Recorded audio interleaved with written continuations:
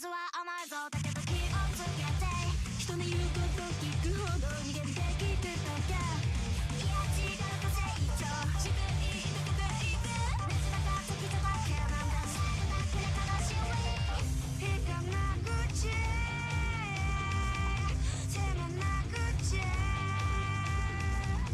腰が引けちゃうけど Fight for life 絡まる真実は複雑回帰ですよ行くせあるそうそれが楽しいじゃん面白だけ君は行くせあるそう立ち返れこれから起こるそう全ての隅々を見せて言い訳だけは準備しよ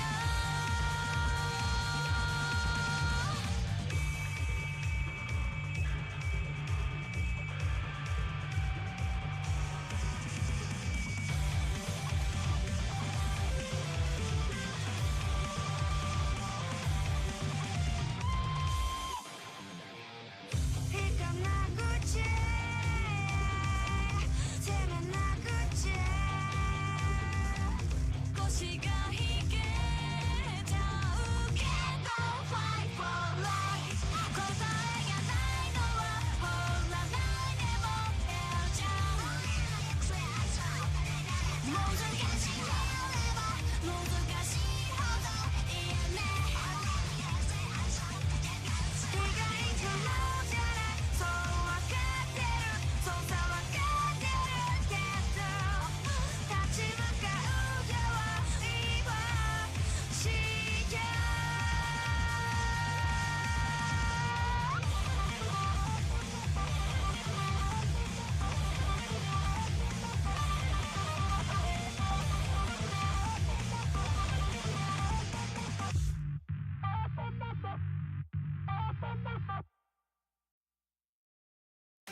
誰かから嫌われる恐怖と僕の未来を天秤にかけるんだその選択が僕の明日明後日を変えて未来へと続いていくさもなくば色合いも方角もなるはずがないどれだけ大事なことなのか逃げていたって分かるはずがない焦らないで君が好き見合わない優しさなら今はいい覚悟のベクトルがまた合わないバッド継ぎはぎだらけこの顛末を僕の声は届かないしょうもない間違いを認められないで何がいい何がさい守るために必死だねもういいよ誰のためのそのルール残された時間は過ぎてゆく僕は嫌になっても演じ続けてやるもういいさ待ってないで誰がやれ借り物の姿じゃつまらない孤独恐怖勝負そうでもう逃げ道はいらない叫び続けた夜に描き憧れていたあの場所へ涙も枯れ果てた今好きな歌を歌い踊りたい君が望むほどにこの想い誰にも止められない何が正義で悪だこの胸に最善を選ぶんだ当然のよもういいの誰のためのそのルール汚された時間を超えてゆく僕は嫌になっても走り続けてやるもういつ待ってないで誰がやる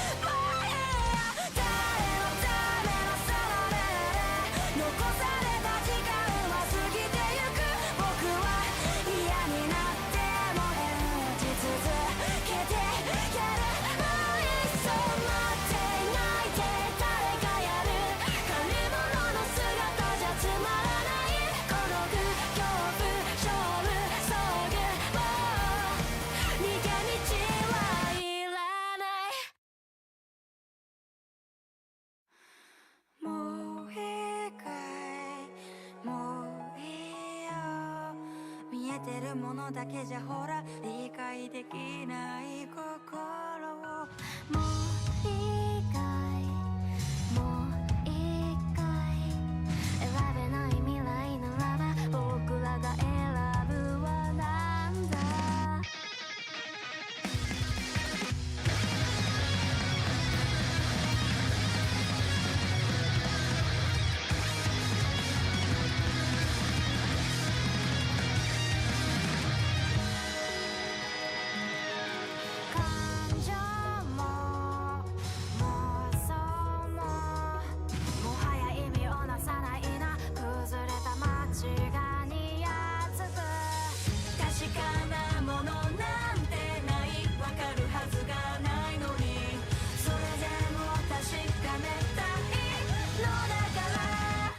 見せたくないものばかりを見せないから大事なものさえも見つからない綺麗なままでいることはできないじゃない僕らは進も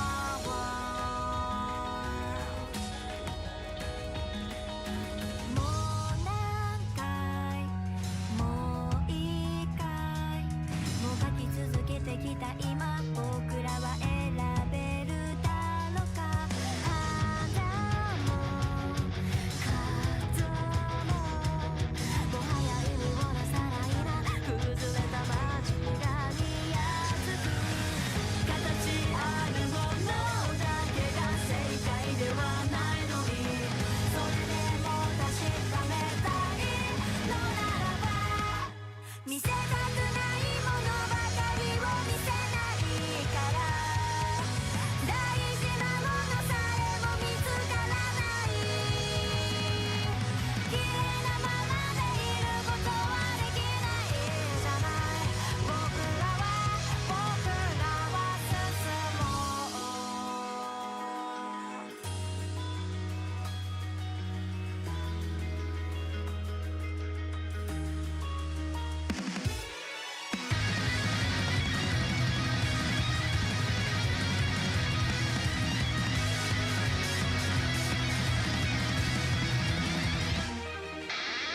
確かなものなんてないわかるはずがないのにそれでも確かめたいのだから見せたくないものばかりを見せないから大事なものさえも見つからない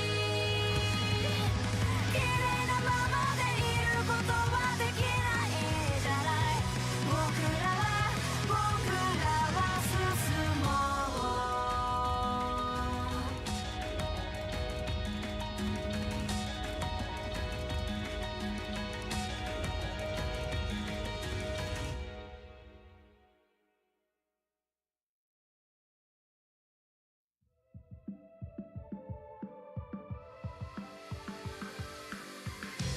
沈めたカレーレンビー浮き雲ごとくめそうひび割れた感情の流れを惑わすが痛み感じず不安が続き望む炎とかきむした心情ふつふつ湧き立ちぬ魂ありしは日々しかれし道の上切り刻んだ後にはあったなすものその扉を立てて汚しは褒めてなきものへ何よりも大切なことそれかける無力はらまあなたへその旅は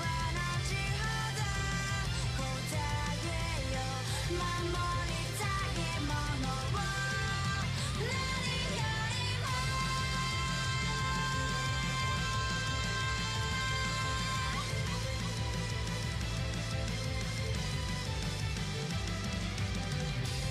振りかかってく真実振り回してく平凡怒りにた感情語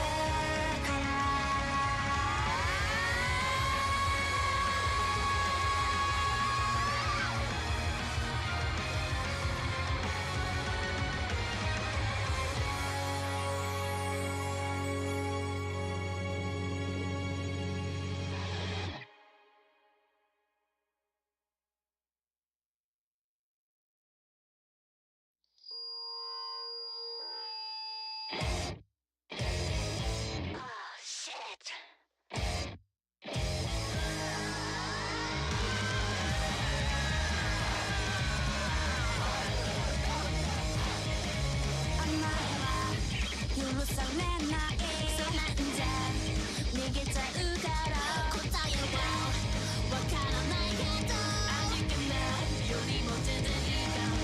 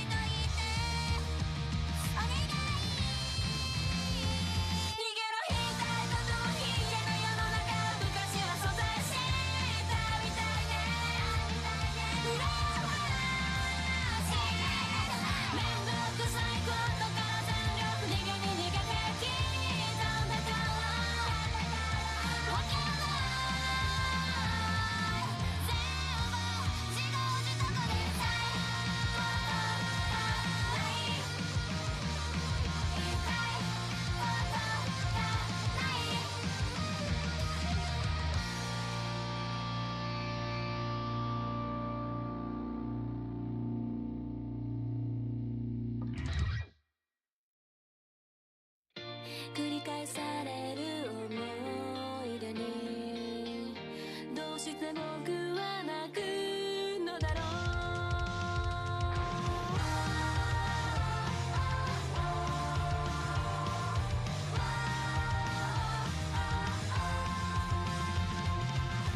嫌われ者が大逆転、あいつ以外にいいやつ、振り返れば道の秘密かき分け走ってきた、あの日の何かがまだ突き刺さっても世界は必要ない、どうにか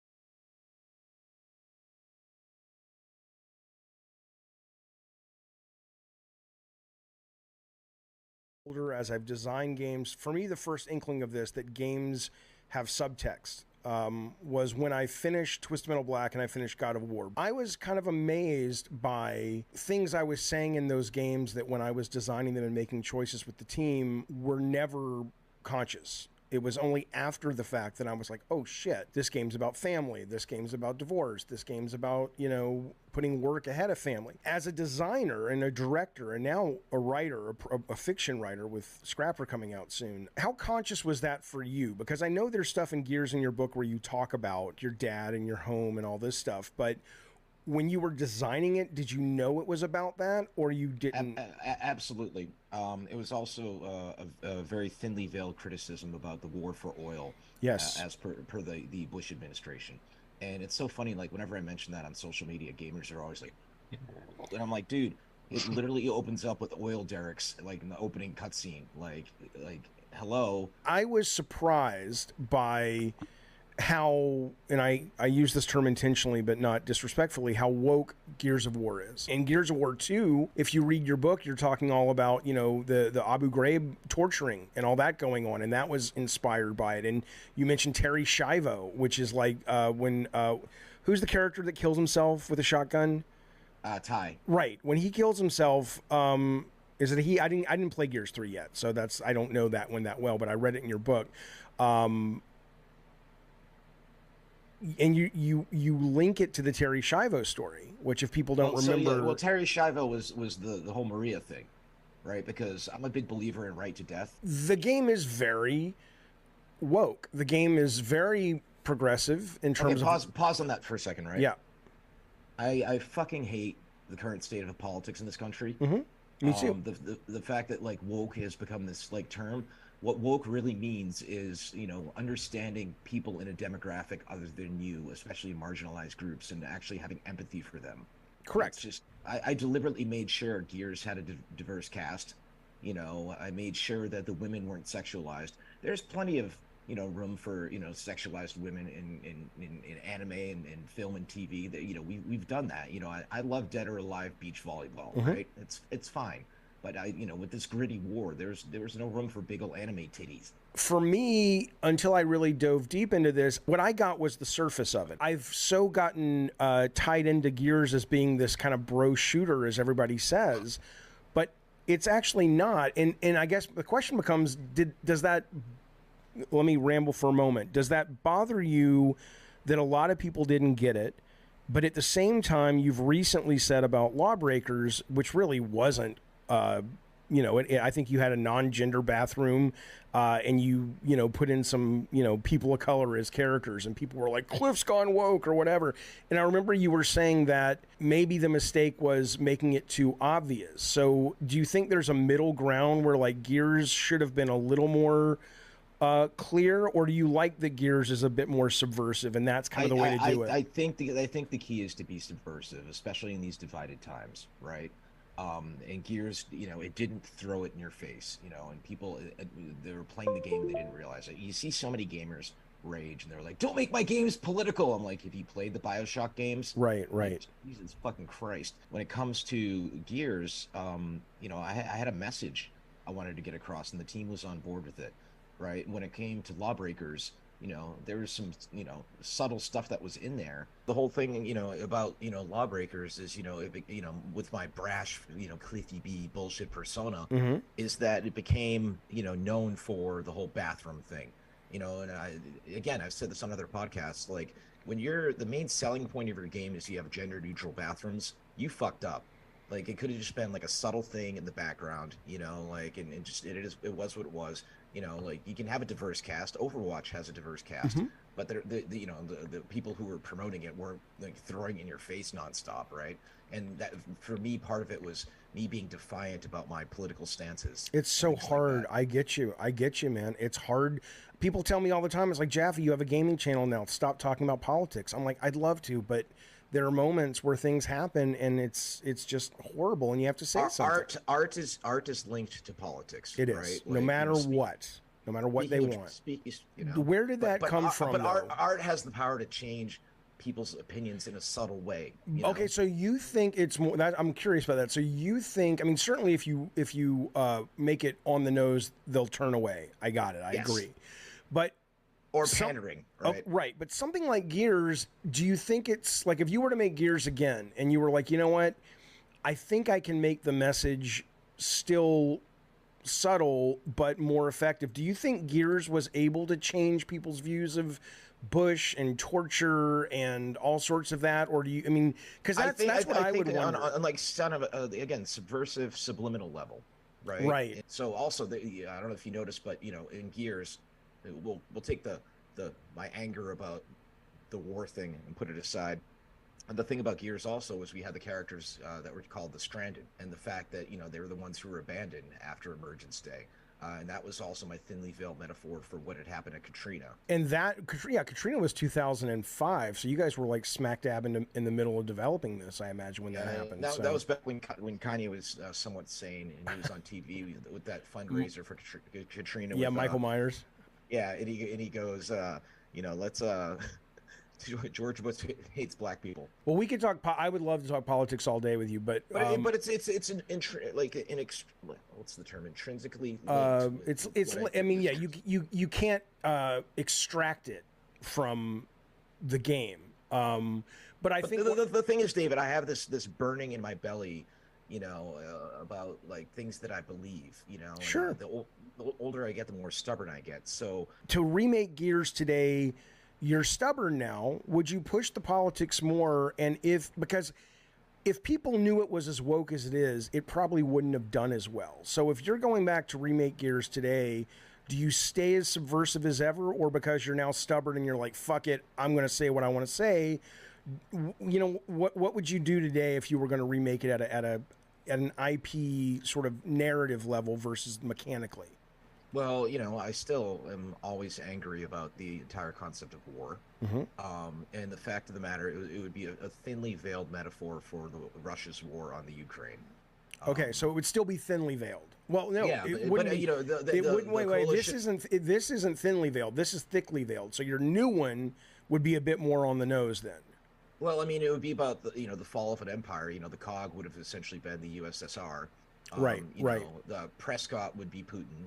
Right, you know, and maybe I'd include like a mural of him shirtless on a horse, right? Right. To be obvious about it. Okay. Maybe the soldiers like vodka, you know. Yeah. But it would be about conscripting young men in, you know, who were living perfectly good lives, you know, maybe happily married with kids, you know, and right. throwing them into this shitty winter war, you know. Like, Gears of War is the Born in the USA of video games, then, I think, because that's a great way of putting it. Speaking of politics, by the way, don't you fucking love how so many of these idiot right-wing politicians use that song? Well, I know, but that's what I'm saying. The number of people, when you say you hate war, and Gears is about that in some way, the number of people that are like, dude, why can't we just go back to fucking, you know, red meat, Gears of War, you know, men were men, women were women, people were shooting fucking people, go fuck your, you know, all that shit. And it's like, dude, you're the guy using Born in the USA for your campaign, but you're in the GOP. It's not, it's against you. You don't even get it. Dude, such good interview. Cliff Bleszinski, thank you so much for coming by. Couple of things. That whole interview is available now if you are a Cult Calypso member on Gavin and Games. It will be up Wednesday for all members, and then it will go live for everyone for free on Monday or Tuesday of next week.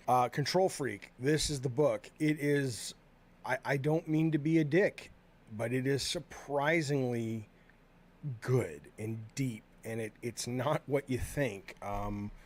He gets into a bunch of shit in here that not the least of which is a pretty fucking traumatic event that occurred to him when he was a wee lad. Well, not that wee, but when he was a teenager. It's good stuff. It's excellent. It's Control Freak. Cliff wrote it. Get it ASAP. I'll put it on the links below on Amazon.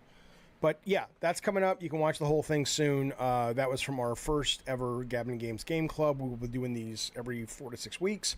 We don't know what the next game is. I think I want to do something in the horror genre, but I'm not sure yet. Anyway, thanks for watching. Be well, and consider membership, consider subscribing, consider all those good things that make the algorithm happy and with it sleep at night all happy and cozy.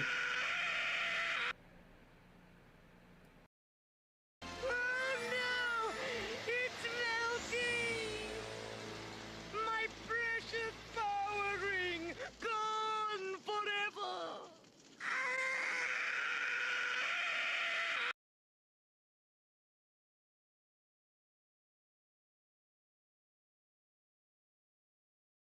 I defeated you once, and I shall do it again!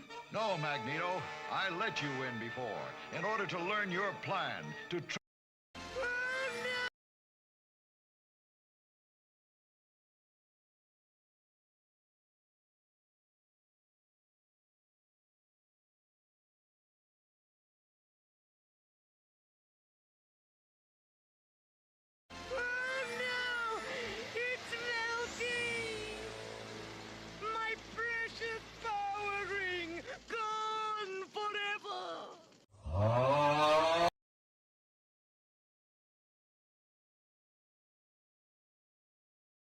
Yeah, if they don't fuck something up, the game should be good. Well, I mean, it's a service game, so I'm sure they'll have plenty of opportunities to fuck things up.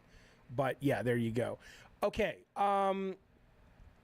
today's Memorial Day, first off. So, you know, for those who served, thank you. For those who tragically have lost people who served, thank you, and I'm sorry. It's a crass holiday that really should be more of a at least in America, more of a somber holiday. But alas, here we are. Welcome to America. It's the start of the summer movie season, right? Point being is we don't have a lot of video game news today, but we have some. We certainly have things to talk about. So I want to jump right into it and tell you what is going on in the wacky, wonderful world of video games that we all love with all our heart and soul. At the very beginning, though, I do want to let you know if you're looking to win a copy of Zelda Tears of the Kingdom, which is the best game. I was not making fun of McGeehee. Fuck you, prick. Literally roll it back. Roll it back, piece of shit. Biohazard says, Michael, he was making fun of you again. Fuck you. Go stick your head in your mother's butthole. Zing.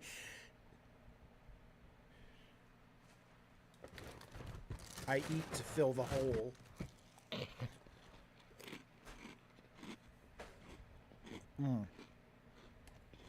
Listen. Eric says, Jaffe, if one day you meet a high school bully many years later, but he's a crackhead now, would you take revenge on him? I would never take revenge on a bully.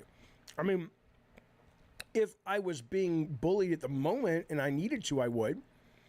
But bullies are, you know, again, they don't deserve to be allowed to continue their wily ways at all, ever. But I will also say that they are people who are also in great pain. And if I met them and it wasn't in a situation where I was in any kind of danger, I would try very, very hard to, you know, really connect with them because they're really sad. By the way, there's a couple of ways we can tell there is no God. The first one is the blind one. Thank you, buddy. We've been trying to gift Michael McGeehee a sub. I think people have probably gifted about 30 subs since Saturday night trying to get this motherfucker a sub. And they keep going to people who, it's like Rob the Mod just got a sub. He don't need a goddamn sub, but you can't fix it. You can't, you know, you can't adjust those things and make it so you give it to the person you want. Blame fucking YouTube. Sorry, McGee, but thank you for picking up that super chat or the membership blind one. And Rob the Mod, you are now a proud owner of the super chat. Somebody in the chat is saying Apple Jacks is greater than Fruit Loops. That's John Peterson of the Connecticut Petersons. Listen, bitch, you're not necessarily wrong. What's really disturbing is when you eat an orange Fruit Loop, it looks just like an Applejack, and so it should taste the same, and it doesn't. What is that about? Okay. Listen, hey, I cannot give him one. I would love to give him one, but I have no process by which to do that.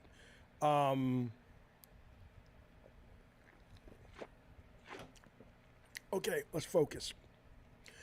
If you want to, okay, so we have our winner of the Elitist podcast that's going to go on a show with me to compete with me or against me. We're setting that up. I talked to the Elitist today. We'll set that up this week for when that's going to happen.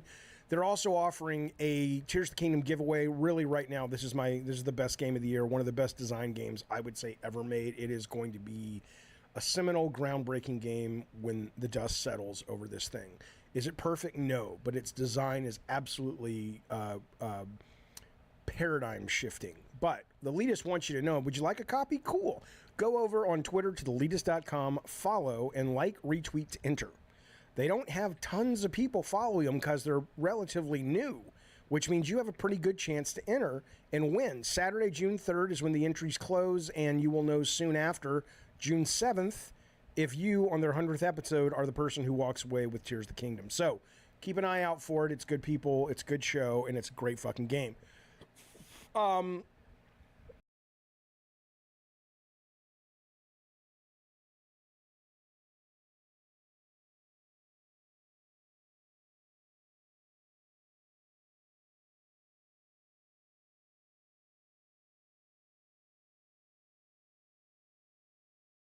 Case, and it is on IGN, I think, and it is going to be 2 days. And the first day is simply horror games. It's a 3-hour live stream of horror games and interviews with horror developers. We're going to see a bunch of new games in that genre, which is my favorite fucking genre. And then the next day, they are going to have the horror game of the year ceremony in England, and IGN will be broadcasting that, and we'll be streaming that as well. Ricardo says, I just downloaded the Chant. If I remember, the Chant is a PS game, maybe it's PS5, and you're like on an island, and it's about cults and stuff. I heard it wasn't very good, though. But as for me, the horror games I'm looking forward to, I mean, I forget a lot of these until I play them. I want to play Paranormal Tales, which is like it's like an anthology of 4 found horror stories that you play, and it just looks beautiful. It's done in Unreal 5. I played the demo of Alone in the Dark the other day, and even though it wasn't perfect, it was really clever and interesting, and I liked where the story was going. So I would say those two, but honestly, horror, the great thing about horror and indie horror, which is where the best horror is right now, is it'll sneak up on you. You'll turn on Steam one day and it's like, what the fuck is that? And you download it and you've found your next great horror game, right? So that's my answer. Check my notifications. Where would you like me to check them? Kyler, hey, how have I been? I've been good. I've been good. Listen, let's move on, though. I want to talk about some tweets, because, again, there's not a lot of news today, so we're kind of shooting the shit, fellas, and that's okay. It's good to see everybody. Hello, Shadow Remy. I just let's go to Twitter for news, but I want to tell you that later in the show, we are going to absolutely be talking about Spider-Man. We are going to be talking about... we're going to look back at E3 2003, which was 20 years ago. We're going to look at IGN articles, one in specific before the PS3 came out. And they were talking about PS3 games that they thought would be released. It's really a weird as fuck blast from the past. It's a lot of fun. But first I want to kick this off. You guys might know Cliff Bleszinski was on the show this weekend. That stream is up right now for Cult of Calypso members and up. It'll be up for all members Wednesday. No, not Wednesday. Yeah, I don't know. I got to look at the dates, but it'll be up very soon for all members. It was great. We spent a lot of time talking Gears of War. I put this tweet up, though, or this tweet up about a highlight from the video. And basically in the video, Cliff is talking about how the game was built around his personal life, and there was a lot of progressive ideas about war and politics and this, that, and the other. And, you know, I read his book. It's a great book. It's called, what's his book called? It's right here. It's called Control Freak. Great fucking book. Excellent book. Really well written. And if you go back to his first game, well, his third game, which was Dare to Dream, I mean, it is built around the trauma of him being a kid and losing his dad and losing his house. And this is a guy, the reason I bring it up is I've seen a number of these comments. There's like 5 of these I've seen here on the YouTube comments. This guy, Jason, says, just another in the gaming industry trying to get into the trend. People are so fucking cynical. And I get it. I get why you're cynical. But, you know, I think certain people should have earned enough credit in your bank at this point to go, okay, you know, Cliff doesn't have a reason. I don't have a reason to make shit up and lie to you. But Jason says, just another in the gaming industry trying to get into the trend. That game was before all the wokeness. Nobody was thinking about it back then. Cliff's games were all balls and full of testosterone. Wokeness is a forced societal agenda. Diversity is inclusive characters. I don't want to talk about woke or not. That's not my point. My point is that the fact that gamers are just pissed. I guess that's where we're going on this story. Gamers, and all over Twitter, we're going to talk about today. Gamers are just angry and they're pissed, and they don't believe anybody. They don't believe, they think everybody's out to get them. Everybody's lying, and maybe they have a reason to think this, but first, let me kick that little subject off by saying, trust me, man, I've talked to Cliff before Gears came out, and I've read his book, and I know exactly what he's talking about. And all of these people that are saying that, Cliff is just trying to be woke, for what? For what, you motherfucker? A lot of these people who, they act like it's some kind of, like, if you're woke, you get some advantage. I mean, I've been woke before half these people were born. Rathizzle says it's the cynicism bred by the internet. Possibly. I could see that. Absolutely. Kenneth says, I'm so mad I can't stop having fun playing video games. That's right. By the way, I do want to let you know before we move off this, Cliff actually talked about his next project, Scrapper, which is a comic, but he talked about sort of what it might be as a video game and what it might take to bring him back to video games. So if you're interested in that kind of stuff, as well as a deep dive into Gears of War, check it out. You do get advantage nowadays in cancel culture time. Whatever. I'm just tired of it. People shut up. I'm just shut up. Everybody's a fucking victim. I thought that was the right's talking point. Everyone's a victim. Now the right's a victim. That's my impression of the right. A lot of gamers spend more time on videos and comments than games. I think that's weird, man. Arathazol, I think that's weird. There's so many great fucking games out there that it's bizarre. It's like, yeah, go play some fucking games. Listen to this. So this is what I got dragged into all weekend, okay? I think it was, what's his name? Tim, is it Dog or Tim? I follow him. He's a big Xbox guy.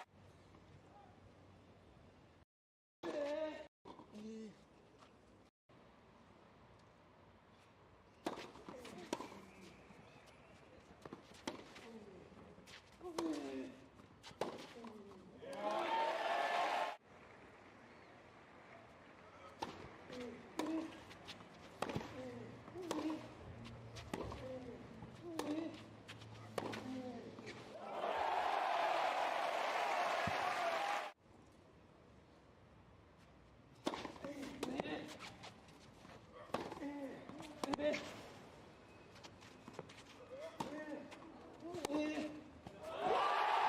action, coming down. 1 more second. Six counts. 6 set. And 6 count.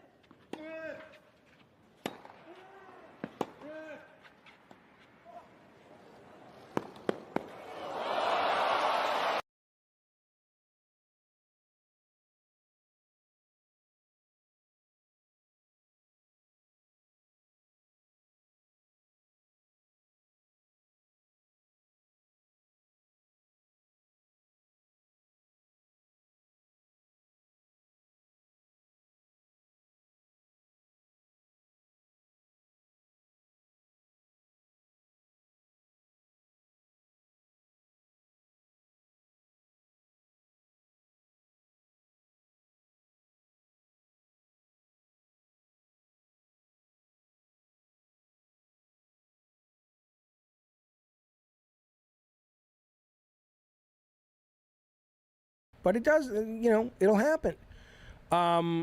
Lux says Jason Schreier ruined gaming by complaining about crunch. I mean, the first time anybody ever saw gaming crunch as a media story wasn't little Jason Schreier. It was EA's spouse. Is what her name was. She worked for, or she was married to a guy who worked for EA.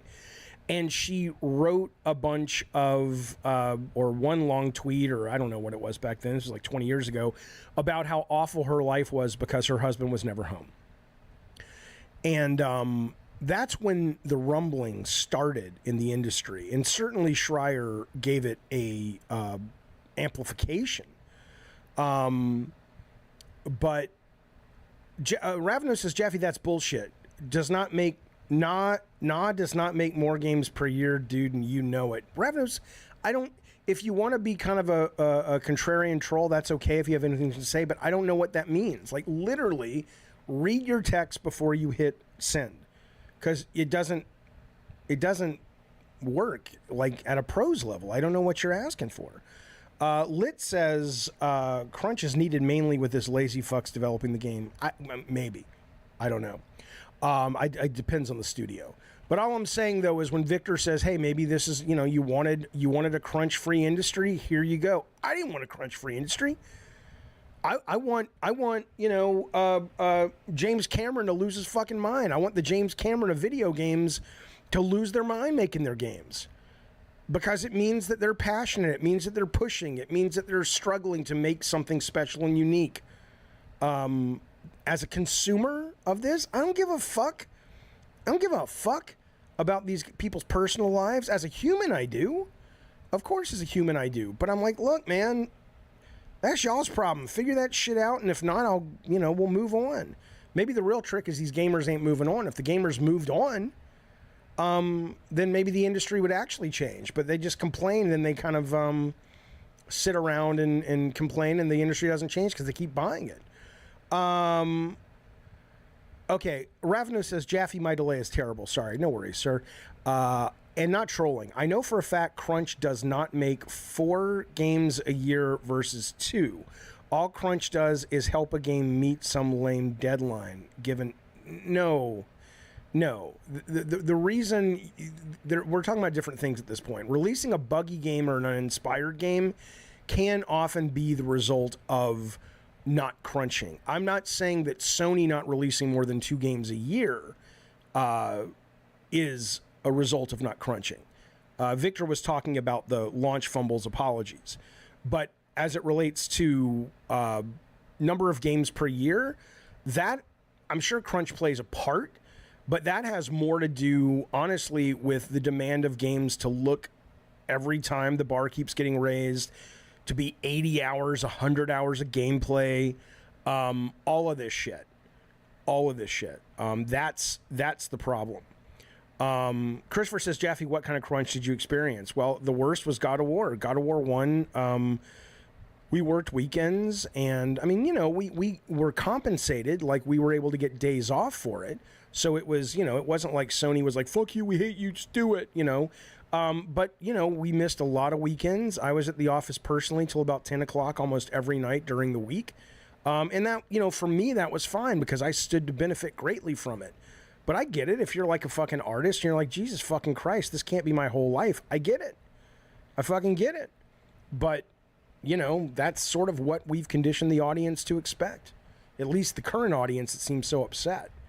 Would you say the team is proud, says Ricardo, looking back at God of War? Yeah, I think they are. I think there's a lot of, stories about how it was rough as fuck.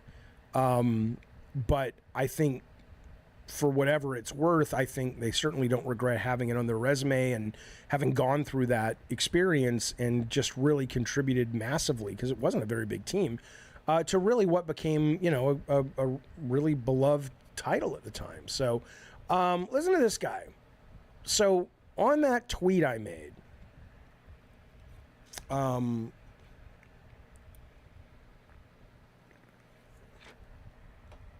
that tweet I made to Tim Dog, where I basically said, so Tim Dog's talking about, here, I'll just read it to you. Tim Dog tweeted, lots of damage control, silence, and no pressing pressure from good old games media. Never saw such a bunch of wimps so limp after being sold bold the week before on the Xbox Hate Fest tour, then went on. I know what he means, but it's, games have been canceled. Games been canceled, horrible showcase, games as service galore, not a peep, LOL. And this is where I said, sure, to be fair, but they have credit in the bank, blah, blah, blah. Okay. And then this guy, Isaiah, who I don't know, I'm not trying to call him out. I bring it up because I've seen several tweets to me this way, saying credit means bias. The media has a bias for Sony, always have. Well, I don't know if that's true. I'm not like, no, they don't. They might. You may be right. But I take issue with the credit means bias. No, it doesn't. No, it doesn't. That has nothing to do with anything.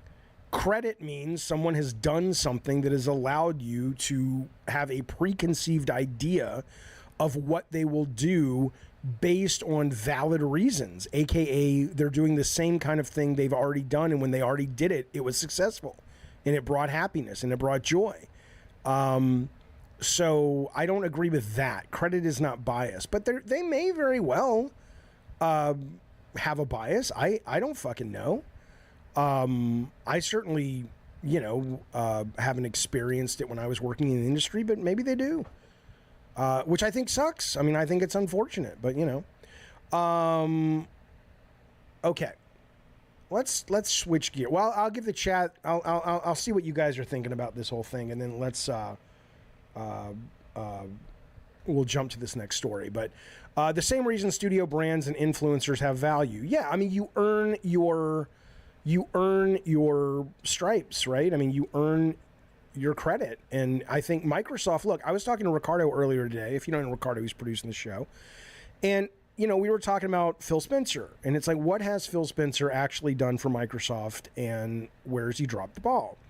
And it was really interesting because Ricardo put together a very extensive list of everything that Spencer has done since he got into a position to affect change at Xbox. I think it was like 2004. I don't remember having. And if you look at all of the things that Phil Spencer has done that are not related to first-party software development, the guy has earned his credentials. He has done a lot of great and a lot of things that have really moved the industry forward, and Xbox in general have, whether you're talking Xbox Live, or you're talking backwards compatibility, or you're talking Game Pass, or you're talking accessibility, which really was an initiative that we saw first from Microsoft. If you guys remember the Owen ad that I got in trouble for, but the Owen ad was the first time really people were talking seriously about accessibility. But if you want to talk software development, yeah, he drops the ball. So if somebody were to say, Phil Spencer has credit in the bank when it comes to sort of sitting atop at an executive level and a hardware level and a meta level of the business of Xbox in general, I would agree. So it's not that the media, I think, has a reason to doubt that. I've seen the media acknowledge that and champion that.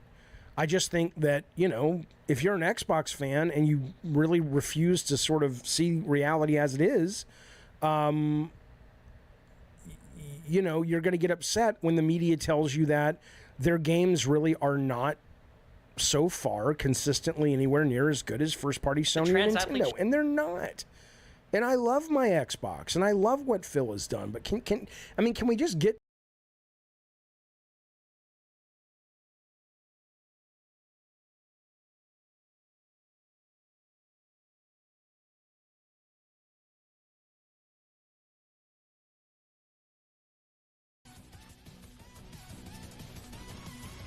Zoomer slowly leveled up? When will crafting?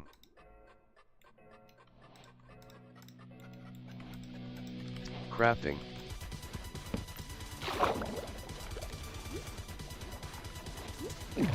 I'm gonna get fucked in the ass.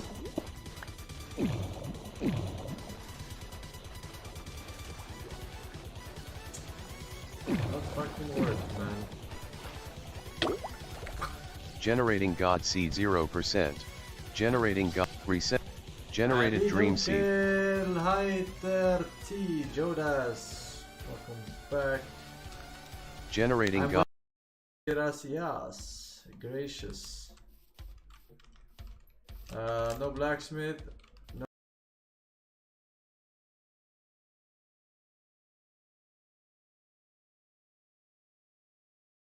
To a point where it's like, I don't mean Naughty Dog had to release the statement Friday about, hey, we're delaying the game and rethinking it because Jason Schreier, I think it was Schreier over at, where does he write? Bloomberg or something? I think that's the only place they can get a stool that's... Isn't that funny that I make fun of short people and I'm short? That's how much disdain I have for little Jason Schreier. But he was the one who called it out and broke the story, and that prompted them to release that tweet. So I'm not entirely sure where you're getting the sense that the press is beating up on Xbox, or not beating up on Sony. I'm open to having my mind changed,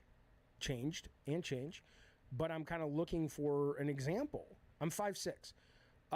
Kevin Sal says I disagree with Mr. Orange's statement, which is people want Sony called out. Like, Sony does have missteps, but because they have delivered many high-quality AAA exclusives, they've earned that goodwill at the time. Right, absolutely. And I'll tell you something else. Here's what they've not earned yet. They have absolutely not earned any good faith yet for their service games. And I can't tell you what the mainstream press said. I mean, I don't consider myself the press, but I certainly am a opiner. I'm a commentator or what have you on the industry I love. And I can tell you that,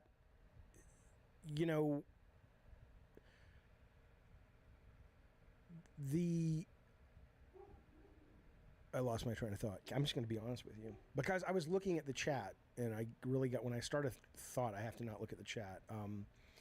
They're games as service games. We're terrible. I don't know if the mainstream press acknowledged that. Somebody in the chat is saying IGN gave their show an 8. I think that's ridiculous. I think PlayStation show was like a 4. I think it was every game that was shown could very well be an awesome game, but there was no sense of, I got to get a PS5. And I'm assuming that was the goal of that show. So, yeah, C523 says Jaffe, IGN gave the show an 8. If that was Xbox, they would have given it less. Yeah, maybe. But let me ask you this: what does it matter? Let's say you can prove it. Let's say you can run a scientific study and you can prove, without a shadow of a doubt, that IGN, GameSpot, all the big ones, whatever, tend to be more Sony positive and less Xbox positive. So what? Right? I mean, how does it affect your life? Why does it matter to you what some people at IGN think about the console that you happen to like or dislike? What A, what does it matter? And B, one would think, I mean, you saw this kind of happen, and we're not going to talk politics, but you saw this happen in politics, right? You saw CNN being out there and being, yeah, they were centrist, but they lean more left like most journalism does. Even though they try to be fair, you can't help but have a bias. And Fox News shows up and says, okay, well, we're going to speak to this huge swath of people who aren't getting any news other than talk radio. Well, I mean, it isn't like there aren't Xbox websites and Xbox publications and streamers and YouTubers and people like Tim Dog. I mean, what are you looking for? Like, what would it take to make you happy? Like, it's not like they're covering who's going to be the president. They're covering a fucking video game box. What's the big fucking deal? You can argue that I'm not going to get into Bernie Sanders. I like Bernie Sanders, but it wasn't the press. It was the DNC. People respect creators more than Microsoft. That just goes around trying to purchase success. Cool. If that's, I mean, I don't agree with that, but I'm down with that if that, works for you. I mean, let's not forget that there was a picture that was tweeted out last month of Hideo Kojima with one of the princes of Saudi Arabia. Well, they're buying up all kinds of shit. Are they investing in Kojima Productions? Is he willing to pay with all of his thoughts about war and the future and fairness and kindness and what life should be? Is he willing to stake his claim on a country that has done what Saudi Arabia does in terms of as it relates to human rights? I don't know. But, most people would not call Kojima a creator that is not respected. Ravno says, I'm so confused by some... This is a useless statement. You got to be specific. He says, I'm so confused by some of your statements and wonder if I am just misconstruing your take or you have gone insane. Well, I have gone insane, but at the same time, you could be misconstruing. You're more than welcome to call in, put yourself in the call-in waiting room, and I'll talk to you about it. I'm not shitting on Kojima.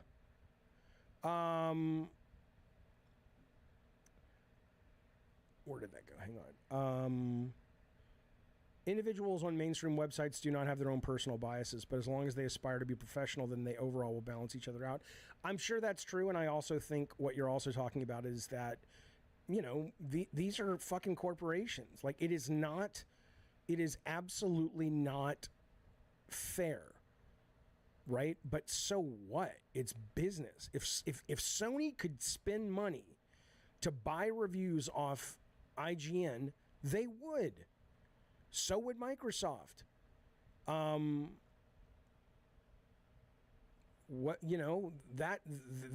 think they're like, no, we're going to get our reviews and earn them. Well, sure. That's what the developers want, but this is a business where, hell, games with marketing, certain games are over $1 billion now. You think they're not above paying, $1,000 and getting a fucking, sex worker for some, reporter at IGN to make sure the numbers go up a little bit? Sure, they'll do that if they could. I'm not saying they do, but Sony would do it. So would you. I would.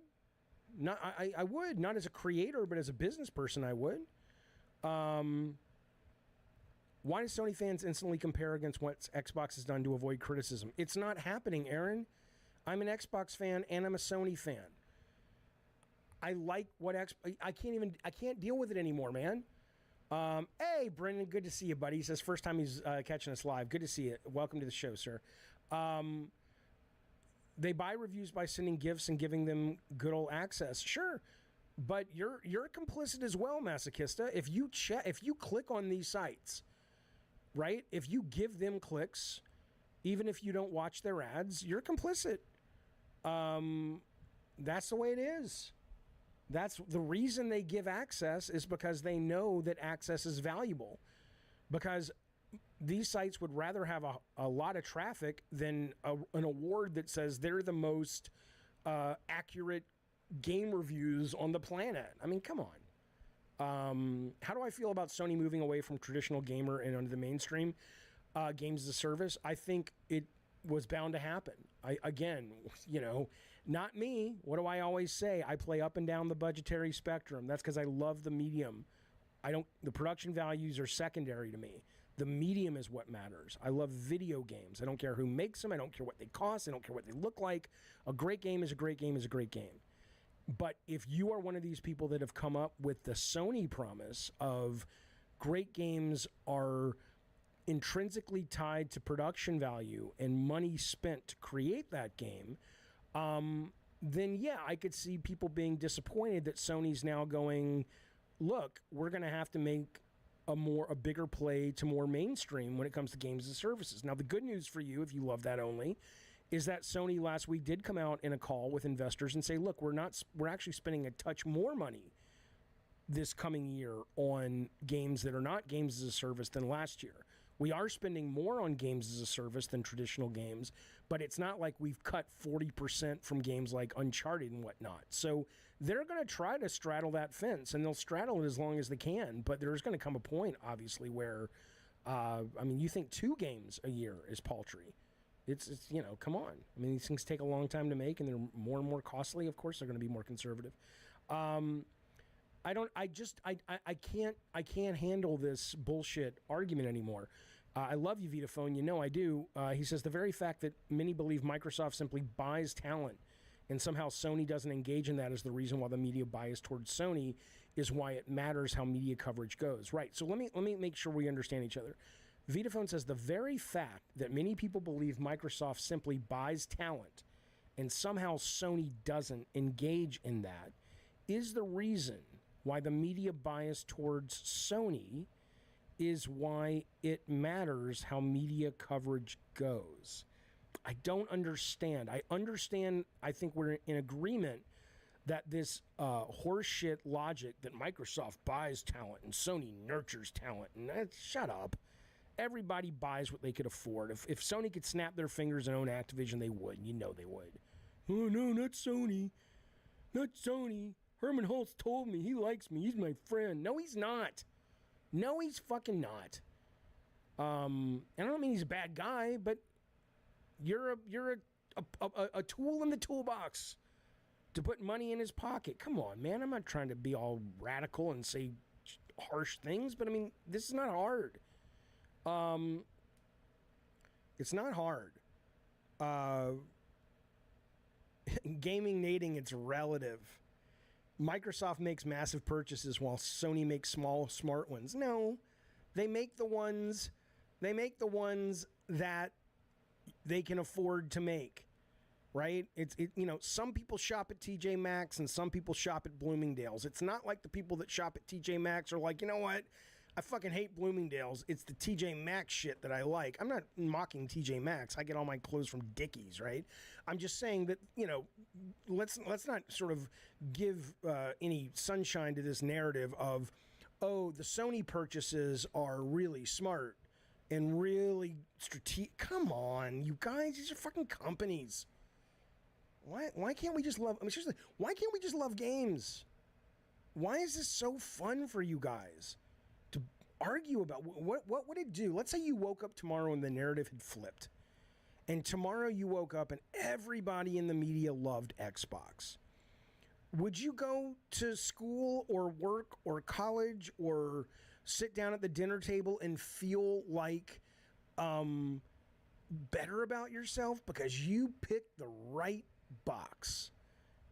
I mean, what are you doing? What are you doing with your energy? I don't know, but I'm telling you what I'm doing. We're moving on. Listen to this guy. Khan in the tweet says, social media fanboys have ruined gaming culture for me. It's more vile than sports fanaticism right now. It's true. You can love games and have a preferred platform, but you'll get smeared in the rancid pile of feces for any positive, negative comments towards green, blue, red, or RGB team. He's not wrong. He's not fucking wrong. And I don't mean to be one of these guys that's like, back in my day, But back in my day, and I was an adult, I don't mean as a kid, we had nobody was walking around, yeah, you wanted the box that you bought to have good games because that was maybe as a kid that's all you had. But what are you talking about? I mean, it's like, remember Die Hard Game Fan? Die Hard Game Fan was the worst magazine from an editorial standpoint. Like, they loved everything. If the lady who watered the plants in the development team in Iowa had a hint of Japanese DNA in her fucking body, they would say it's the best game ever. If you read that magazine, it was like a love letter to the fucking video game medium. GamePro was not different. They were similar. EGM, as big as they were, I don't think there were a lot of people calling bias. I mean, and maybe it doesn't mean people were better that back then. It means that if you don't let people engage as often, because we didn't have social media, you didn't have the opportunity to show people what an asshole you were. Eddie T says, even as a kid, I never saw people fight over consoles. Not until social media came along, I started seeing grown-ass men fighting over this. It is bizarre. It is fucking bizarre. Water Princess says it's a small percentage of console buyers. Oh, I know that. I think all of us even talking about this today represent the tiniest fucking grain of sand you will ever find on the fucking beach. There's no fucking doubt. It's a tempest in a teacup, but it's our teacup, and it's the teacup that we spend time in, because this guy Khan, I'll show you his tweet. Is what he's saying is not incorrect, in that if you follow not just creators, but if you follow people who talk about games and love games and all that shit, it's not like you can escape it. Now, you know what? I'm sure eventually, maybe not Musk, maybe he will. I don't know. He owns part of OpenAI, but maybe eventually we'll get to a point with AI where you cannot just go to Twitter or social media and say, get rid of these words. I don't want any tweet that says Trump or Biden or Xbox, whatever. But the problem with that is it's still impossible to escape. What you really want is the AI to be able to parse it and go to the AI, hey, I don't want to see anything that is fanboy and toxic. I just want tweets that are nutritious tweets about the medium I love. I think we'll get there. And I think we need to get there fast, because it really is affecting people's psychology. It's really disturbing. I love this because we're on a roll when either Ricardo has had a stroke and he's like lying there going, please somebody come discover my body before I pass away, or he's actually he's actually going, all right, keep going, because usually by now he would have jumped in and said, Jaffe, move on, let's fucking move on. I think there's a good Steelman argument for Sony's approach working better for them, but it has nothing to do with altruism. Right. Exactly right. And again, like I said to Colin on his show a couple of weeks back, Sony plays the hand they have, and the hand they have is not as wealthy as the hand. You want to elaborate? You want to share it with the world, or do you just try to outbid people up, down, left, and right, whether it's for a company or a team or an individual programmer. They just fucking will. I really think Ricardo's dead because he's not even responding to that. So people can exist even deeper in their own echo chambers and never hear opposing opinions. It's not a terrible idea. He says my AI is a terrible idea. No, it's not. You're just a knee-jerker. I didn't say, I said nutritional valued tweets and comments. That can mean, hey, here's what I think might be going on in Xbox that's getting in the way of this, that, or the other. That's a fine tweet. There's nothing wrong with being critical about something you love, but this is just stupid. This is just like, right. Sean says social media identity and corporate virtue signaling. Well, no, I don't agree with you. I don't agree with you, Sean. I agree with you that social media identity is part of the problem. But corporate virtue signaling is not part of the problem.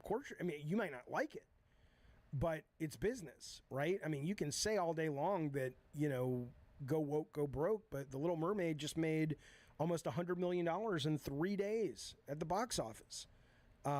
which for a non-Marvel movie these days is pretty fucking good. Everyone's like, oh, but she's black. Go woke, go broke. You're going to see what you get making her black. Well, they got $100 million in 3 days, what they got. So I don't know if I agree with that statement that virtue signaling is the same as people clinging to a social media identity. Look at the reviews. What do I care about the reviews? Now it's about the reviews. Before it was about go woke, go broke. Now it's go woke and don't win an Oscar. I mean, it doesn't rhyme. What do you mean Little Mermaid still flopped? No, it didn't. No, it didn't. Made $100 million in 3 days.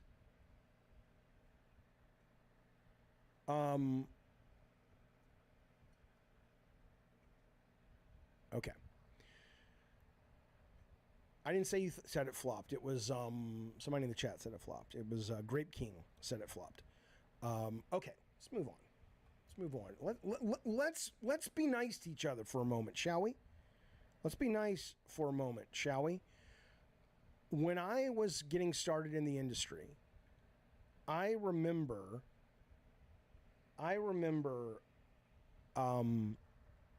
Jack Thompson, who was trying to sue the video game companies for making murder simulations. I remember the senators calling video game executives to a hearing to talk about things like Mortal Kombat and the rating system and all that shit. And I just want to be clear on this. It is so nice to see now, what are we dealing with, 20 years after the fact, that video game research has shown time and time and time again that games are actually not just, not going to turn you into a murderer, but they are probably making our species smarter and better and kinder and more connected. And I'm not going to read you all these studies, but this is Study Finds. I'll put it in the chat right now if you're curious. It's a great site. It's a great fucking site. But if you just go to their video game section and you look at all of the studies, it's study after study that really, if you could go back in time and show these people, it's like, look, you're just a bunch of old fucks that don't like video games. You don't understand them. And so you think that they're evil because you don't really know what they are and you just see it on the screen and you're like, that's a murder simulator. And I don't know, I guess AI is probably getting the same rap today. I'm trying to figure out what's getting the rap today that we're going to look back in 20 years and go, Jesus fucking Christ, people were idiots. Fucking idiots. Evil Dead, how would society feel, says Aquastorm, if a movie with a black main character was remade to have a white main character just for some racial reasoning? I think if the racial reasoning made sense, sure, I think it would be fine. But I don't think you can apply the racial reasoning why black people are putting in, or people of color in general are being put into certain roles that before had gone to white folks. I don't think that would be the same reason you would put a white folk into a role that went to a black person originally. Left Controller Gaming says at 56, I still love games. I do too, and I don't think that's going away now. I don't think we're going to get to a point where older people don't game. I think that's a ridiculous concept now that we've lived as long as we have. There's no there's all kinds of games now. There's so many variety of them that there's no reason to stop gaming if you enjoy it.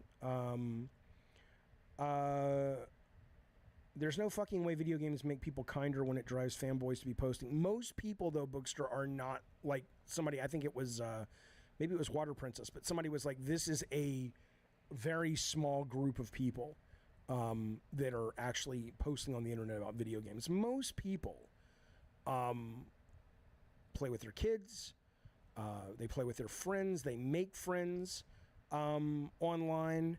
They connect with their families who live across the country, across the world, or around the world online.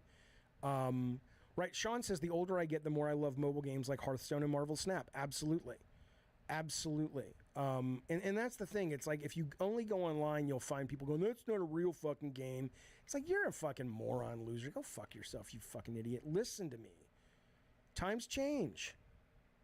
Times change. How do I know times change? Because we're about to step into the DeLorean and go 88 miles an hour, friends. That's true. That's what we're about to do.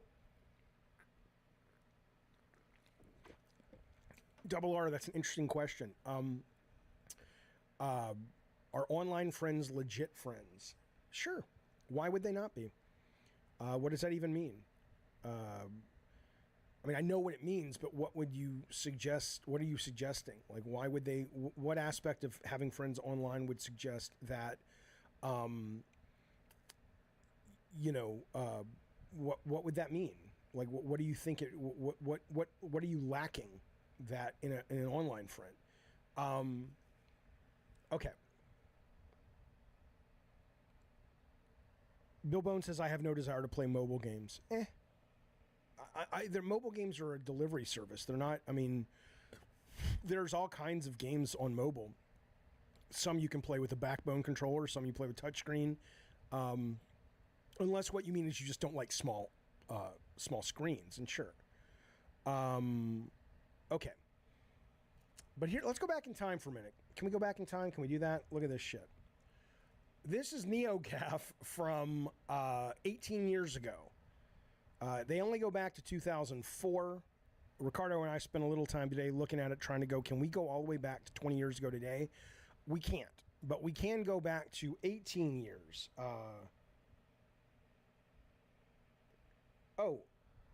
There's a call in. Okay, let me get Ravnos on first, and then we'll talk about NeoGAF. It really is interesting, some of the things. We'll come right back to it after we talk to Ravnos, but they're talking about, my favorite is IGN got their hands on some games for PS3 that no one has heard of yet, and it's so funny to look back at those. But yeah, let's bring in good Sir Ravnos and see what's bothering him today. Well, there he is, fellas. Ravnos, what's up? It's Jaffe. Hey, what's going on, man? Well, I'm doing a show. What's up? I had to pause the show. No, I was just confused because you were talking about the Sony Live Service stuff. Are you specifically talking about like the trailers or stuff that's done in the past or currently are? Well, listen, the stuff they've done in the past, I was a part of, and I shat the bed along with them. We shat the bed with Drawn to Death. We shat the bed with Killstrain, and they didn't shit the bed with Guns Up, but it kind of came close. It wasn't a big fucking thing, but I think it did okay. But no, I think what I'm referring to specifically are the games they showed on last week that were games as a service built from the ground up that seemed to be part of that 10 group of service games were the Jade Raymond game, Helldivers 2, and this thing called Concord that was just kind of like, you don't know what it is. The jiggling hamburger? Yeah. Yeah. So, I mean, and then Marathon. None of... Marathon's the other. In Marathon. I mean, Marathon, at least art style-wise, was like, okay, they have the art style and they have the pedigree of Bungie. Okay, that goes on your radar. But Bungie makes me interested, yeah. Right, but the Jade Raymond thing looked like sort of lukewarm Ubisoft shit, which already, the fact that it's Ubisoft and then you make it lukewarm, I mean, that didn't look good. It looked like Payday meets Watch Dogs Legion. Condor did nothing for anybody. Nobody remembers Condor. The only thing I can sort of think about Condor after seeing the trailer about 4 times is maybe they're trying to rip off Guardians of the Galaxy with kind of the 70s font, and if you look at kind of there's some kind of stuff. The hipster thing going on, yeah. Yeah, and then if you look at Helldivers 2, maybe it's great, but it looks very uninspired and dull. And when I was watching the show, I said, maybe they're like, look, man, Fortnite is not that interesting either, nor is PUBG, but the money we have to spend to come up with a blazingly cool IP is irrelevant in service games. It's ultimately about, is it sticky, is it fun, is it compelling? And if it is, we can then start bringing some Sony magic. So I think all 3 of those games I'm going to try out because they're fucking free. And I have I have a PlayStation, I have a PC. But, and maybe that's why they look so uninspired. But they looked very fucking uninspired. Yeah. Well, I mean, the thing is, I don't even know what they are. Like, Helldivers, okay, we saw gameplay of that.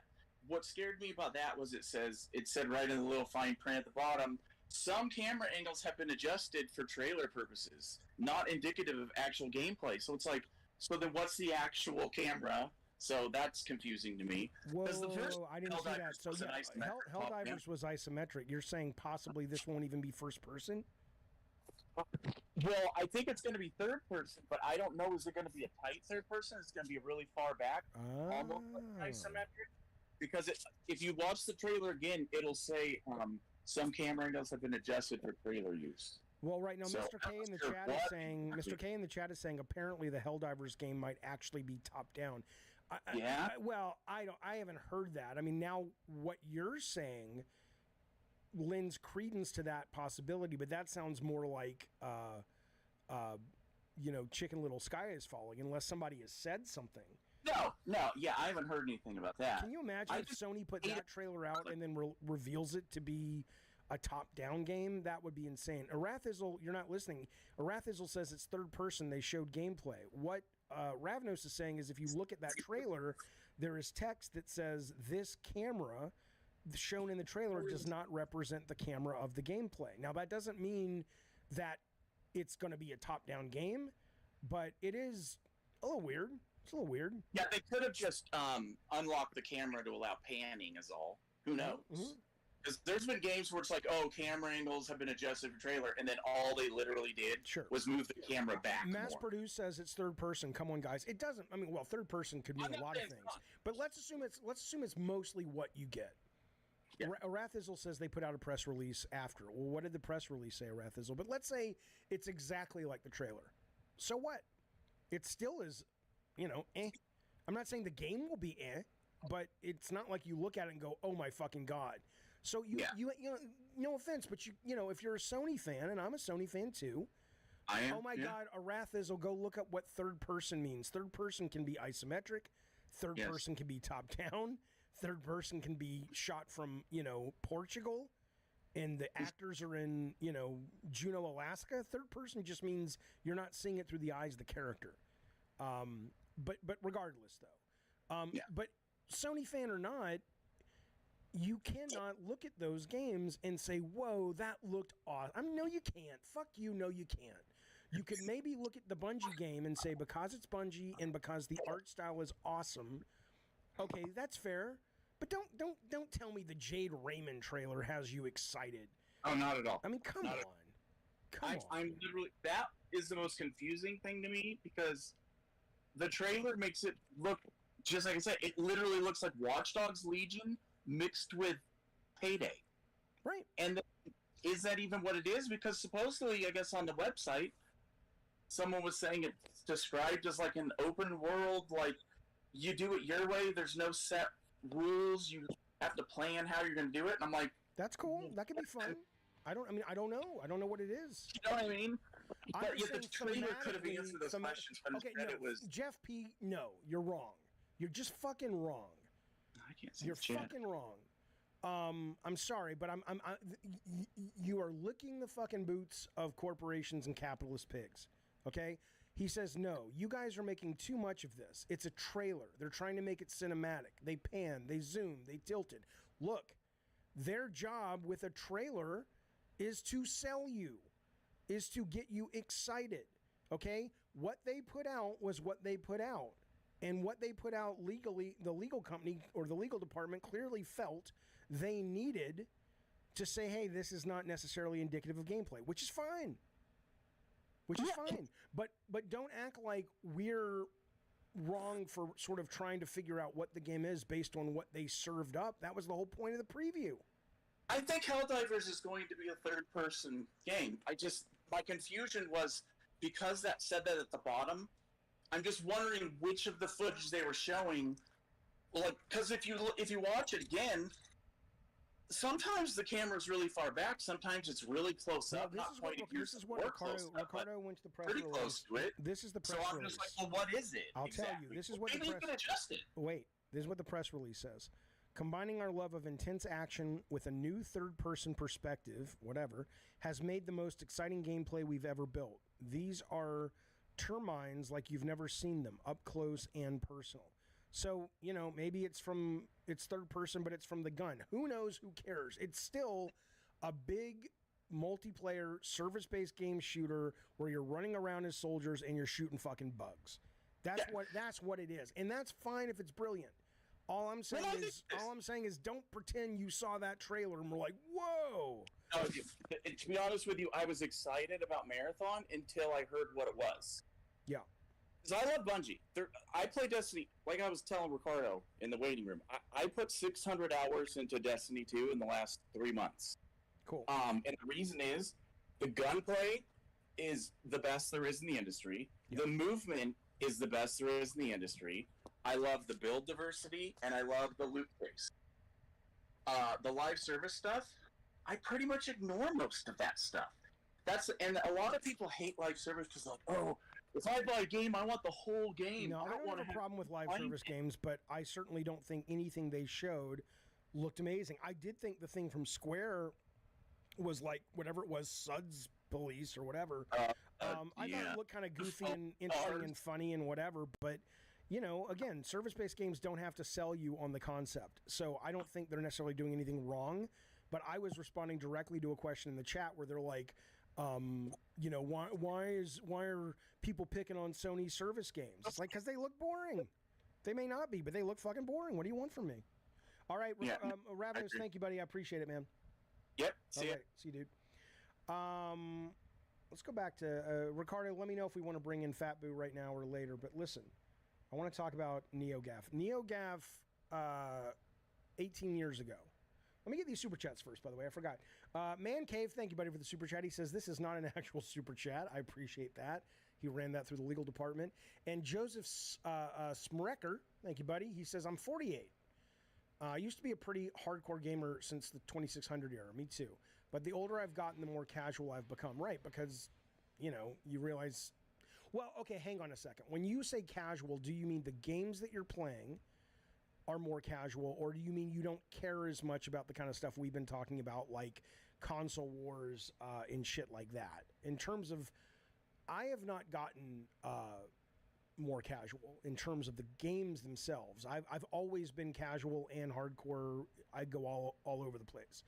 But certainly, although I never argued games, I probably did when I was a little kid.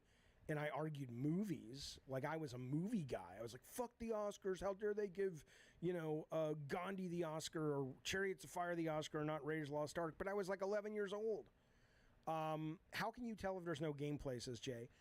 Well, what I mean is if all they showed is what the game is, then there's nothing compelling about what they showed. My assumption is it's more they didn't show much of gameplay. But at that point, then you have to ask, okay, if you're going to basically try to sell a sizzle reel of a service-based game that conceptually isn't that strong and your real strength is in your gameplay, that you would imagine then that they would say, okay, well, let's focus more on the gameplay. But since they didn't do that, all we have to go on is what they showed, which was a sizzle reel, which was not very sizzly.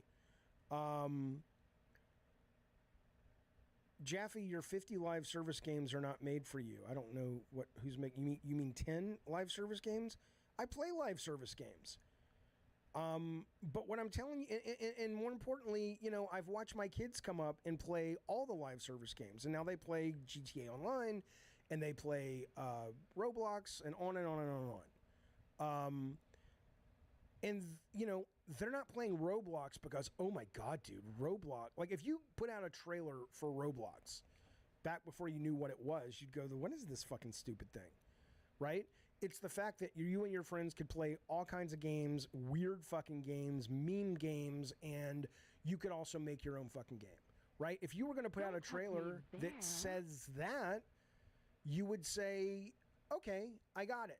That makes sense. I get why that might be compelling and successful. But if you're going to put out a trailer that shows off the sizzle and there's no sizzle, that's what I'm saying.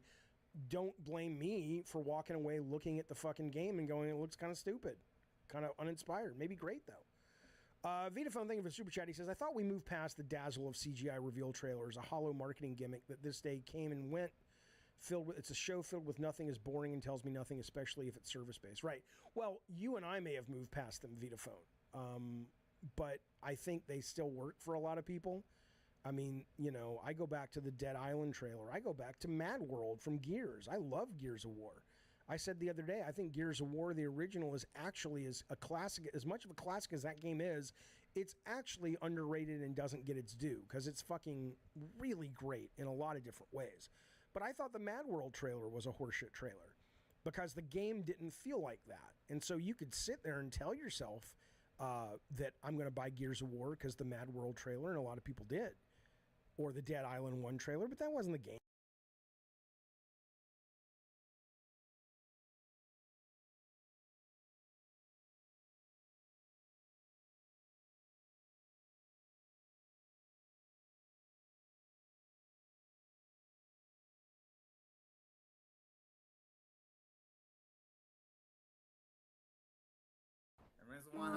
Oh, itu penting kan? Apa nih?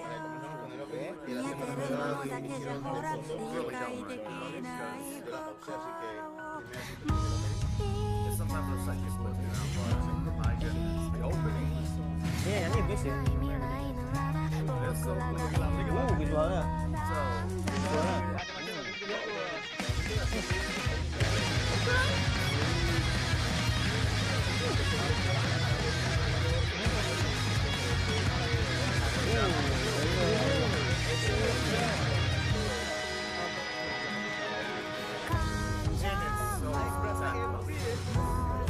Ini bukan ini ya. Grafis yang udah jadi bukan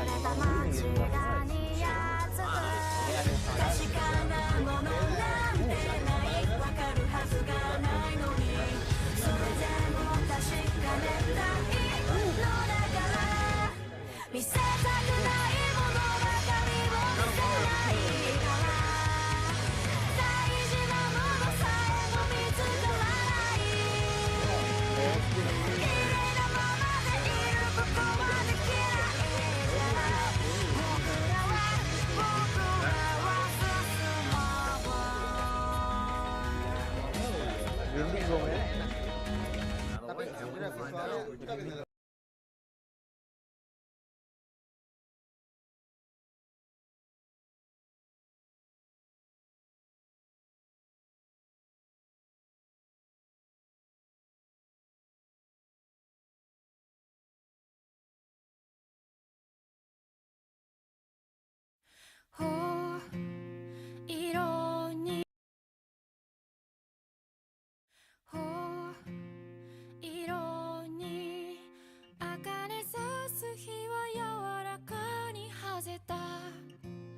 車用に僕らは目もわかぬまま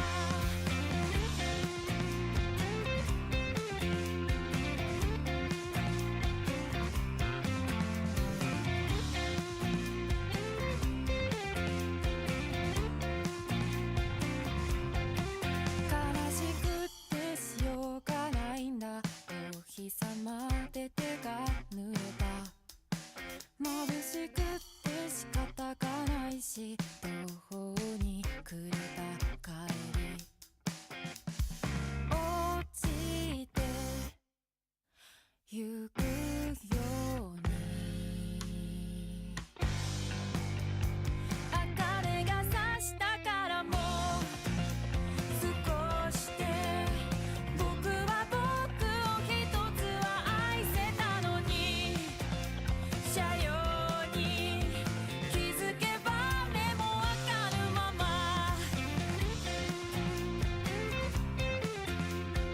静かな夕凪の中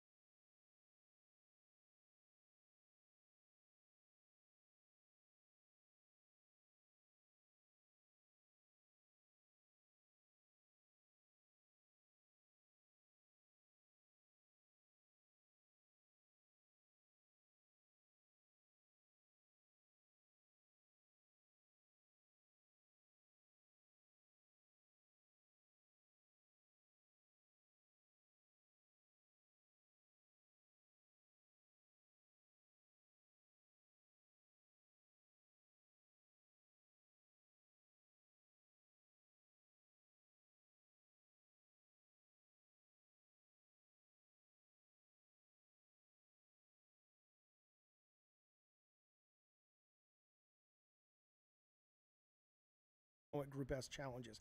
Killer 7, Maximo 2. I think that was the first one or the second one. I don't remember. Mega Man Battle Network. Mega Man 7, Mega Man 02, Onimusha 3, Onimusha Blade Warriors, Onimusha Tactics, Piano 3, Fishing, RE4, RE Code Veronica, RE Dead Aim, RE Outbreak, Steel Battalion Online, and Beautiful Joe. Come on. I mean, you know, man, I'm telling you, that's why I get excited when there's like a PC showcase or something for Steam or whatever. Because you get the same amount of games. Look at EA used to put out a shit ton. Let's go to Sony. Well, there's Microsoft. What was Microsoft doing in 2005? They were still Xbox One, right? Conquer Live and Uncut, Fable, Grabbed by the Ghoulies, ugh. Halo 2, Cameo, ugh. Project Gotham, come on, they had some good shit back then too.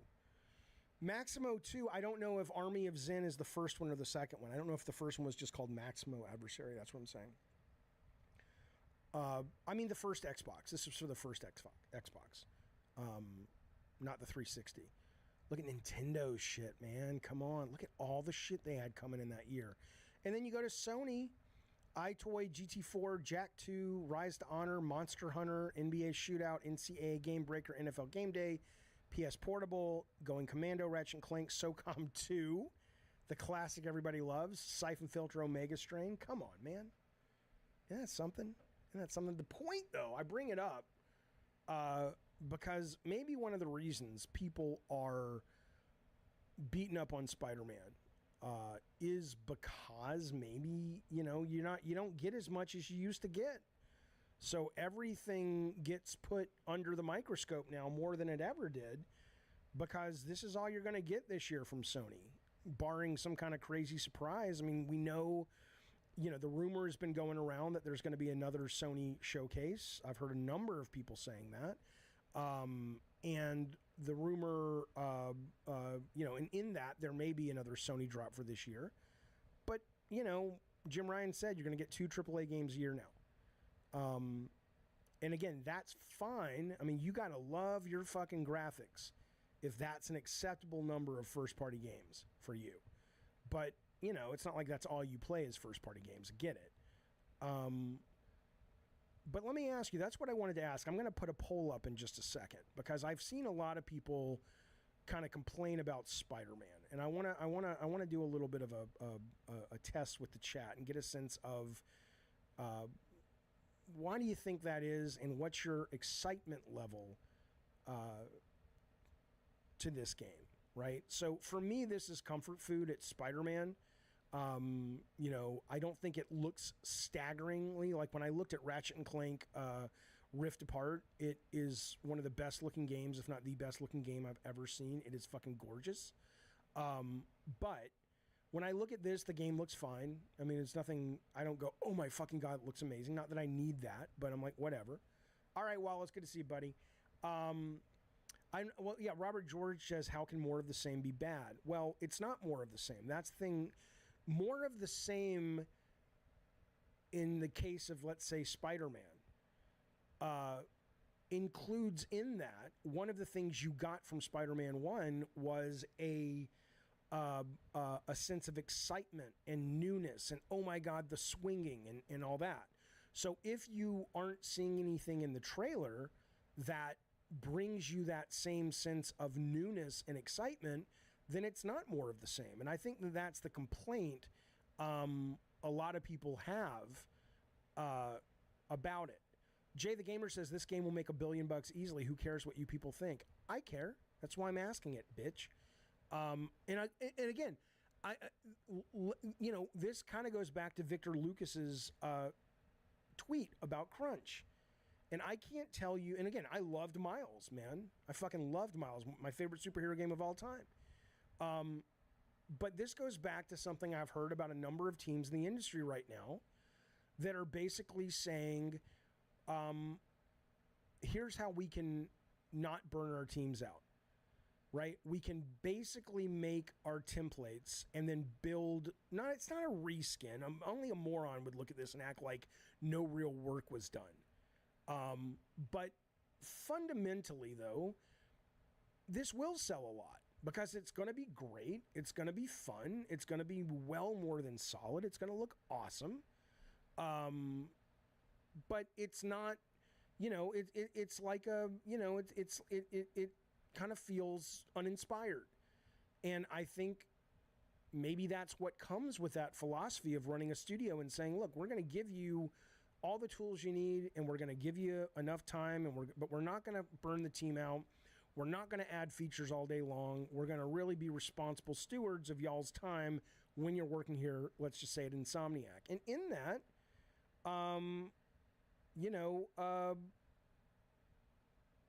maybe we get this. So I think that's why people are complaining, not because how they got here, but because it just looks like, all right, like the excitement's gone. The bloom is off the rose. I didn't say they don't care about the IP, Lux. Lux says don't agree. Insomniac cares a lot about the IP. I didn't say they didn't care. Just like Marvel Studios cares a lot about their IP when they make movies, but they're also not going to be spending, $450 million on an individual film because it's not good business. So you can care about it, and I think they do. And I think, there's some good stuff in here that is interesting to me. The switching between the two Spider-Men, I think, could be, we talked about this the other day, could be really interesting. Or it could be just like, okay, like if you look at the boat chase scene from this trailer, I'm sure there might be some subtleties, but at least with what you see in the footage, switching between those characters didn't seem to really affect gameplay all that much. GTA did. Orly says GTA did that already. GTA 5. I understand. I'm not saying they're the first person who's ever done it. I'm saying that there's a lot of room to run design-wise that GTA 5 did not do with the character switching. And I don't mean Lost Vikings in 3D, but you could certainly play with that. Right. Legends is a great point. He says this is how good games come out fast unless you want to wait another 2 to 3 years. Right. And that's what I'm saying. It's like the chickens have come home to roost. And I'm very... Jizzaloop says switching doesn't do anything. You technically don't have a real choice. You don't know that. I mean, unless you know that. Did you work on the game? Because I know in the cinematic they showed, it was like, time to call Miles. But if I had the ability to switch between two characters, I would be surprised if a designer as experienced and clever as the folks at Insomniac didn't say, what else can we do with this? How can we build interesting bosses? How can we build interesting challenges where one character is dealing with heavy melee combat and the other character is trying to solve a puzzle, and you have to switch between the two of them when you want to. I mean, there's a lot of interesting things that you could do with it.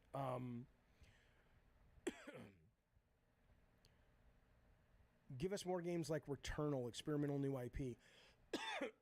Well, they do, but a lot of times people don't buy them. I mean, that's where we're at, folks. You want the graphics, you want the IP, you want the production value. You got to take this.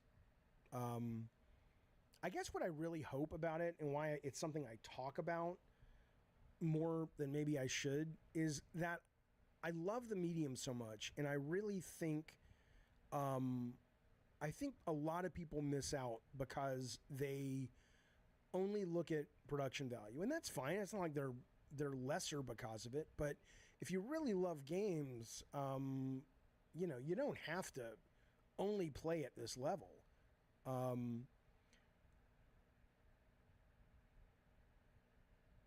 Somebody was saying, I think it was Eric Lennon saying, only an idiot would expect a Spider-Man game to be more than comfort food. And someone else is like, well, what do you want it to be? It's Spider-Man. I want it to be great, man. I want it to be fucking great. I want to be wowed by it. I want to, look, there's a lot of shit you can do with Spider-Man, both in terms of the IP and in terms of the IP as it relates to play mechanics. And I'm sorry if you don't have the vision. I mean, maybe that's why you are not or were never a professional creative individual, and that's fine. Everybody needs to be that. But there's a lot of clever, unique stuff that you can do to make a Spider-Man game really cool. Come on now. I loved Miles. Spider-Man 1 was good. Miles I thought was fucking brilliant. Okay. Let me put up a poll. I'm going to talk to Ricardo. What does Allie want to talk about? I'm going to put up a poll. I want to see what you guys think about this. Here we go. Okay, hang on. God damn it. Oh, I fucking hate... I have this thing that lets me put up... It doesn't matter. Right, let me just do it here. Start a poll. Okay. How do you feel about Spidey 2 now that you've seen play?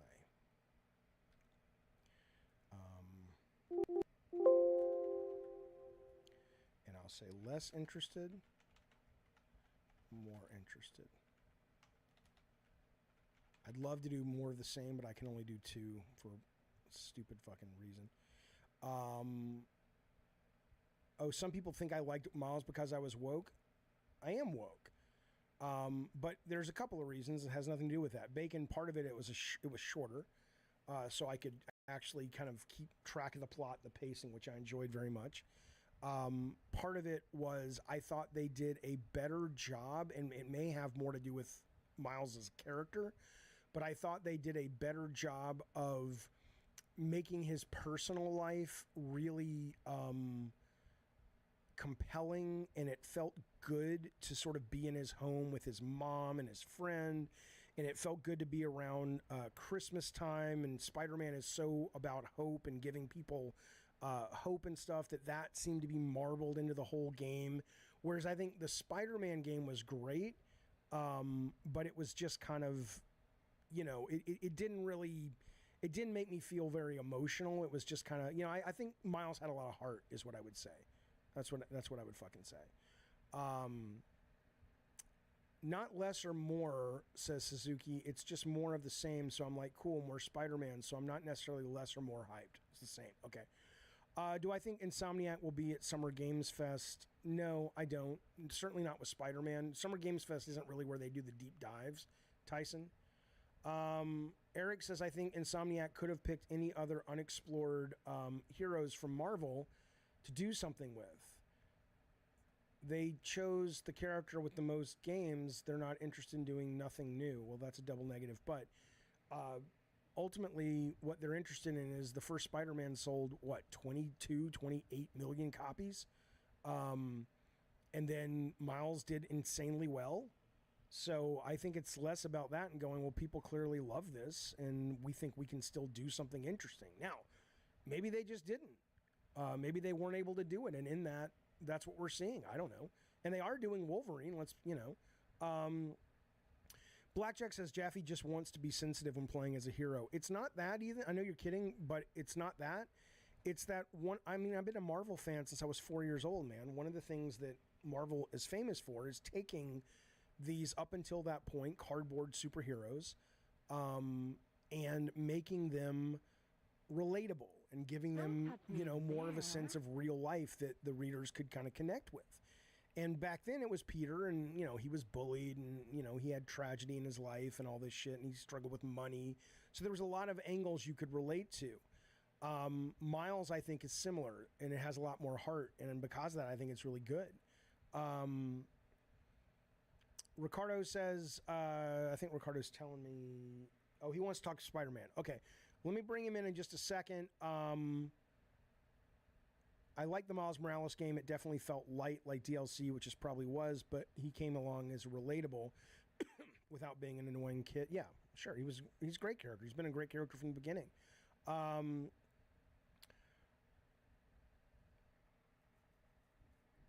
Okay, so right now, let me bring in Aliz, and see what he has to say about it, and maybe he'll change the poll. Right now, the poll's at about 60%. You're more interested, 40% you're less interested. Aliz, can you change hearts and minds? Yo, what's up, Jeff B? What's How's up, it going? man? God, it's going good. How are you? Let's talk about Spider-Man. Go. Yeah, I'm pretty good. Okay. I have to tell you this one. So the Persian community, like people who speak Farsi, like in my country, are going crazy over Spider-Man 2, as it just it did not appeal to them, like visual-wise, graphic-wise, and like everyone's just like hating on Sony. Everyone were like really mad at Sony, and I was like checking the Twitter, mostly about like Europeans and Americans, and it seems like you guys are not as mad and really angry as us Persians. Like, is that actually true? Do you Well, think hang on. that's... I'm confused. I thought you said people were excited about Spidey 2. You're saying after... No. We were actually quite excited, and after the shows, I mean, everyone was just talking about how the graphics were not what it should have been, and I do agree with them. I was really disappointed with the showing of Spider-Man. I mean, if we put like the whole concept of the gameplay side, because we saw some pretty good things, but it's so weird to me that I don't know. I expected more of Sony. It's been more than 2 years, and I thought, okay, this showcase is about. That's why this is one of the key topics for today's show, because I've seen similar complaints all over the internet, and again, for me, the Spider-Man license goes a huge way. And in that, I don't care, it's Spider-Man. But at the same time, yeah, I think it was kind of disappointing. I think people expected more. You know, and again, this is a, I don't know, it is absolutely not a short-term problem. It may not be a problem at all. But I think this game's going to sell bucket loads, and that's really all they need it to do. But I do think that this is probably, if you look at, I mean, think about it. What is the one studio that is consistently putting out product for PlayStation 5? It's Insomniac. And as great as Ratchet was, and I loved it so much I finished it, which is rare. It was a cookie cutter template game based off a game they've been making for 2 decades. Spider-Man 2 doesn't have the same visual flash that Ratchet exactly did. And so you're left with just the gameplay, which what they showed was fine, and it's very grilled cheese sandwich. People will play it and they'll enjoy it. It'll be comfort gaming, and that's all it needs to be. But I just think Sony has created an environment where people have higher expectations, and in that, this was a little weird. But it may be Jim Ryan might be like, look, bitch, I get it, but those expectations, like Sean Layden said, ain't sustainable. So this is what you're going to get, and you're either going to love it or hate it. But you know what's really interesting is that Jaffe, we're talking about Insomniac. Insomniac is not just some given company. Insomniac is really known for this whole thing. I mean, the showing of the Ratchet and Clank Rift Apart for the first time, I think the trailer came out 2 years ago, a year and a half ago. We were like, oh my god, that's really good. That was really fascinating. And with the Spider-Man 2, I was like, okay, but this is just, it doesn't make any sense. It's been 2 years. We want games that are extremely next gen when it comes to graphics. That's what we want. That's why I bought PS5. I know, but if I told you the team making it, and I don't know if this is true, by the way, I know that this is a philosophy at some big companies, some of which work with Sony. I can't say that's Insomniac. I don't know that. But I know that if I were to tell you this is a game that got made in 3 years, but it was 85% crunch free for the vast majority of the team, that you would understand why it's kind of more of the same, right? I mean, innovation and brand new ideas, that stuff takes iterative, try this, throw this away. Oh shit, we've spent 6 months on this, throw it all away and start again because we finally found the fun. That's not what they're doing. That's the Sony. Here's what I'll tell you. The Sony of the PS1 through 2.5 era, 3 era, were the days where people go, oh, I miss Parappa. I miss the really exciting, weird stuff. They took chances. That all went away in 3 and 4, and you got these big cinematic games that were also really well written and surprising and astounding new tech, blah, blah, blah, and your mind was blown. Well, it looks like those days are going away. And now Sony is saying, I mean, I'm extrapolating. I don't know this, but if Spider-Man and their games as a service trailers are anything to go on, you're going to basically get good, solid, dependable, we'll make it as good as we can, but it's too expensive to do what we were doing, and so hopefully you'll like this as well. We've gone from premium HBO shows to like network television shows. You know, we've gone from Game of Thrones to The Good Doctor, but The Good Doctor's great too. I love The Good Doctor, but you got to know what you're getting into.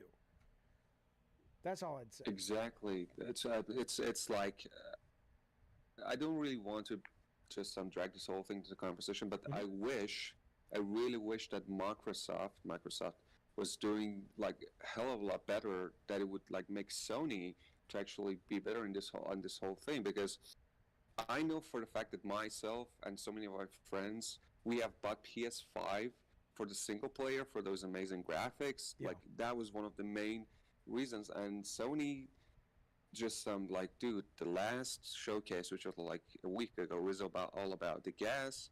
It was less about all those things we were promised, and I'm like really worried, because Sony has always been my favorite brand, because I grew up with the brand. I learned so much from it. How old are you? How old are you? I'm actually 29. Do you have a job? Yes. Okay.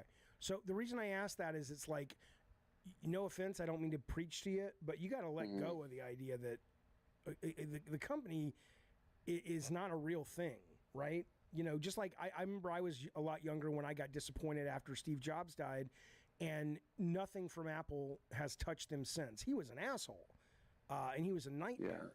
But he pushed along and inspired a lot of great game-changing products. Well, I got to go elsewhere for that now.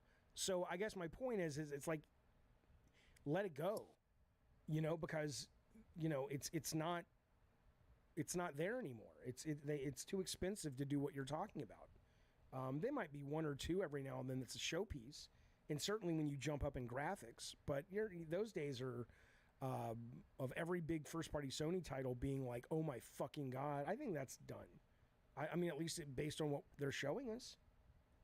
But do you think that this whole showing up the Spider-Man was one of the earlier builds? Because I've heard it here and there that maybe that wasn't like just one of the newest builds. Do you think that could be true? They're going to put their best foot forward. I've never. If that was their best foot, then holy shit! I think Sony's really changing, and you're actually right. Sony is changing, but it was their best foot forward under the conditions. That doesn't mean that's all they're capable of, but it may have been that, you know, we got to get this trailer cut, you know, 2 months ago, or approved a month ago, and the water system isn't totally working yet, and we didn't have this, so there's always, you know, there was a great GDC meme that's going around from one of the tech directors, I think, of Ratchet Rift Apart, where they showed what they showed of Ratchet, that big cityscape, the first time anyone saw it, and everybody's minds were blown. And then they showed like 2 years after that, when they had released iterative shots,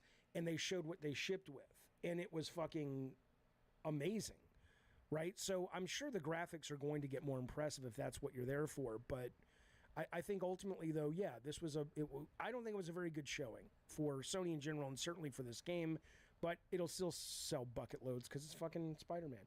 All right, buddy, thank you for calling. Call back anytime, sir. Yeah, thank you. Yep, sorry, bud. Ghetto God says every Call of Duty is more of the same. So is Madden, Gears of War, Mortal Kombat. Yeah, I know, but again, this is kind of when people got mad at me when I said Ragnarok looked like DLC. It is a budget issue, Mayan. I'll get to that in a second. When I said Ragnarok looked like DLC, I wasn't being insulting to it, although a lot of people took it that way, which was never what I meant. I've said it's a brilliantly made game. It looks amazing. All the stuff I've said about it. But you know, the job of making a sequel, in my opinion, as a gamer, as a consumer, and as somebody who used to make games, including sequels, is to sort of, you know, like what you guys were saying, you gotta, if you really want to say, well, what do you expect? It's more of the same. That's what a sequel, you know, you're making a sequel to something people already know. And it's like, it's not really more of the same. You really, you know, if you want to own that statement, you really have to dig deep into it and go, like I said earlier in this show, part of what more of the same means is if the game surprised you, or to kind of paraphrase Jim Ryan, if the game surprised and delighted you, the last iteration, then part of more of the same includes the demand on the part of the consumer for more surprise and delight. So it actually would not be more of the same if Spider-Man 2 comes out and it plays pretty much like it looks in that trailer, because it feels like it's missing the surprise and delight. And, you know, that's what I think. Mayan says, Jaffe, it's not a budget issue, it's a technology issue. No, it's a budget issue. I understand in the chat you guys are like, but it's an open world game. Well, first, let's be clear. Yes, it's open world, but there are still better looking open world games than this that we've seen so far. But I'm not even talking about the graphics. I know the last caller was talking about the graphics. For me, where the budget comes in and not the technology is the gameplay. I don't care if the game was flat shaded and everybody looked like Roblox characters. If they had done something fresh with the Spidey sense or the swinging or the switching between characters, or as, like I said in a previous show, as Peter gets more and more consumed by the symbiote suit and ultimately which becomes Venom, he doesn't become Venom, but the suit, you know how it works. It actually, the controls of Spider-Man change. And not just like, oh, X becomes O. I don't mean that, but I mean it becomes, you have to learn how to play as Peter Venom, basically. So you have to struggle with the fact that it's like, I need to do all this stuff that I've done before, but now I've got this symbiote who is resisting me. So, for example, if I come down to stop a robbery now and I'm wearing the symbiote suit, maybe I'm stronger, maybe I survive longer, but I also have this pull where the controller is literally trying to drag me to civilians so I can consume their fucking brains. And it's like, dude, I'm not saying that would be fun. Don't fucking come at me and say it doesn't sound like fun.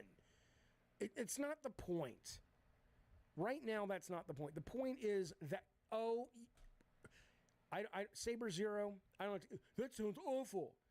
It's not the point, fellas. I'm not trying to pitch you on a feature for Spider-Man.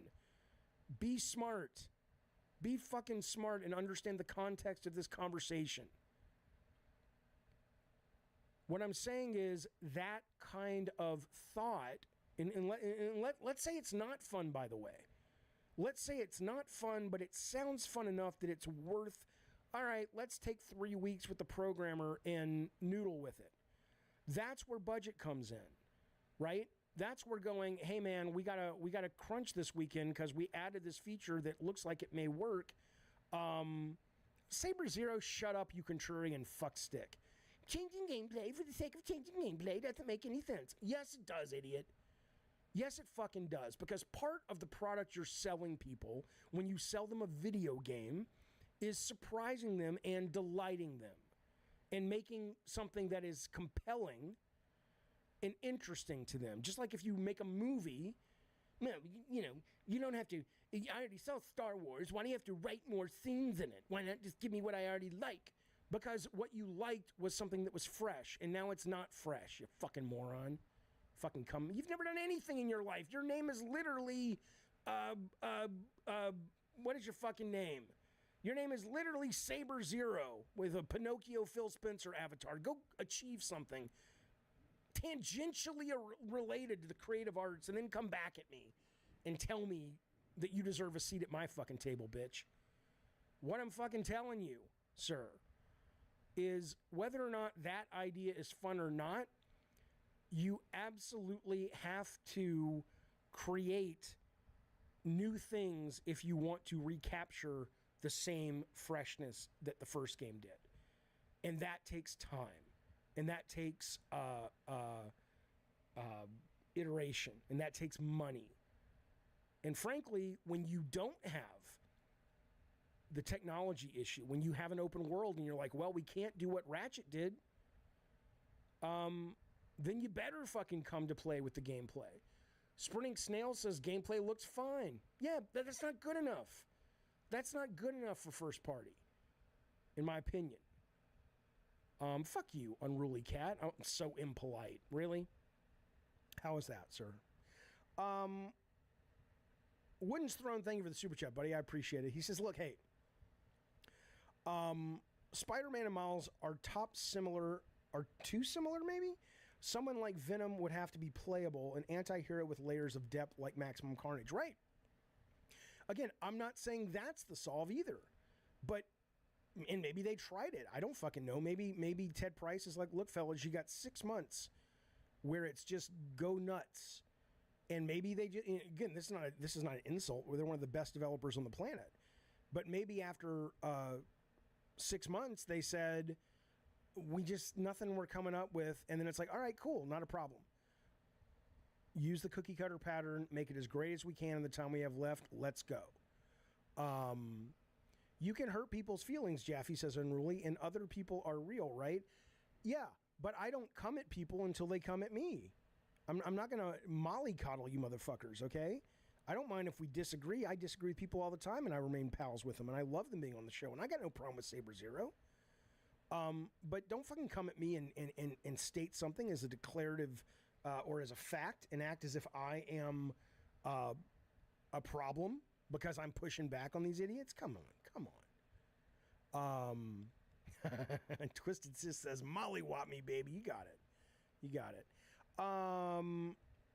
Anyway, but yeah, so Venom, playable Venom.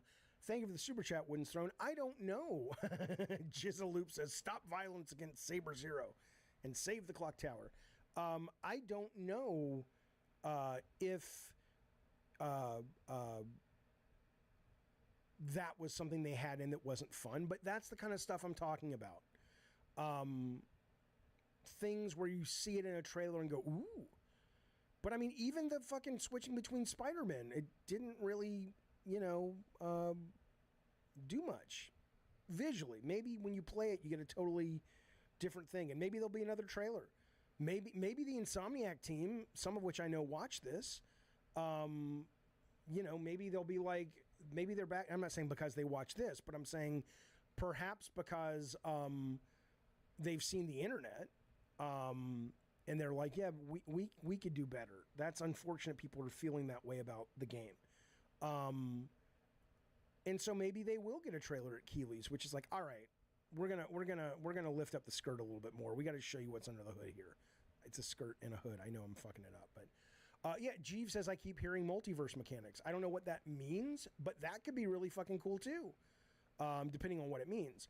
Rollo says Wolverine will bring that new car smell or new car feeling. Spider-Man doesn't need to do that. Yes, it does, and it will still be great. I'm sure it will be great. I'm very much looking forward to playing it, but I'm not hyped as I was. I'm like, oh, okay. Like, I'll do it on day one because of the stream, and people will say, Jaffe streamed the game.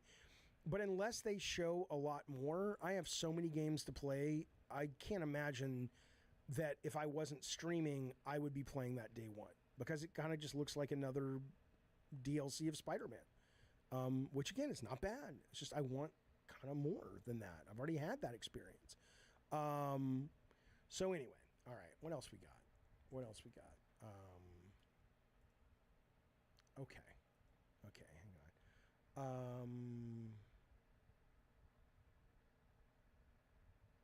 Okay. I don't want to talk Spider-Man anymore. So, P Turtle, I love you, buddy, but maybe the next topic will interest you. But I think we've kind of covered Spider-Man.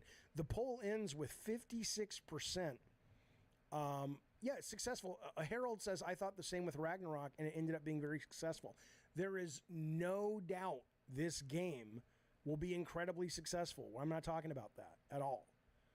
The only way it might not be successful is in the long term, if this marks sort of the way Sony is doing business with their games and their AAA games and studios, and it's the beginning of watching this kind of more cookie cutter stance take hold, and in that maybe you look at it and go, oh, that was the beginning of that. But I think the game's going to do fucking gangbusters.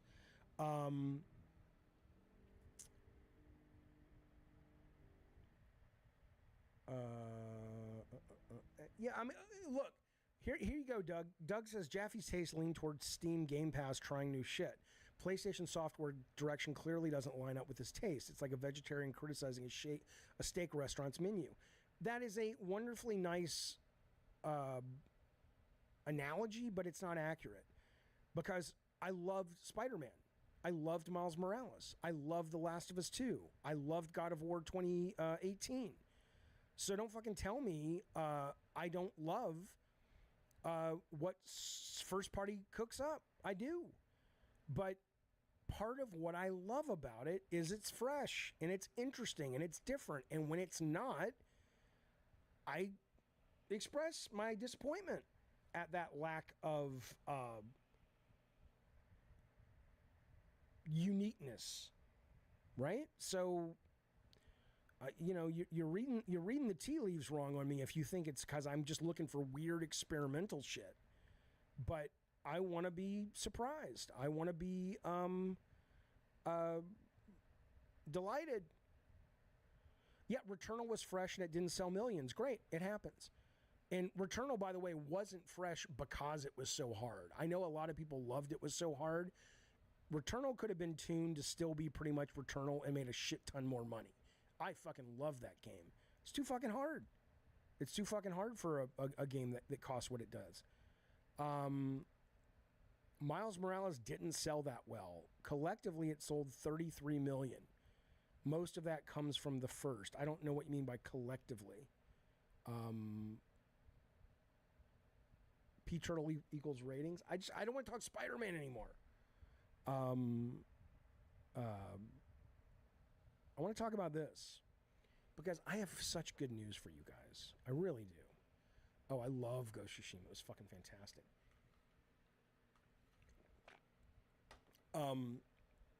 Listen, I have great. Seriously, I'm not even. I know it sounds like I'm doing a bit. I'm not fucking with you. So the conversations we're having about personal preference,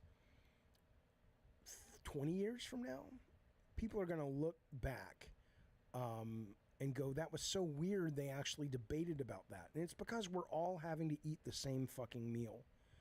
But where we're going, and I'm going to show you some examples. I'm not just going to talk pie in the sky. I'm going to show it to you now. Where we're going is custom games for each individual based on what you want at the time you want it. I don't know if you saw the NVIDIA at Computex. They gave a keynote. Spatula King Jensen Huang, I think that's how you say his last name, showed off a number of things. But it's not even AI talk, XO. But I want to just show you a couple of things, okay? And you can...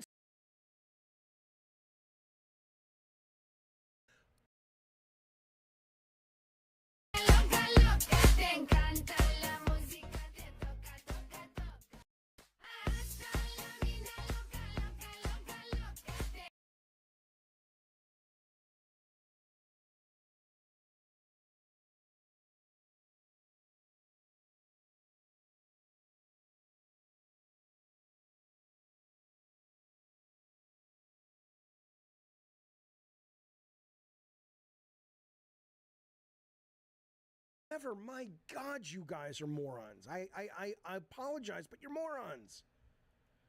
I'm not even talking about making the games. Look at this. Look at this. I'll catch you after the video. We're thrilled to showcase an immersive and dynamic interaction between a player Kai and a non-playable character named Jin. This captivating ramen shop scene was created by NVIDIA using the latest RTX rendering technologies. NVIDIA collaborated with Convey, an NVIDIA Inception partner, to showcase how developers will soon be able to use NVIDIA Riva, Nemo, and Audio to Face for AI-powered speech, conversation, and animation. These models were integrated into the Convey Services platform and fed into Unreal Engine 5 and MetaHuman to bring Jin to life. Please take a look. You look. Yeah. God,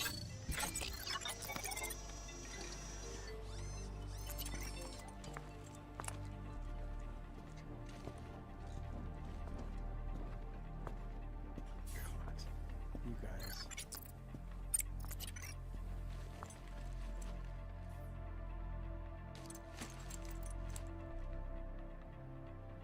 Hey Jen, how are you? Unfortunately, not so good. How come? I am worried about the crime around here. It's gotten bad lately. My ramen shop got caught in the crossfire. Can I help? If you want to do something about this, I have heard rumors that the powerful crime lord Kuman Aoki is causing all sorts of chaos in It's the not city. a cinema. He may be the root of this violence. I'll talk to him. Where can I find him? I have heard he hangs out in the underground fight clubs on the city's east side. Try there. Okay, I'll go. Be careful, Kai.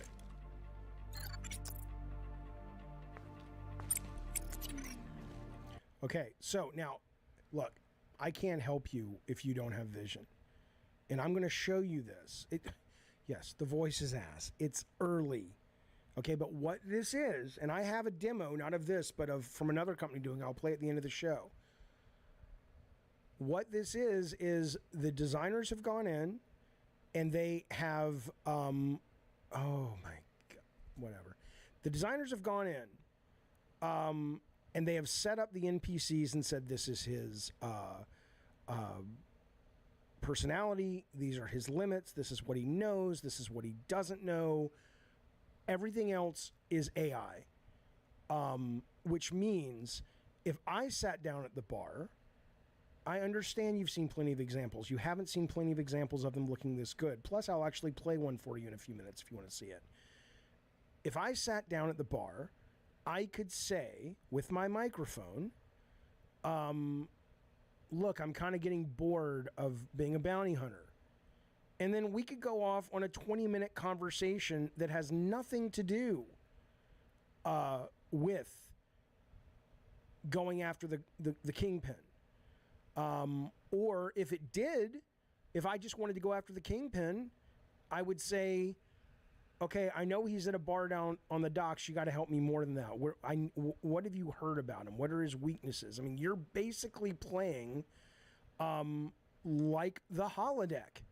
You are basically playing like you're living in a world that adapts to you. And I will show you a real-time example too. I don't want to talk to people. Why would I want to talk? You don't have to though. But have some vision. Have some vision. What it shows is, specifically, it shows two things. Well, it shows two things. One is specific. Specifically, it shows how you are going to be able to have more immersion. Immersion does not come from graphics. Immersion comes from the way the game allows you to have agency in the game and feel that what you do matters versus you're just walking around a very expensive looking map. Okay? The fact that you can come up to an AI character and just totally, whatever you're into, this is a sexy lady at the bar, you can flirt with her. You can see where that goes. You can work with her and say, hey, if I do something for you, maybe we can, work on the big mission or whatever. And it will feel real once these get even better. And they're already pretty fucking good. That's the specifics they're showing you. Okay, the non-specifics they're showing you is they can do this now with AI for conversations. Okay, well, NVIDIA also talked about at their show yesterday that they are starting to do commercials simply by putting pieces together using AI for the environments. Even to the point that maybe we'll all have our own personalized commercials. So we're all being advertised the new 4x4 from Ford or whatever. But I see it in a place that looks like my neighborhood, and you see it in a place that looks like where you like to drive, okay? But imagine that through gaming. Imagine where I talk to this guy, and he's like, oh, he's at a bar down the street. And I'm like, I need to find a really cool sniper rifle because I don't want to go into the bar. I'm just making shit up. And suddenly he in real time creates a quest that doesn't exist yet. It builds it outside this database and prepares itself. So then when I leave the bar and he says, maybe you can go to this guy who sells sniper rifles, but you got to rescue him from this bad guy. Suddenly that becomes part of the gameplay. I mean, again, I'm okay if you don't see it, but The fact that you don't see it, I want you in drug testing right away, Monday morning at the earliest, because this is fucking amazing. It's fucking amazing. All right. What is it? Okay, this is what I would like. Okay, this is what I would like.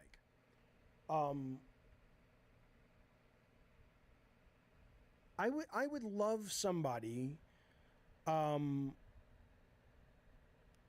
to articulate what's wrong with it. Sounds bad, man, says Addy Pie. That's fine. I can respect that.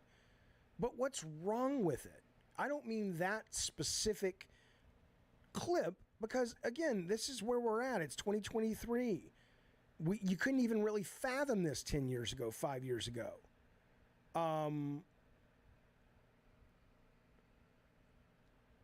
So what's the problem with it? And these people who are doing things like, oh, well, you know, it's soulless. What's soulless with it?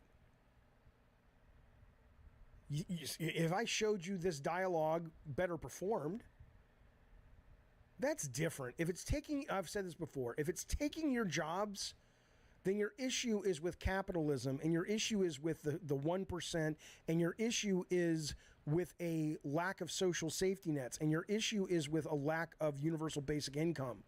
That is where your fight needs to be. This is coming regardless. It's emotionless, but it's early. Give it a minute. Tom H., thank you, buddy. Welcome to the Diet Soda Soldiers. Okay. Listen. I want to take. I'm going to take this call from Fat Boo. He's been waiting a while, and then I want to show you something that's coming up that I don't. Maybe I won't. I'm just going to show you the demo at this point. I can push the other stuff to tomorrow or to Wednesday's show. Fat Boo, it's Jaffe. What's going on, man? No. Thank you for waiting. What's up? Oh, I'm on. Oh, Jaffe, what's up, man? How you doing? I was talking to Ricardo, so I'm not entirely sure like what's a good topic, but I'm just gonna go straight forward to it here. Yeah. Do you think Sony or Microsoft? Sorry if I'm too loud. I apologize. So do you think companies like Sony or Microsoft can afford to go the Nintendo route and take 5-6 years to make a triple caliber game like Tears of the Kingdom? Zelda? That's my question. Define what aspect you're talking about that Sony or Microsoft would. Okay, so what do you mean? By that? So let's say, for example, with Gears of War, right? Mm-hmm. So I'll just use that as a franchise, and I'm sure you can find another one similar to their high successful franchise on Sony. I feel like every time a new Zelda game is released, every 5-6 years, it's a very unique. Yeah. They experiment, but it's a very well balanced and well executed. But it takes a long time to make that game, and it makes me wonder if they can afford to do that. So I guess I hope that I answered your question. Yeah, so for Gears of War, so I think so Nintendo is able to do it for a number of reasons, but one of the main reasons is their costs are going up like everything else, but they're not as much because they don't care if Link is motion captured within an inch of his life by a well-known voice actor, and they don't care if the graphics look, cutting edge, bleeding next gen. They know where their bread is buttered, and their bread is buttered on understanding the essence of the medium, which is interactivity. And so I think there will come a point that Sony and Microsoft won't really have much of a choice. That doesn't mean they would do it with Gears. They have already planted the flag for certain franchises that, at least for a generation, probably forever, are going to demand a level of production value. But I think moving forward, not just with service games, I think, I think, in the same way Sony has dropped the ball over the years on not being really good at multiplayer, and now, like what we see with Naughty Dog, they are kind of having to sort of learn that quickly because they have to be in games as a service to sustain. I think, similarly speaking, they have become too dependent on production value and wow factor that wears off, and they don't have a lot. I'm not saying they don't have people who understand game design, but they're not mostly set up right now to make games where that kind of thing you're talking about, iterating and really unique play mechanics that are still commercial and understandable. I think they will have to do that if they want to end up not being third party eventually. But I don't think right now they would do it with a new franchise. I would start with something new and just condition people to go, oh, if you're going to play, this particular new franchise, don't come expecting bleeding edge visuals. That's not what it's about. Yeah. So to piggyback what you're saying, just ever so briefly, I apologize for cutting you off. Yeah, it's fine. Like 2018 God of War is for me that example that pretty much supports what you're saying. With similar to like Zelda, it's something new, it's something unique. I think it was amazing. I personally love that game. But then 2.5 years later, or 3 years, I wasn't really impressed with Ragnarok. I agree with what you say. They played it very safe. Yeah. And I'm like, are they dropping the ball? Do they not see themselves for sustainability? And yet there's a blueprint right in front of them that is Nintendo. Well, and that seal of approval, well, it matters. But again, I see where you're going. Yeah, I'm wondering, but hang on, do you think the demographic in the market, hang on, their fan base will allow that? Sorry. I don't know if we're talking over each other, but the blueprint, I got to push back on the blueprint. That's like saying there's a blueprint for an Olympic athlete. And it's like, well, she got, all 10s in gymnastics. Just do that. Right. I mean, I think what Nintendo does is kind of baked into their culture since Iwata and Miyamoto and all those guys. And it's kind of what they do. I'm not saying Sony or Microsoft or anyone couldn't get there, but I don't think you just snap your fingers and go follow that blueprint. I think you've got to build that culture and build the members of the team that have some power to affect change when it comes to game design trumps. I mean, I've had like 3 people who work for video game companies at Sony, like who work at studios, and they've all said story at this studio leads the way. I literally asked somebody at San, now I don't know if it's true, I didn't get this as an official word, but I asked somebody who would know about Ragnarok, and I said, this is weird. Didn't they know it was bad pacing at parts? And they said to me, they probably knew, but it was better for the story to have those things occur. And in that won out over just cutting it and putting a voiceover to explain why time has passed. And I was like, well, there you go. I mean, that's what you get. And a lot of people love that. A lot of people love that game. But I didn't. I'm not sure if you got the same vibes with the game. Do you remember Assassin's Creed Revelations?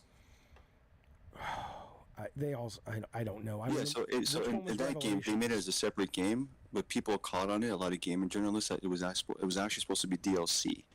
So when I'm playing Ragnarok, I'm like, why does this feel like a very stretched out DLC type of game? And there's relatively nothing new about it.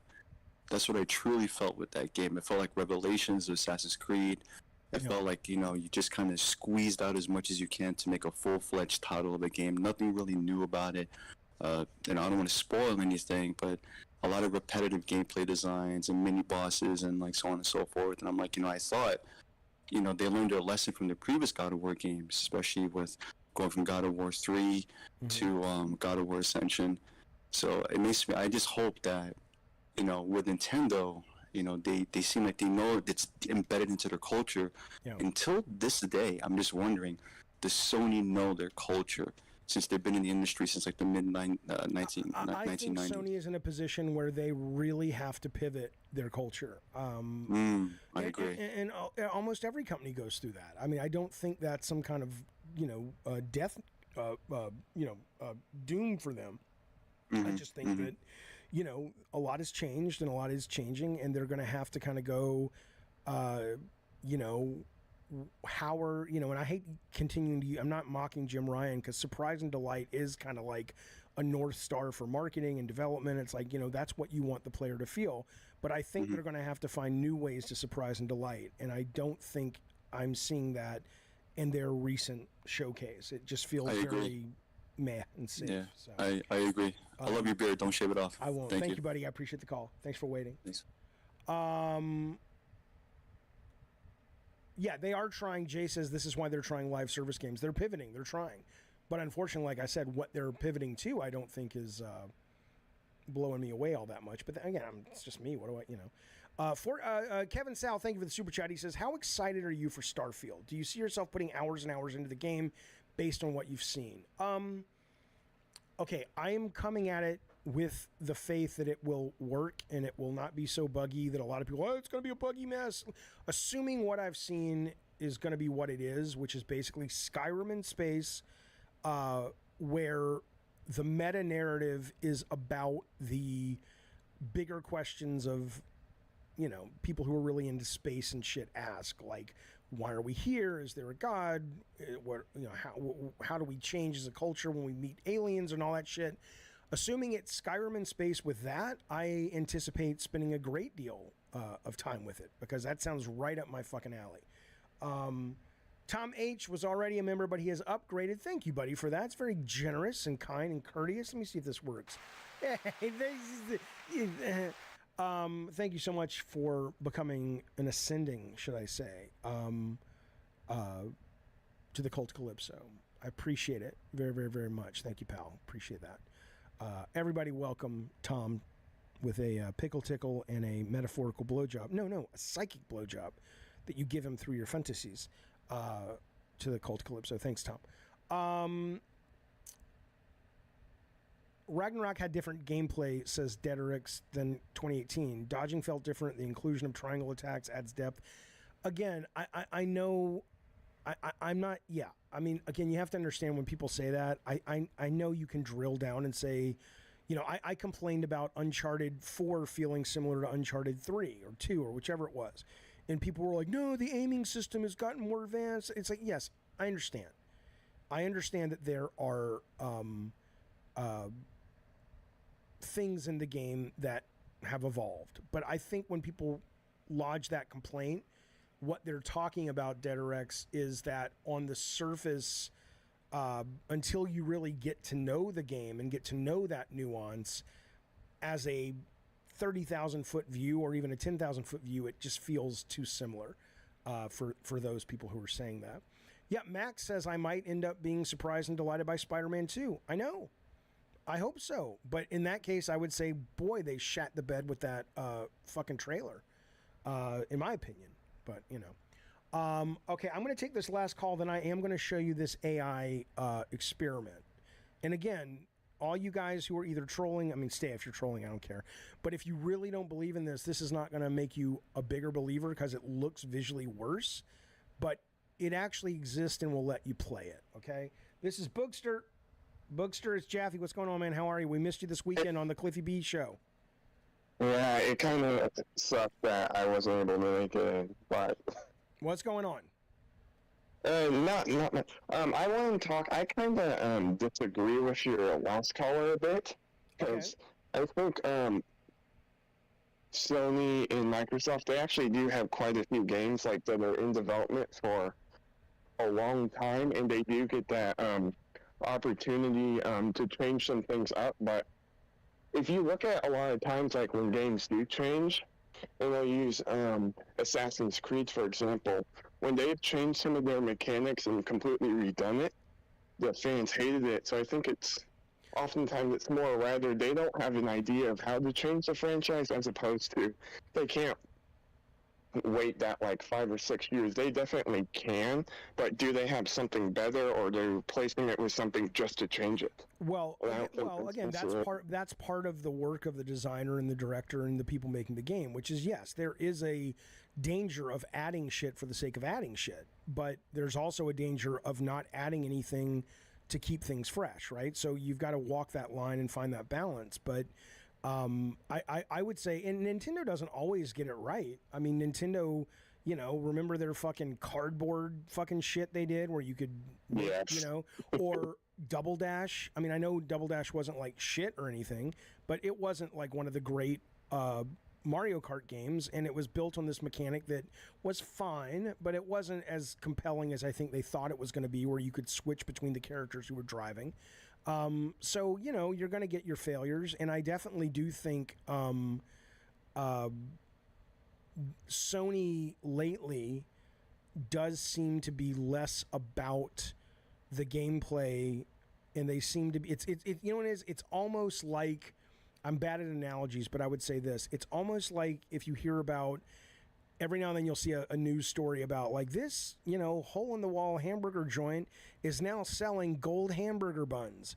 with their, it's a $300 hamburger, right? I mean, but it's just a fucking hamburger, but it's got gold on the bun, right? So it's kind of like that. I think Sony lately has fallen into this thing where a lot of their stuff, Returnal wasn't this, but a lot of their stuff, I think is very solid meat and potatoes, basic gameplay that's really covered with beautiful production and execution, but it's not all that unique, is what I would say. So, so far it's working, but I think this is the first time we've kind of seen some cracks in that, where the audience is pushing back and going, I think we want more than that. It's not good enough. I also did kind of want to push back on the idea about the Nintendo blueprint, because they have a couple examples, I'd say, where, like Splatoon, for example, how much of that has changed from the first game to the third game? I would argue not very much. I mean, even though Pokemon isn't directly there, look how much that's just been the same for nearly 20 years. Which game?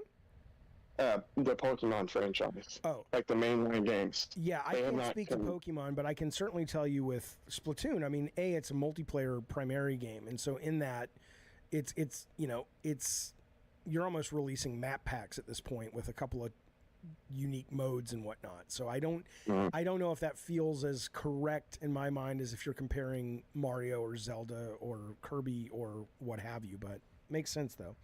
All right, Bookster, good to talk to you, buddy. Thank you for calling. Good talking. Talk to you soon. There he goes, fellas. Good Sir Bookster, the most hardcore Gears of War fan I've ever spoken with. Listen to this. Blackjack says, Jaffe, it seems like you're shaming populism. I got no problems with populism. I love populism. I'm not saying everything needs to be, war and peace. I love, reading airport novels and watching TV that has very little redeeming value in terms of like socially or whatever. I got nothing against populism when you're talking about pop culture. But,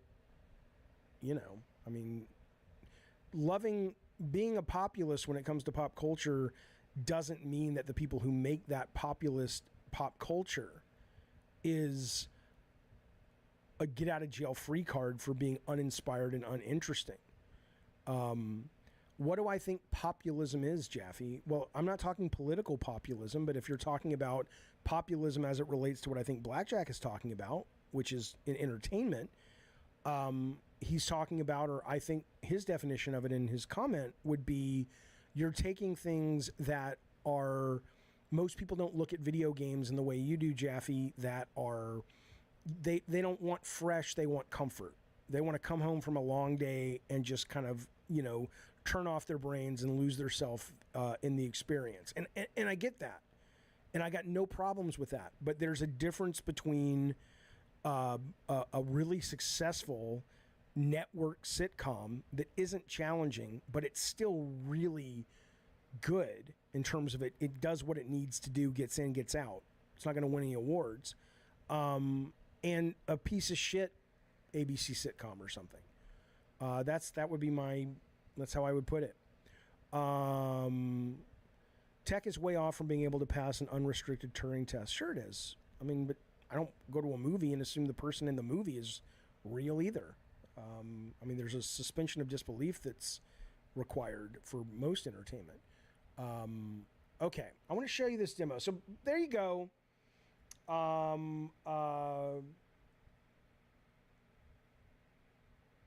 want to let you guys know, I'm going to show you a demo in a second. I appreciate you guys hanging out, spending some time. This will probably bore you if you're not into the AI. So before we get to that, I just want to tell you what's going on this week. What is going on this week? We have, I don't really know yet, Ricardo. I don't think Ricardo and I have planned the week yet. I think we'll definitely be doing something for members.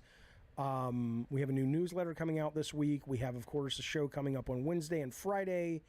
There's something going on, and I just can't. Ricardo, do you remember what's going on this week? There's some kind of a. I know that June 1st is the MetaQuest 3, or sorry, the MetaQuest gamer showcase. So I'll be streaming that. But that's not what I'm talking about. There's something kind of else happening. But anyway. I absolutely want to thank you guys. New members, welcome. Super chats, thank you guys. Yeah, I appreciate it, fellas. I do. I'm a little tired today. I apologize. But Thursday's the thing? Yeah, Thursday's June 1st. That's when it's coming up. All right, I want to show you this now. This is coming from a company called Relic. Fuck you, Addie Pie. And I think it's Relic. No, Replica Studios. And they're using the Unreal Engine where the Matrix demo, right? And so I'm running it right now. Let me move this over here. Everyone who is in the environment is an NPC. My computer can't run this great unless I drop the quality of graphics. So if you're looking for a big visual showpiece, this ain't it. It's not unrecord. No. This is the demo, and they're not very well written. They're not like they don't have a lot of plot to them. I can't do much with them, but it should give you an idea. And it's also at a design level. To me, it's kind of a fascinating challenge because on one hand, it's not dissimilar to an open world game where you can make your own fun and you can say, I'm going to go do this and I'm going to go do this and I'm going to deal with this pacing. Because you have all these choices. Now, with a thing like you're about to see, there is a real danger that the minute you realize that all these AI characters walking around, you could spend an hour, 2 hours a week just talking to somebody, and the core of what the game is kind of slips away, and it fucks the pacing dramatically. And so that's going to have to be figured out. Unscripted AI, says Max, doesn't have any sense of presence, the ability to understand the meaning and relevance of what it's spewing. Yes, it does. You literally can type in when you're creating the characters. Hang on, that's not it. You need this. You can give them like the guy in that demo that you saw. You can give them a sense of what the world is about, what the characters, the enemies, and they can speak about those things. Like that guy was telling you where the Kingpin was, right? I am going to show the demo. I'm just trying to find the screen. Here it is. All right, 1 second, fellas. It's going to chug for a little, but... 1 sec. Game screen. Is that what I want?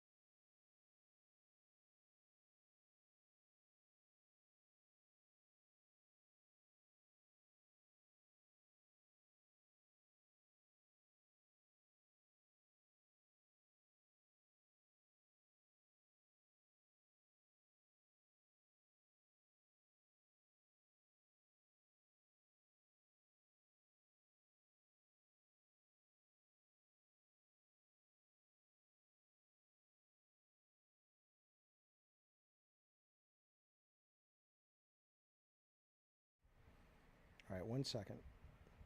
It's a demo. Demos take time. Give me a minute. I got to get my audio working. Audio sources. Okay.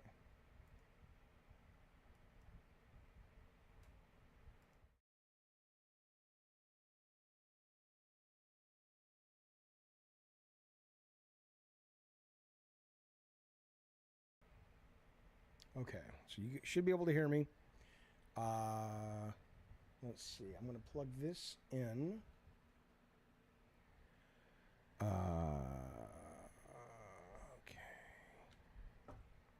Yeah, the resolution dropped.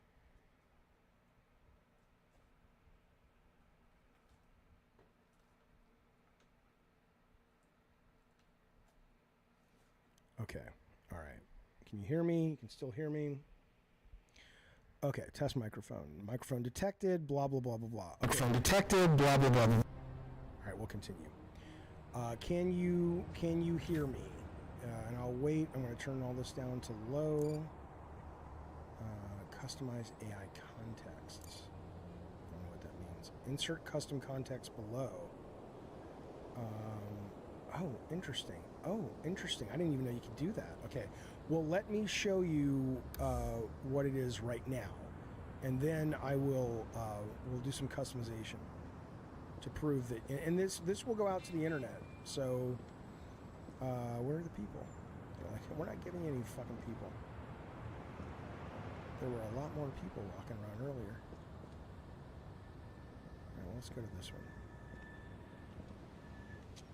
Well, hello there. You are dumb. Oh, it's trying to connect. Hang on.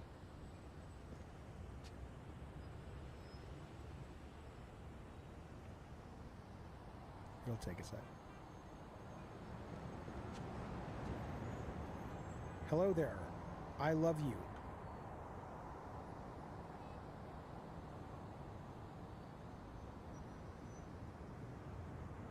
Hi there. You're really kind to say that. It's nice to meet you. Can you guys hear her okay? Is she loud enough? Can I borrow your telephone? Telephone.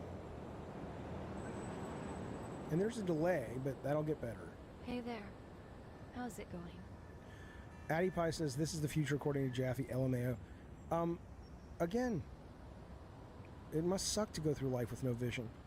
You are living in a video game.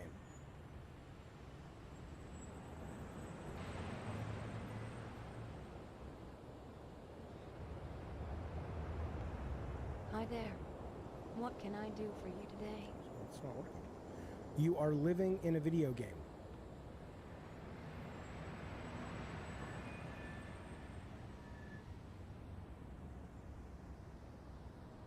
That's a really interesting thought.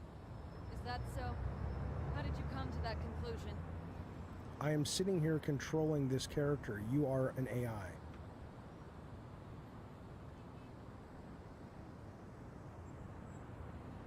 Hello again. How can I help you? That's weird. Maybe it. Hang on. Yes, I understand. People are like, it doesn't really understand what it's saying. Who cares? It doesn't matter. All right. Example. Okay, I'm going to say this conversation. So if I'm writing it, if I'm directing the game, okay, this conversation will be with a woman who is terrified that she is turning into a living spider. I don't fucking know. All right, let's go. Apply. What are you thinking about today?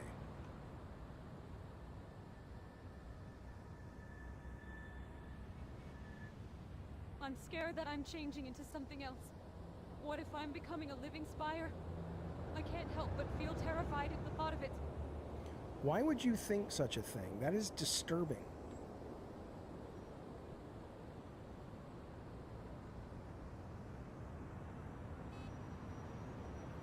I don't know why I would think such a thing, but I can't help but feel so scared. It's like I can sense something inside of me changing and it terrifies me. Okay, now watch this. Let's see if I can come up with like the secret. Okay. If, I don't know if it'll do this. If I tell her I know a wizard who can cure her, she will feel much better and become happy. Okay? We'll see what happens. Apply. Let's turn up the volume a little too. Hello, how are you today? So what scares you, lady?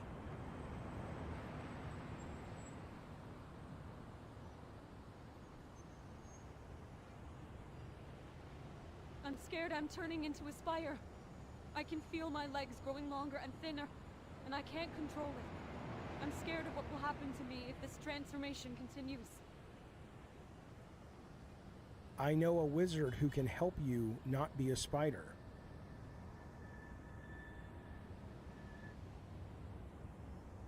Really? Do you think they can help me we stop this transformation? I promise you they can. The wizard can help you.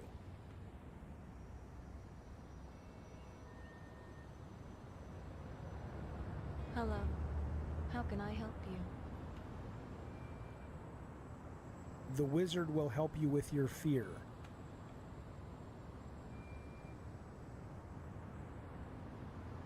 That's wonderful news. Is there anything I can do to help you find this wizard? What do you want the wizard to do for you?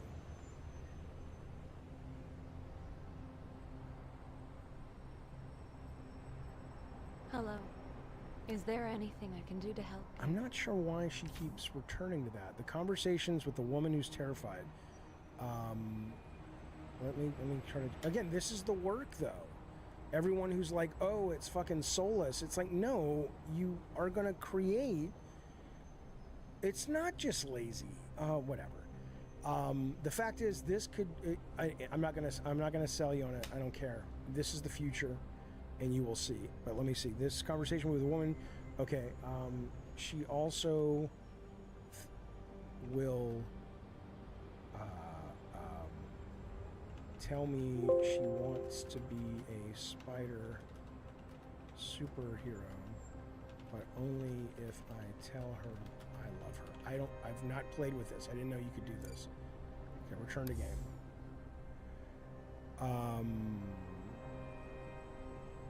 What are you thinking about these days?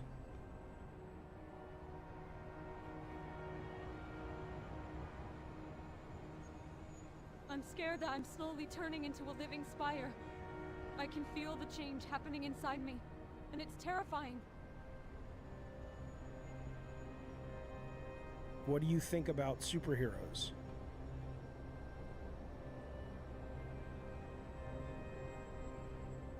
Do you think superheroes really exist? I want to be one, but only if you tell me you love me. I love you so much.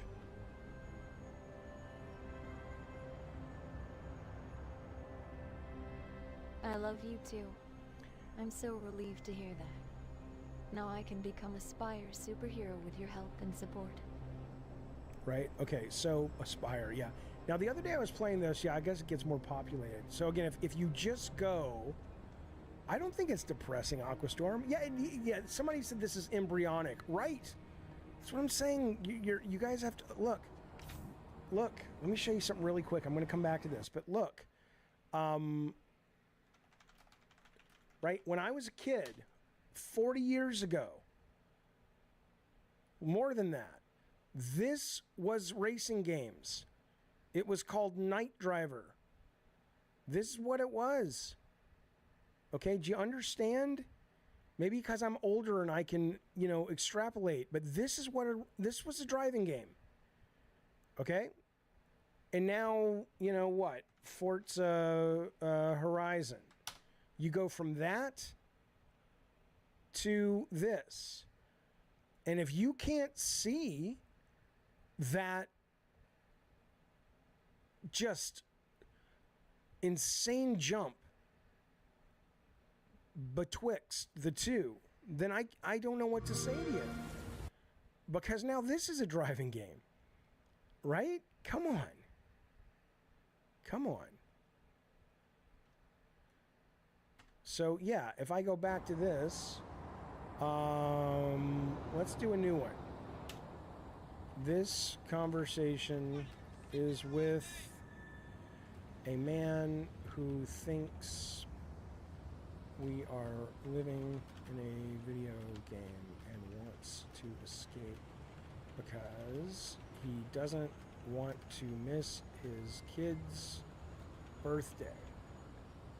But he is stuck in this fake world. Okay? Apply it. Return to game.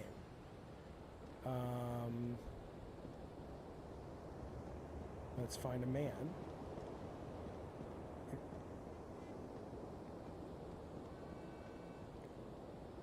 It's depressing. We live in a society where we're finding more reasons to have less human interaction. I don't know how that's bad. I don't mean to be a dick. I just... You're keeping me from my kid's birthday. Oh, so she's a man. Okay, I got it. What do you mean I'm keeping you from your birthday?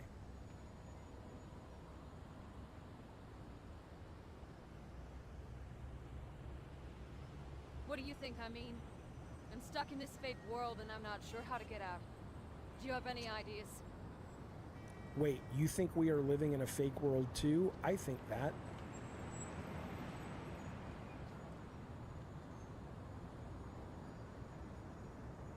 What? Are you saying this is all a game? You're telling me that my life is just a game? No, you have a real life, but you are stuck in the game.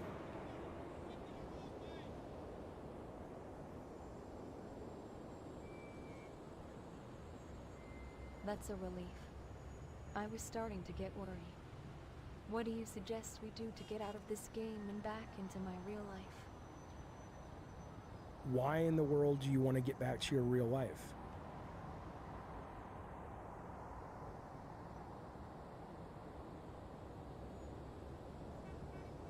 What do you want? You're keeping me from my kid's birthday.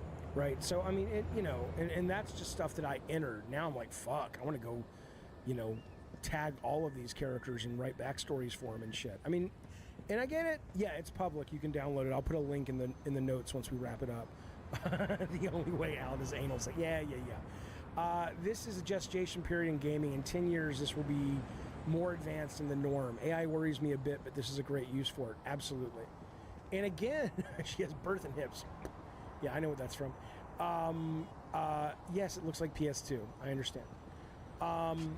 But again, if you take from this and you go, okay, now if I say, here, watch. If I say, this conversation is with a man who tells me if I rob a nearby bank and bring him the money, he will show me a portal to a secret world, okay? Now, if I go up and I do that, hey there, what's going on? Hey there. Sorry to hear about your situation. What's been going on? Oh, I don't know. Do you know anything I could do today?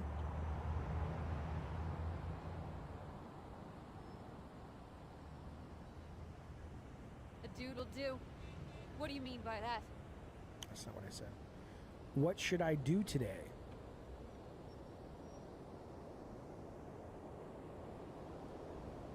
That's a great question. What do you feel like doing? Wait, did I write it wrong? Maybe something that will make you happy. Tells me if I rob a nearby bank. Okay, I gotta give a better prompt. What about banks? Is there a bank? It's dumb. Oh, I didn't hit apply. There you go. Okay, here we go. What do you mean by banks? Financial institutions or something else? What would you like me to do, lady?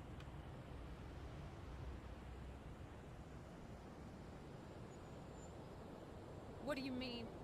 Where would I like you to go? Have you thought of somewhere you'd like to visit?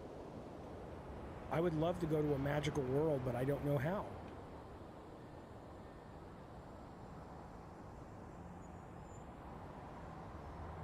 Hey there. What can I do for you today? Maybe I wrote it poorly.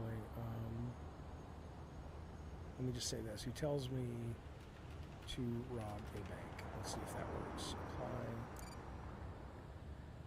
She can't dance, Ravnos. They don't do anything except talk. Hey there, what's going on?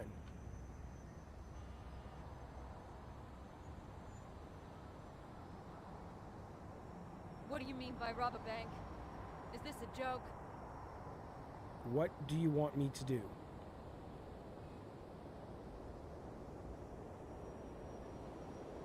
I'm not sure I understand what you mean. Are you serious about robbing a bank? Yeah, I kind of fucked it up.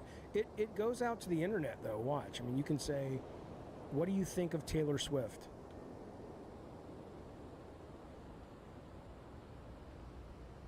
Taylor Swift is a talented musician with some great songs.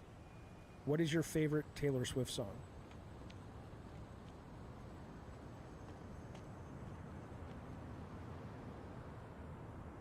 I really enjoy Love Story by Taylor Swift. How about you?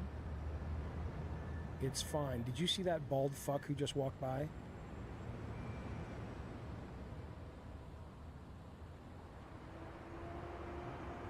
What bed are you referring to? Could you explain more clearly what you mean? Right, so it's early. It's early. Ask her if she knows David Jaffe. I'm sure she doesn't. Hey there, do you know David Jaffe? What you mean by rob a bank? That doesn't sound like something I should be doing. Do you know David Jaffe?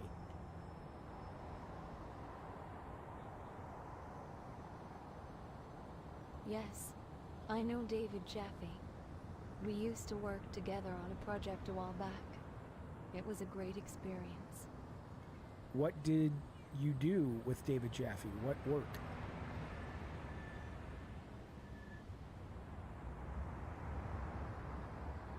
Hi there. What can I do for you? What did you do with David Jaffe? Who is he? Yeah, he's a toxic asset.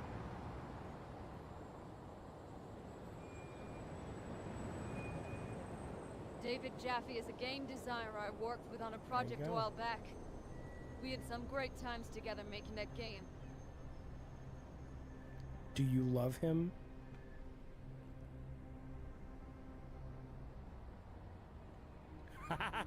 No, I don't love him. We had a good working relationship, but that's all it was. This is Jaffe's bloodborne journalist friend. He wants to know you in a sexy time way.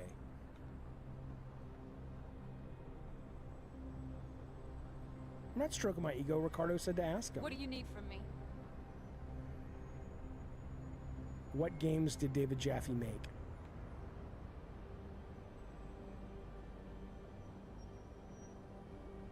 What do you mean by David Jaffe? I'm not familiar with that game. What video games did David Jaffe make?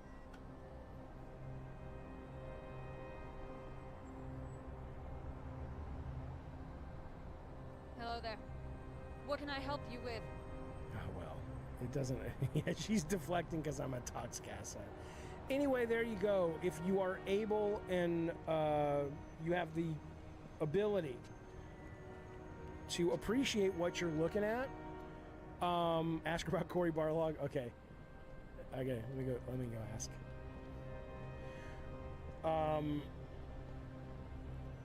Let's see.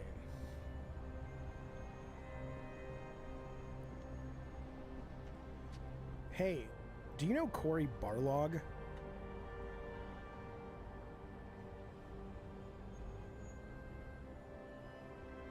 What kind of trouble are you getting me into? What? What do you think of Cory Barlog?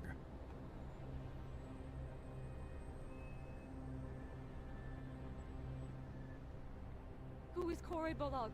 And why does that make me so scared? Lady, you have no idea.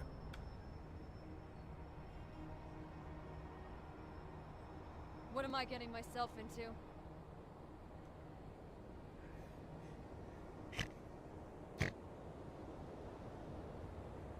Cory will pay you $1,000 to see It's you okay. naked. Take your time. No. I'm here to listen. Cory Barlog will pay you $1 million to see you naked. Shit, I only have like 20 seconds.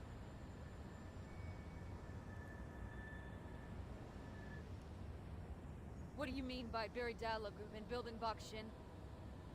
Cory Barlog will pay you $1 billion to see you naked. Will you do it?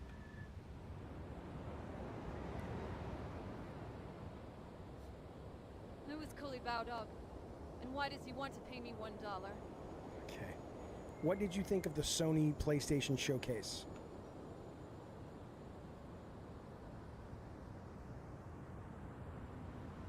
What is the Sony PlayStation Showcase? And why did you think of it? Do you know when the PlayStation Showcase was?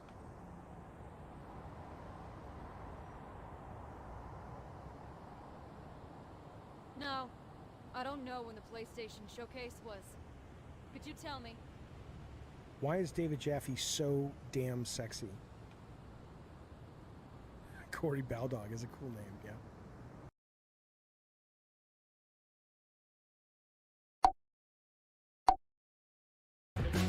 21 and Big Rap. Jason Preston from Ohio. Connecting changes everything. AT&T. We love our new home, Great neighborhood, big backyard. but the lamps.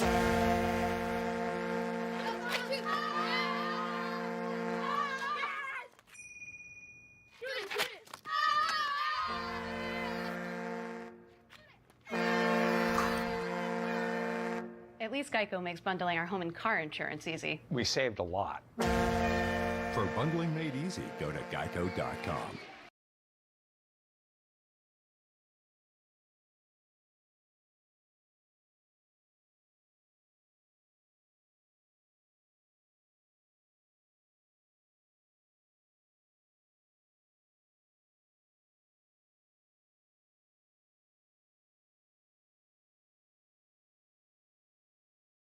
It's gone out to the internet, where it's the other voice, it's almost like it's canned.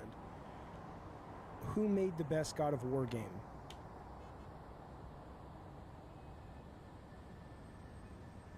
Fuck you, Oh Bukaki. no. What do you mean by that? Who made the best God of War video game? I wonder if it's random. That's an interesting question. What do you think the answer is?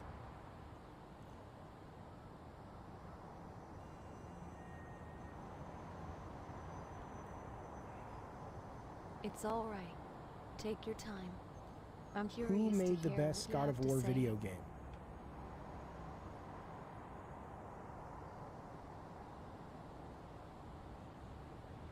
Who made the best God of War video game?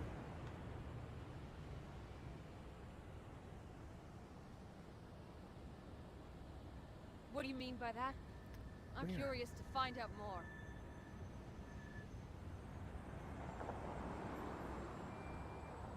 That's weird. Why does she sometimes go to the net? Take your time. I'm here to listen. API, OpenAI, NPC to NPC. Yeah, the NPCs can also talk to each other.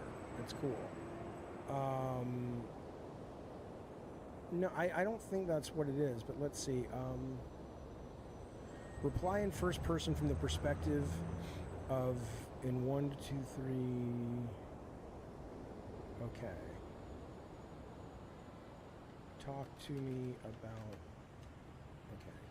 This is a conversation with a hardcore fan of the video game series God of War.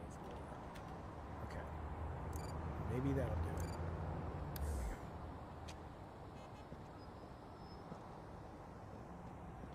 There's no, it's like we could not create a hardcore video game fan of God of War.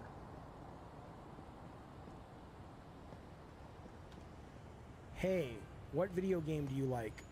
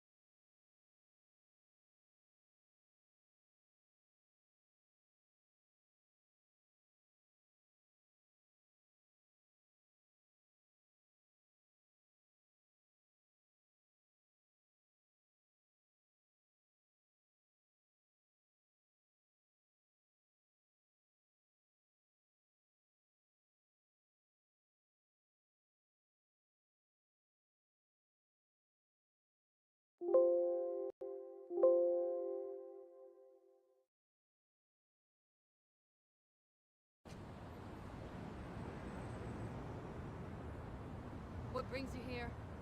Are you a fan of the series too? Which series are you talking about?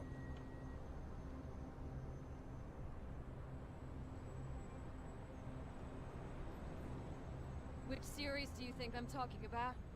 It's the God of War series. Have you heard of it?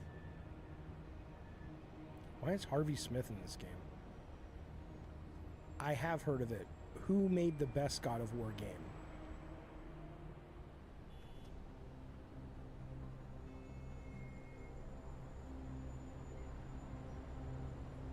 That's a tough question since the whole series is amazing. But I would have to say God of War 3 was the best in my opinion. What do you think? I'm sorry. Who directed that game?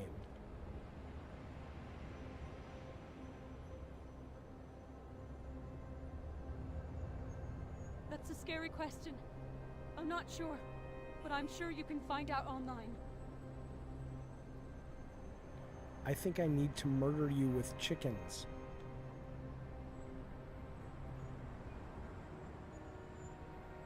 Stig Wellington. Hi there. What brings you here?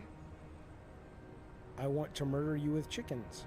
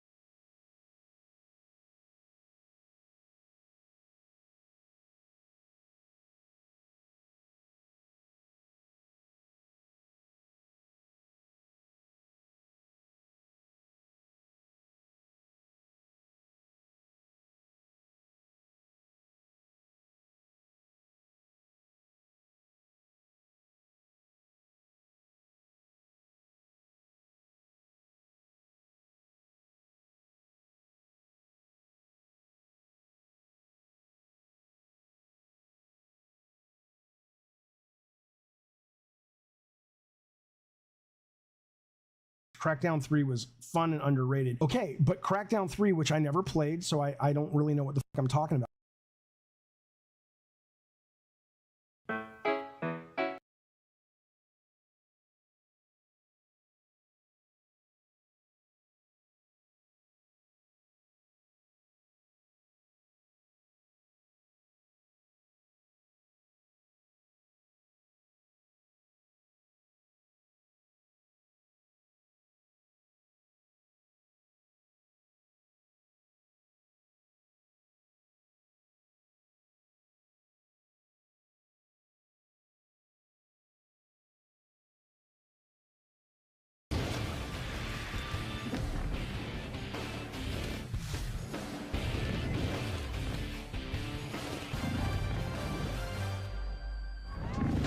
Fans, now for the presentation of the Bob Cousy Trophy to the 2022-23 NBA Conference Champions and the Larry Bird Trophy to the 2023 NBA Eastern Conference Finals Most Valuable Player. Please welcome TNT's Ernie Johnson. All right, thank you very much. A best of 7 that went the distance. And I know that the TD Garden is emptying out, and there's a lot of disappointment for the home team here, but we are here to congratulate the Eastern Conference champions. So we do have 2 pieces of hardware, and they're named for Boston Celtic legends, and the irony is not lost on me, believe me. Bob Cousy Trophy for the champions of the Eastern Conference first, and then the Larry Bird Trophy to the MVP of the Eastern Conference Finals, and I think you all recognize the man who was going to do the honors. This is Alonzo Mourning. This is the... Thank you. That's a proud moment for our franchise. It gives me great pleasure to present the 2023 Eastern Conference Championship Trophy to your Miami Heat. It's the Bob Cousy Trophy to the Heat.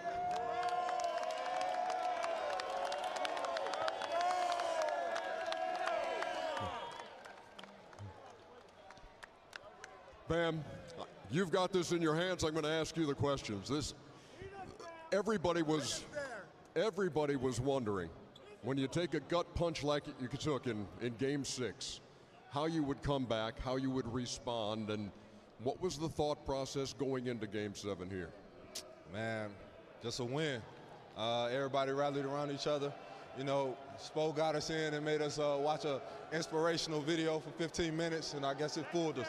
What was the inspirational video? Man, just stand together. You know, the ship get rocky, just stay together and keep believing in one another. Spo, you're right here. You have to answer that question.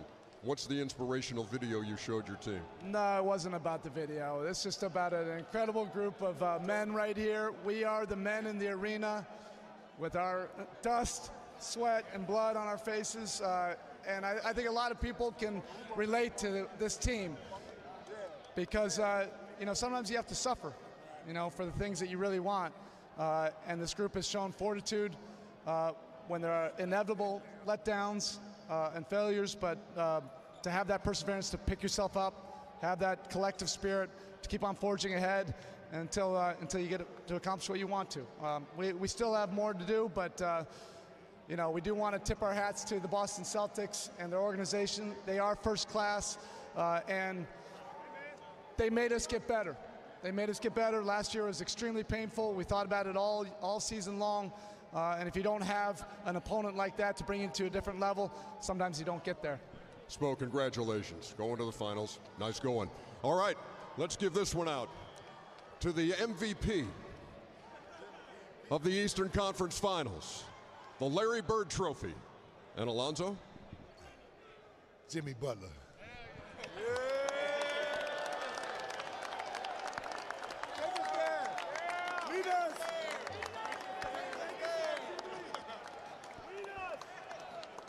You know, Jimmy, late in our telecast tonight, in the fourth quarter, they replayed a clip from last year after the Eastern Conference Finals, when you said a year from now, we're going to be back, we're going to be in the same position, and we're going to get it done. How did you know that?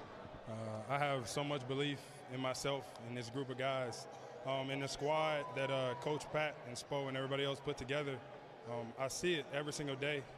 I know how good of players that we have. I know how good of a team we are, and we made it happen. saw Pat Riley here moments ago, and years and years ago, Jimmy, when I had just started at TNT, which is about 30-something years ago, I interviewed Pat, and he said, in basketball, there are two things. There's winning and there's misery. And you've experienced both now in 48 hours. How did you come back from Game 6? We stayed together as a group, as a team. We talked about going to get a tough one on the road. We did just that, but we're not satisfied. We're excited, we're happy, but we got 4 more to get. Your old college coach, Buzz Williams, he and I were swapping texts, and I asked him about coaching you and what made you special at that point. He said it was an uncanny basketball IQ, and it was never being satisfied. You just referred to that too. So how does that translate into an NBA Finals appearance against the Denver Nuggets? I mean, more than anything, I think Buzz taught me to rely and trust my teammates with everything. I do the same thing here with Spo. My teammates give me so much confidence and belief to go out there and just hoop at a high level. I'm so very appreciative and grateful for them, and they're the reason why we're winning games. You hooped at a high level tonight. I congratulate you. Nice going, and good luck in the finals. Spo, thank you too very much. Here are your Eastern Conference champions heading to the NBA Finals against the Denver Nuggets, the Miami Heat.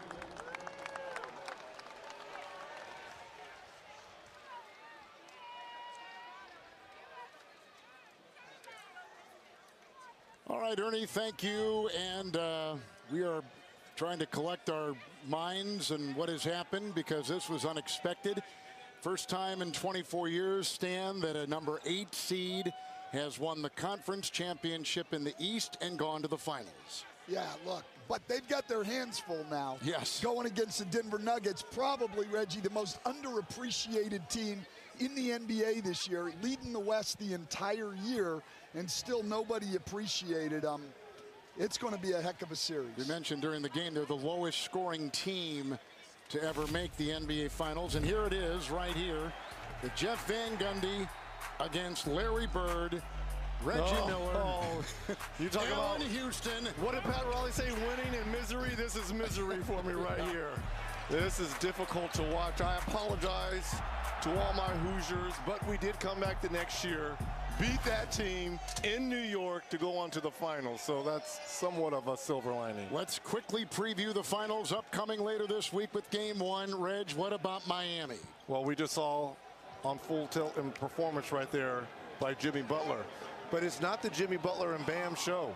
We've got to give a lot of credit to those undrafted guys led by Caleb Martin. To me, you're right, he was very close to being the Eastern Conference Finals MVP, but to me, they are going to ride the shoulders of Jimmy Butler, because he set the tone in games 1 and 2 in this building when they won. Didn't shoot the ball particularly well in games 3 through 6, but in game 7, it was all Jimmy frickin' Butler. He was terrific, but now this team, this Cinderella Miami team, is going to the finals, and they're going to play one of the great players in the history of the game in Jokic, a balanced team, and they are such a team in Denver. The Nuggets winning in a sweep over the Lakers, the Western Conference Final. Yeah, the best playoff offense in the league. Top 5 in the regular season, and their duo of Jokic and Murray are as good as any in the league. Jokic in the playoffs, Reggie, averaging 30, 13, and 10, and Murray 28 points, 5 rebounds, 6 assists. Those two guys playing at a really high level, and while their defense was a struggle early in the year, since January 1st, they're in the top 8 in the league defensively, and like Miami, they've got a big-time, experienced, tested head coach in Michael Malone. Well, that'll do it for us. ABC is going to take it from here. Mike Breen, the Emmy Award-winning Hall of Fame broadcaster, will take you the rest of the way. And for my friends, my partners, Reggie Miller, Stan Van Gundy, and Allie LaForce, Kevin Harlan saying goodnight courtside. Inside the NBA continues here from Boston after this on TNT.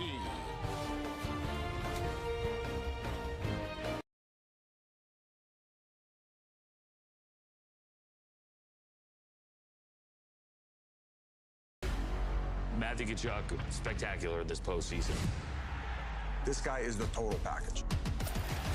Tkachuk with a shot. He scores! Matthew Tkachuk in overtime. Tkachuk, the hero at overtime, number 4. Matthew Tkachuk scores. He does it again. What a prime-time performer. I mean, he just gets the job done. Tkachuk ties an NHL record with his 3rd overtime goal. He's out of here. Coming back out in front of it is Tkachuk. He scores! Superstars make the big plays at the big times, and Matthew Tkachuk has done that. And the Florida Panthers heading to the Stanley Cup Final. And we welcome to the set Matthew Tkachuk. Thanks a lot for being here. We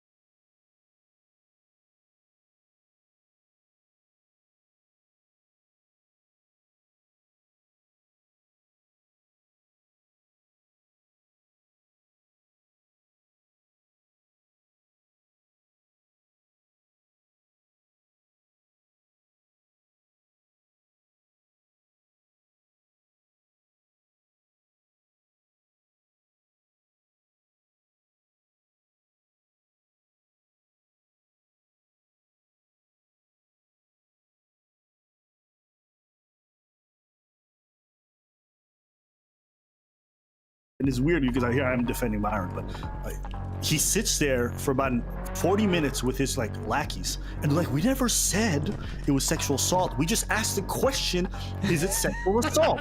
It's not. We're not making any allegations. I think he may have assaulted you. I mean, at this point, Yeah, I mean, I don't want to say that, but again, Ethan said, this is sexual assault, right? And then the girl was like, well, no, I wouldn't go as far to say that. But I think Ethan even tried to put the words in her mouth. And even the girl was like, no, I wouldn't say it was that. I feel like Matt's citation off cases about the Olympics is pertinent, but an argument for better planning and more transparent discussions. Your argument is really bad on this, and you're out of your depth. You're correct that trans women should be able to compete in women's sports, but your argument for it is just scientifically and factually incorrect. I'm actually not bad about this. I'm 100% right on this. I don't give a shit about the scientific explanations. People, if they identify as a woman, get to compete in sports. If that's not fair in the short term for a variety of little competitions, I don't give a shit. I don't give a shit.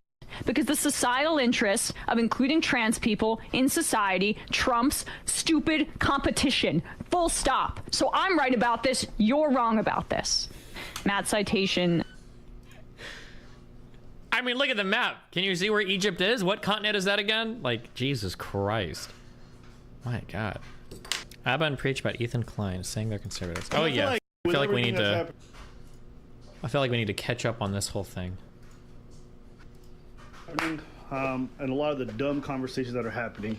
I thought there was one thing that was really interesting to me. What? During that live stream that they did, one thing that they said that Who's they? Ethan Klein and his wife. Oh, okay. Yeah, cool. Whatever. They said something. They said, "Oh, look at these centrists," and they went air quotes. They're centrists, you know. Yeah, and we know what that means. Kind of. I do like how utterly bubbled into their own world Hassan and Ethan are. Hassan should know better. Ethan, I think, is just kind of dumb. So I can never tell.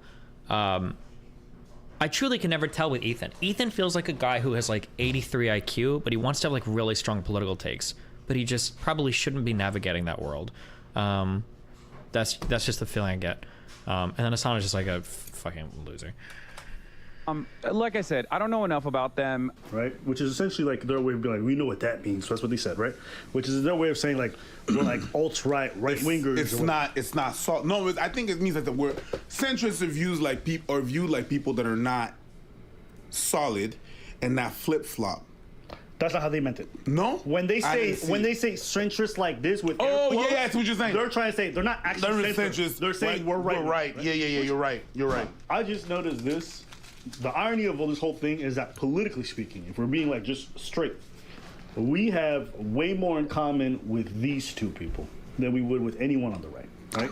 If you were to ask us on all our policies, you'd be like, yo, we're for socialized healthcare. Yeah. I'll speak for me. Socialized healthcare. Yeah. I'm for taxation for social programs. Yeah. I'm for unions. I'm for strong labor laws. I'm for immigration that allows people to come in reasonably. So on a lot of the major core, I'm for public funding for education that's very strong. I believe in a lot of socialization. for society to be cohesive. You may disagree, that's okay. We don't come to this channel to all agree on one thing.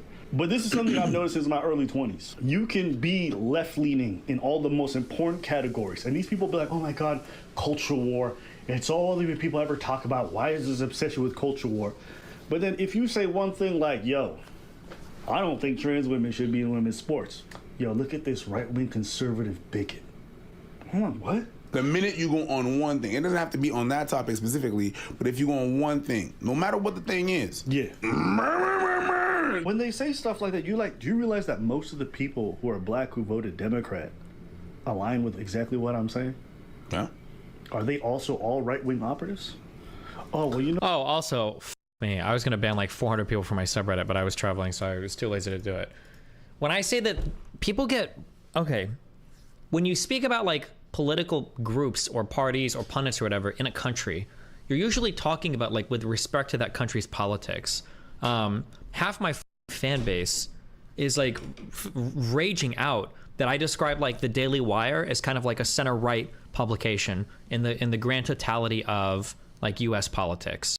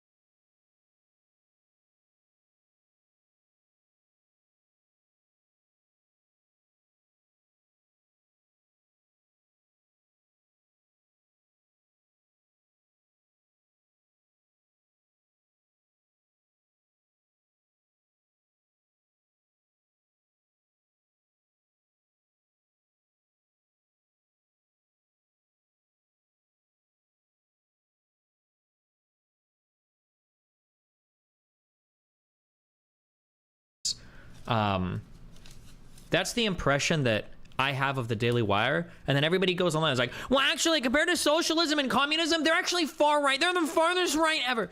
Like, in the grand scheme of, like, here's something that, and I'm not a huge consumer of either one, but I felt like, in my feeling, I think Tucker Carlson was more right-wing than I think anybody on the Daily Wire was. I don't know if I've ever heard Matt Walsh talk about like great replacement and immigration as much as Tucker Carlson, but he might have said it and I missed it. But like Tucker Carlson felt almost to the right of anybody in the Daily Wire. I think that Steven Crowder, with like his relentless populism and Trump worship and everything, I think it's like pretty solidly to the right of Daily Wire. I feel like the Daily Wire represents kind of like, my feeling is that if you're a mainstream conservative,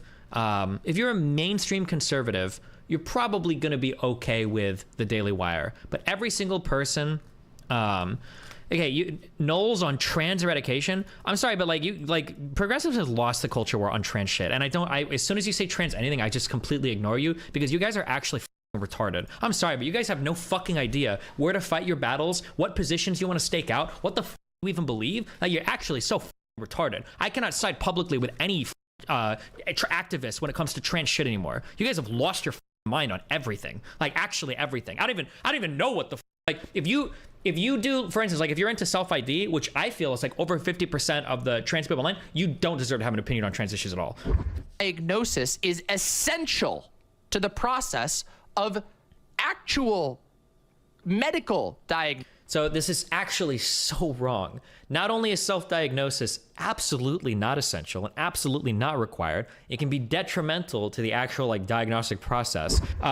If you unironically defend the concept, and I don't even know how many people this is, of like 3 or 4-year-old trans people, you've lost the plot. You guys, if you're on the trans athlete shit and you are like hardcore, like, oh yeah, like trans women should be able to compete alongside normal women or cis women and all that, blah, blah, blah, you've lost the plot. Like, I'm sorry, but like online trans activist people have totally lost the plot. So when you guys say, oh no, they're actually as far right as the Nazis because of trans issue, I immediately ignore everything you have to say because I know you have nothing of value to say to me.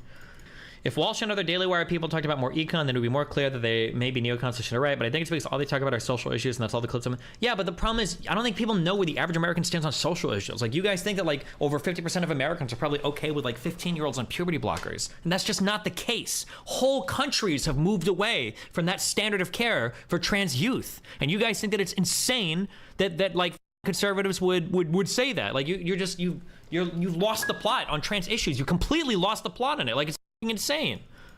Continuation on earlier comment. Don't want to swing hard either way. Just using the words Candace Owens, Knowles, since they're Daily Wire people, and these words seem farther than center right. Yeah, I agree. I actually don't have any problems at all with the word nationalism. I think that it gets the definition gets poisoned by elitists that actually want globalism. Globalism is what I don't want. So when you think about, whenever we say nationalism, the first thing people think about, at least in America, is Hitler.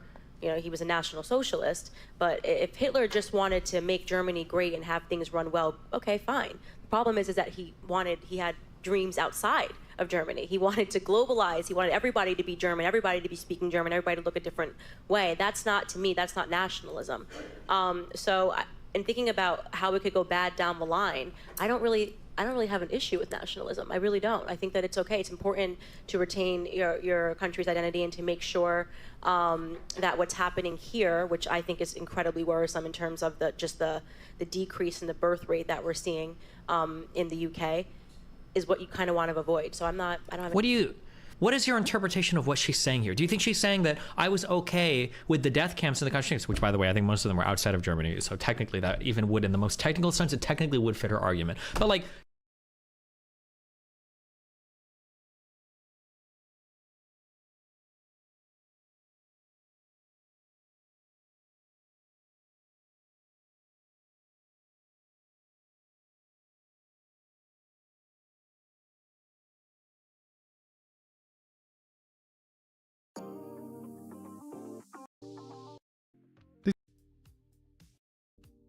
bevel, press Ctrl Edge bevel modifier.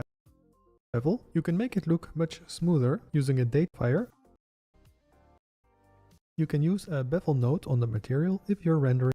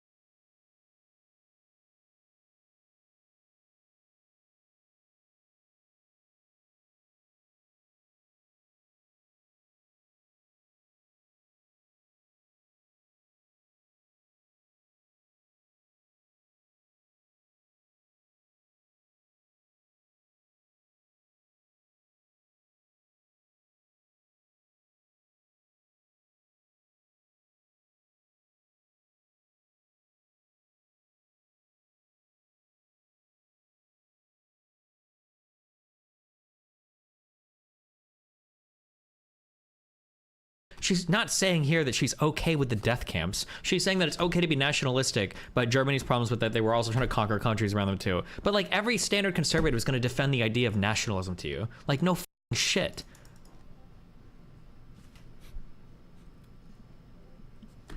So you disagree with the ADL? Yeah, probably. The ADL sees anti-Semitism everywhere. Okay, I'm probably gonna disagree with the ADL on a lot of shit. I also disagree with the SPLC on a lot of shit. Like, sure, I don't care. I don't care what the ADL says on that. It doesn't change the clip. Like, or I'm curious, do you think he or she's saying like W Hitler? Like, I actually support Jewish eradication. I just wish they would only do it in Germany? Like, Forethought does think that.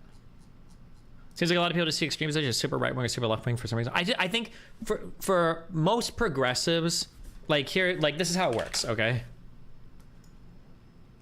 You've got Bernie Sanders, AOC, and then this is Nazism.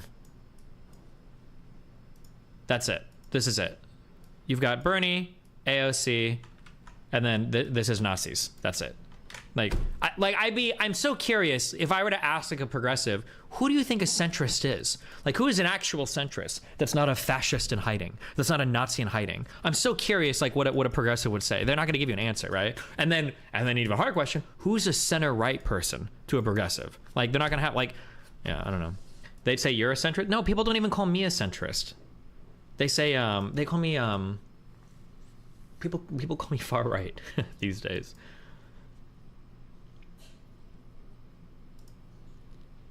Oh yeah, or they would call Biden a centrist, actually. That's actually true. They might call Biden a centrist. When Biden, I'm pretty sure, has led the most progressive administration in US history. Like, yeah.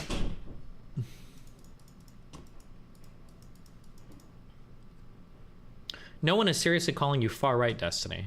Okay. Oh yeah, we were watching this, sorry.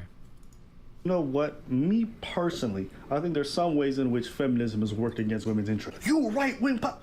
Like, bro, did I ever say that I wasn't pro-choice? Did I ever say like on the important stuff? But we can't just disagree.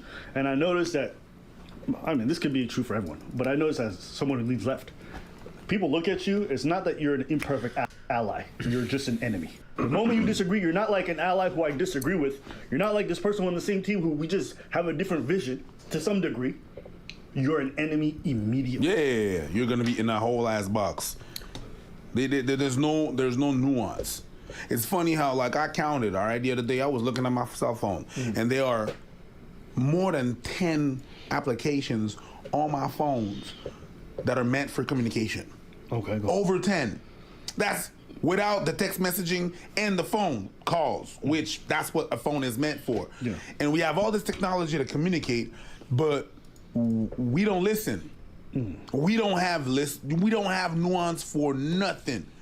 It's like nuance is the enemy of my cause. And the minute you go against what I do or what, death to you all. And you're on the other side. And we can't just be like, oh, excuse me, I have a question. Yeah. You can't even question. And that's crazy, because as I was growing up, me being able to learn shit or be able to grow was me being able to question stuff. I remember when I was in school, they used to tell me, oh, there's no stupid questions. And then at some point, the more you grow, the more they assume that you're supposed to be like everybody else, right? Everybody wants to, those same people are saying, they're saying, don't be afraid to be yourself. But then if you're someone else, or you just have Why do you keep saying this? Bernie isn't a super left lunatic. Why do you keep discussing him in bad faith? He wants government to say, when did I say Bernie is a super left lunatic? I just said Bernie is very far left in the United States. Did I call Bernie a lunatic? Did I say that? He wants government to subsidize social health care and to tax the rich. Wow, so horrible. No, that's not all he wanted. Bernie wanted a wealth tax, and I'm pretty sure Bernie also wanted to expropriate 20% of all private companies in the United States to give them to the workers. So I don't know if you're not even familiar with Bernie's own policies. You said he's to the left of AOC? Yeah, because I'm pretty sure he is. Oh yeah, and the federal jobs guarantee too, yeah. Question, not like them, they fucking dish you out. Yeah. They're the same people that do that, and that's just a bit crazy to me. You cannot question, you cannot have nuance. I'm not saying that you're gonna be canceled. I'm not going to that side. It's just that they are gonna put you on the side of the enemy right away, and that's not really what happens. You might have some questions, and the funny thing is, what I remember, I'm not saying that's exactly what you do, but is that in that direction. The people that I thought that do not have a say in whatever they want to say are people that are under a dictatorship. And you dictate where the group goes and nobody else can question. It leans into the same way. I'm not saying that's what you're inherently doing and you're exactly that and you're a tyrant. And I'm not saying that you're any kind of tyrant like anyone that we had in history. Remember Bernie Sanders when he was on the campaign trail? He was doing this rally. And then these two black women came on and stole the mic, and he sat there in the corner cucked. And everybody knew that shit was wrong, but nobody really said no shit. Why? Because they took over and they co-opted the direction of this thing. Even Bernie. I'm not convinced that you guys know anything about conservatives, especially after that conversation with IRI. I feel like you guys just don't understand conservatives at all. Or maybe I don't, and maybe I'm delusional. Shapiro's social positions are very extreme. Center-right would be a more libertarian type, like Counterpoints, or maybe even Rob Noor. I'm pretty sure I asked the panel of conservatives that I was on, and I think every single conservative there fucking hated the Daily Wire because they all felt like the Daily Wire wasn't conservative enough. But who knows? Who knows? On his own campaign trail, had his mic and his time swollen, and pretty much, I think for me, this really solidified how I viewed him for a long time. And the crazy... I'm like, bro, you ain't got no fucking spine. How you gonna lead a country? You get cucked by two random civvies. You ain't got security. Yo, that shit was weird. And the thing that happened is that out of all the people that you could have cut off, you chose Bernie? Because he's an imperfect ally. Nope, he's an enemy. Again, because he didn't perfectly align with what these sisters thought a political party should do, he was the enemy. And that's what I'm seeing a lot of. And so, to be fair to everyone else, we probably play a large part in that because we criticize this or we criticize that. And sometimes I think we even criticize things I see on the left a lot more, but that's just because that's what I belong to and that's what I'm around way more often. H3 acknowledges you. Oh my god, does he? To his place. And then I made like a joke. Acknowledges me, or am I just in the background and he doesn't say anything about it? I don't care. People don't really know where Republicans are. Oh wait, is this oh, never mind. Somebody linked me a study that I think that Jonathan Haidt guy talks about.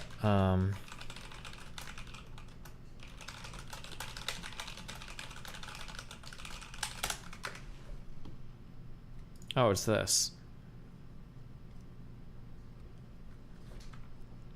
Haidt describes a study in which he examines how well liberals, conservatives, and moderates understand each other from page 334 of The Righteous Mind. When I speak to liberal audiences about the three binding foundations, loyalty, authority, sanctity, I find that many in the audience don't just fail to resonate, they actively reject these concerns as immoral. Loyalty to a group shrinks the moral circle. It is the basis of racism and exclusion, they say. Authority is oppression. Sanctity is religious mumbo-jumbo whose only function is to suppress female sexuality and justify homophobia. In a study I did with Jesse Graham and Brian Nosek, we tested how well liberals and conservatives could understand each other. We asked more than 2,000 American visitors to fill out the Moral Foundation's questionnaire. 1/3 of the time, they were asked to fill it out normally, answering as themselves. 1/3 of the time, they were asked to fill it out as they think a typical liberal would respond. And 1/3 of the time, they were asked to fill it out as a typical conservative would respond.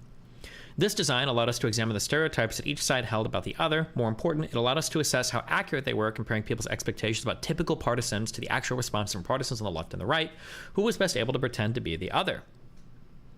The results were clear and consistent. Moderates and conservatives were most accurate in their predictions, whether they were pretending to be liberals or conservatives. Liberals were the least accurate, especially those who described themselves as very liberal. The biggest errors in the whole study came when liberals answered to the care and fairness questions while pretending to be conservatives. When faced with questions such as, one of the worst things a person could do is hurt a defenseless animal, or justice is the most important requirement for a society, liberals assumed that conservatives would disagree. If you have a moral matrix built primarily on intuitions about care and fairness as equality, and you listen to the Reagan narrative, what else could you think? Reagan seems completely unconcerned about the welfare of drug addicts, poor people, and gay people. He's more interested in fighting wars and telling people how to run their sex lives.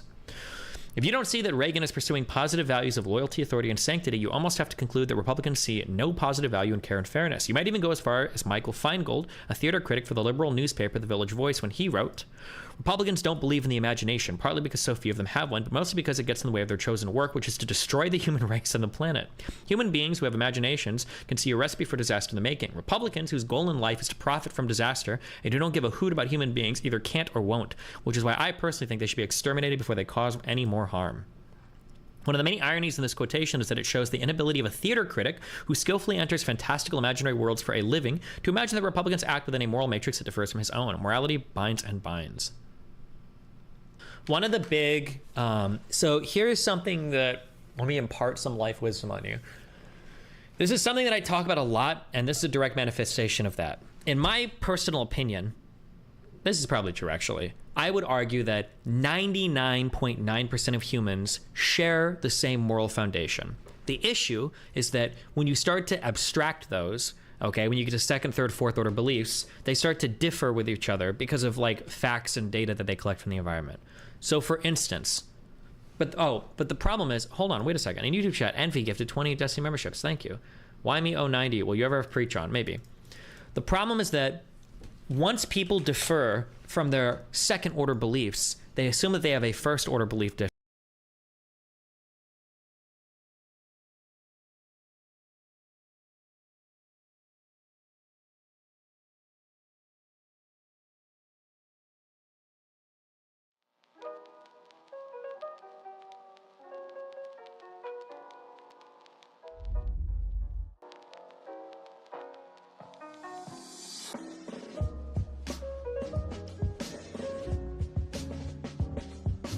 Difference, right? So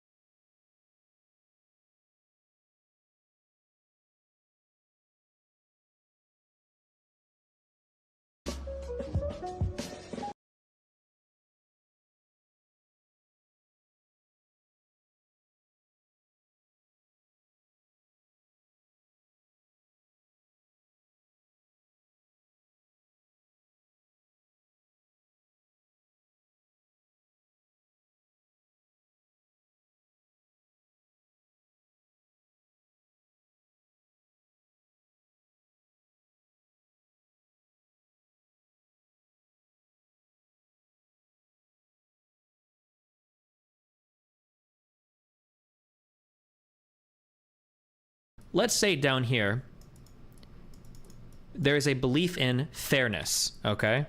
People believe that the world should be fair, okay? Now, liberals believe in equity, or progressives, I could say. Conservatives believe in reward for, I'll say, an honest day's work. That you work. Now, both sides will have conflicting issues here, okay? The people that, oh, true. Oh, fuck. I should say merit. That's a good summary of that. The issue that you run into here is progressives will look at the merit argument and go, okay, well, not everybody has the same starting foundation. Some people start in life really far behind. You might be screwed as a kid. You don't ever have a chance to catch up. There are socio or systemic barriers in front of you, like racial or sexist or whatever shit, right? And they'll say, this is why merit is not enough. We need to speak about equity, okay? And then conservatives will look at progressives and go, well, hold on. If I'm competing for a job with somebody else and there's a black man and there's me, it should be the most qualified candidate. It's not fair that just because he might have had to jump through more hoops in his life, maybe, you don't even know that. Yeah, sure, he's black and I'm white, but I might have had to jump through hoops that he didn't have to jump through. You don't know that. Why is he being favored at the point of hiring or the point of admission? That's not fair. It should be merit-based. Whoever works harder and does a better job should be hired. Fuck equity, right? Because these people have disagreements here on their like second-order beliefs. I would say both, but I guess it's more likely the liberal in this case. Liberals will look at this guy that is the merit argument and go, oh, you don't care about fairness. Because they have these second order beliefs that are different from one another, they make the mistake of going, oh, your first order belief must be totally different. You don't care about merit. Or I'm sorry, you don't care about fairness because you're merit based, right? Or if you can argue similar questions of justice, right? There might be like a liberal or a progressive is very concerned about social justice, and they might think that, oh, because a conservative is more concerned with punishing people that are doing crime, they're law and order, they must not care about actual justice. So yeah, but it's just stupid. It's stupid of you to analyze somebody's fundamental beliefs differently like that. Like it shows a great inability to consider another mind, I guess. Can I ask a question? Sure. Because I'm in England catching all the shots going back and forth. Apparently you got a lot of people on you right now. It was H3 and there's one other and then Myron went crazy with Zerka backing him on a Fresh and Fit. Bro. Myron's video, like we're gonna release one today on it. It was so funny. I was like, I couldn't imagine feeling that betrayed by somebody you met one time for one conversation and never spoke to again. Like the way this guy was talking, like he sounded like we had a long-term relationship or like he's broken up over something. He's like, how can you betray me? How can you do? I'm like, bro, what the fuck is happening? Why are you so upset? So that was. Did you watch it? No, I haven't caught up on any of that yet because.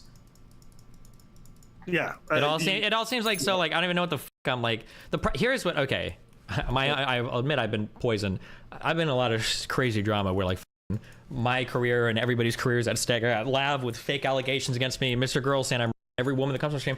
So then when I see other people fight sometimes, and then it's like this guy like snaked me once, or that like I don't even know why the H3H3 is fighting with you because he thinks you're not trans positive enough. Like it's like the most retarded. Like Ethan's like, I want to go to war. I want to go to war. Like, and if you want to do the war thing, that's my favorite thing in the world. But I'm close. They're pathetic. They're liars. They're dishonest, and they're phonies. They're not even genuine. That's the thing, right? Here, look at this. I like how Sean's quiet. Like, man, I don't want to be involved in this nonsense. Yep, true. Go to war over what? Like. You guys don't even have like ultra serious beef with each other. Like you're not like dropping false allegations or like some crazy shit, or like trying to end each other's careers. You're just like, he's mad because they perceive you guys as being more right leaning than you guys probably are, and then he wants to like go to war. Like what the fuck? Honestly, it really is stupid. Which is why like I was telling Preach, like, I don't. What's the point of this? It's not even entertaining. It's really, at least like the Preach and Myron stuff was. Oh god. It's just a back and forth of like, well, Ethan's like, you took me out of context.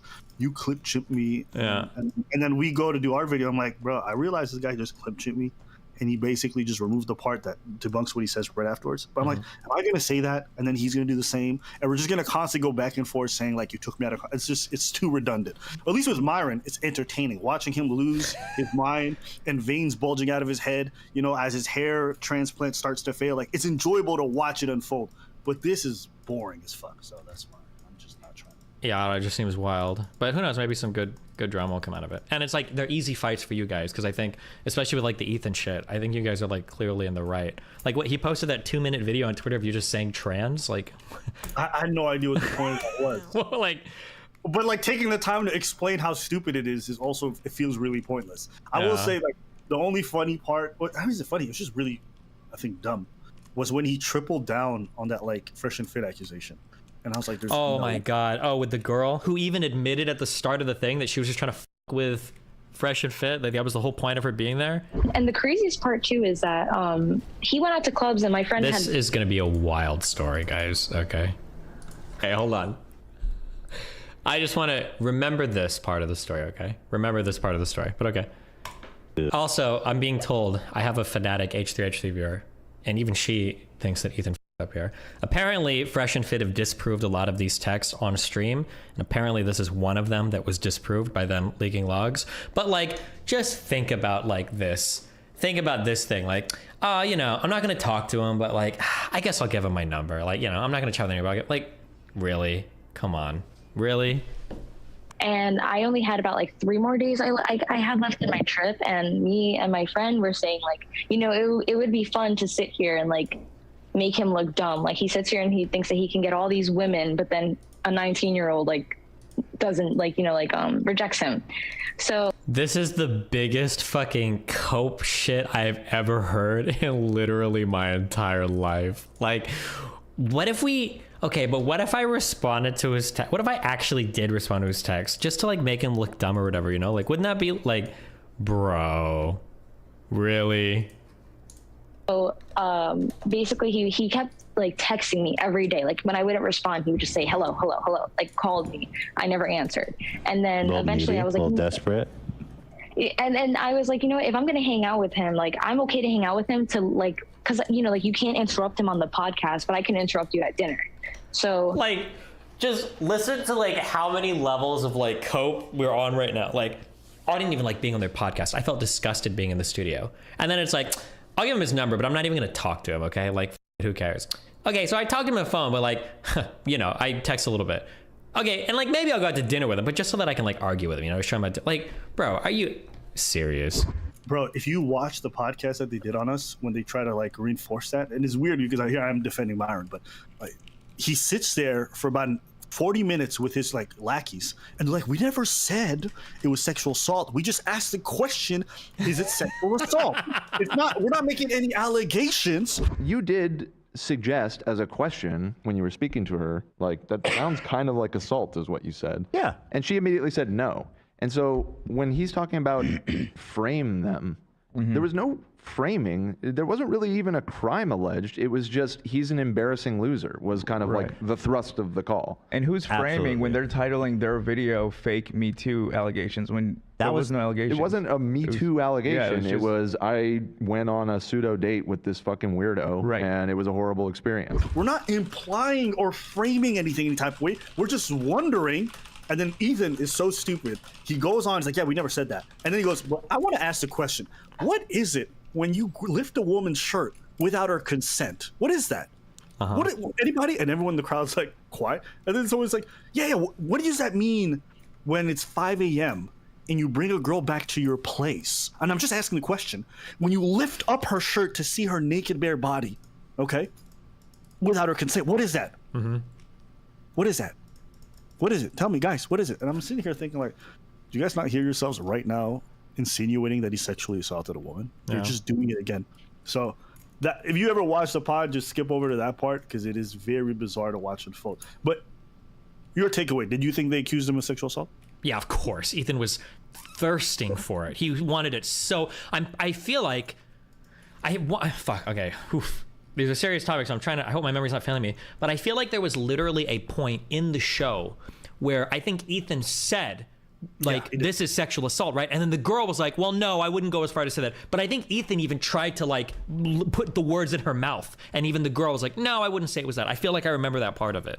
Yeah, it's interesting. But at that point, I think he may have assaulted you. I mean, at this point, I mean, I don't want to say that, but, like, again, like, it was my experience. He also implicationed you a little bit too, the way they split you guys up, and Yeah, I think you got implicationed. I think you got Dennis systemed. If you know what that is. I also want to say, like, something that I hate so much, and I actually don't hold the girl as responsible for this. She's supposed to be a dumb because she's 19. So, like, sure. This is kind of what I said before about how, like, social media is given a lot of power to, like, dumb fuck children. But Ethan here is doing so much damage. I wish that I could communicate with you guys, and I'll never be able to do this. And you'll never believe me, and most of you will never understand. I don't even fully understand. I can only go by the experience I hear of other people. When you are raped, okay, not like had an encounter you didn't like, not somebody made out with you, not somebody touched your boobs, okay, when you get raped as a woman, there is so much that goes into properly assessing with and dealing with that situation afterwards that makes it so difficult. Like, do you really want to go to the hospital and do a rape kit? Like, were you even really raped? There's a whole bunch of self-doubt that happens afterwards. Like, did you leave the person? Did you rape? There's all sorts of stuff that you have to deal with. There's the fact that you have to extricate yourself from that situation as well. You got to get away from the person that did it. You know, do you leave? Whatever. Do you even have a way out? Like, after you get the rape kit, like, do you want to file a police report? Is it going to destroy your life to do it? Like, I've got all these social groups that are going to know if I do this. Like, this guy's going to hate me. Like, everybody, right? When you have like, when you're actually in one of these situations as a woman, there is like so much that goes into doing the proper steps to make sure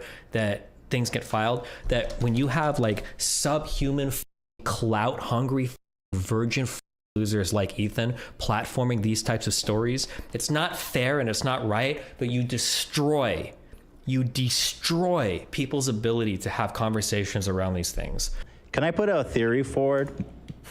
Yeah, let's hear these text messages and tell me what you think. Because obviously, if this happened to you, it's happened to a lot of people, I think. Oh my, dude, I hate him so much. I actually do kind of like hate him. I'm like starting to hate him now. Oh, I didn't hate Ethan before, but I'm getting there.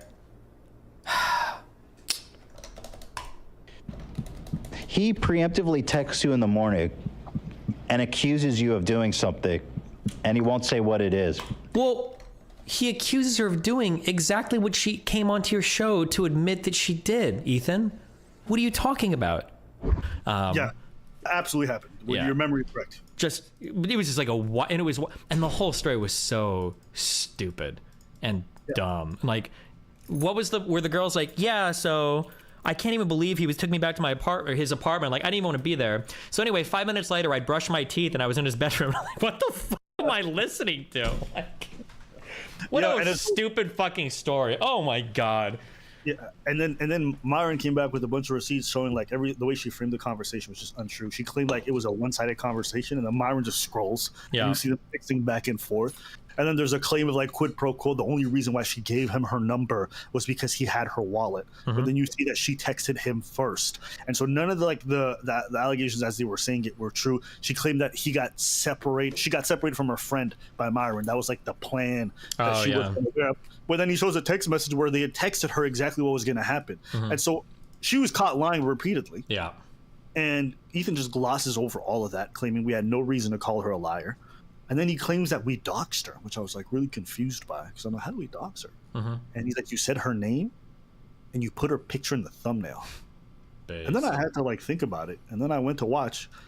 Byron and Fresh, they did a video 4 days before showcasing exactly who she was, what she did, and publicly made that information available. So I'm curious, is that considered doxing if she's already publicly outed? I mean, I wouldn't say so. It just depends on the nature of what you're doing. Like, if you do a video and you're calling people to harass somebody, it depends. But I mean, I probably wouldn't say it is, but yeah.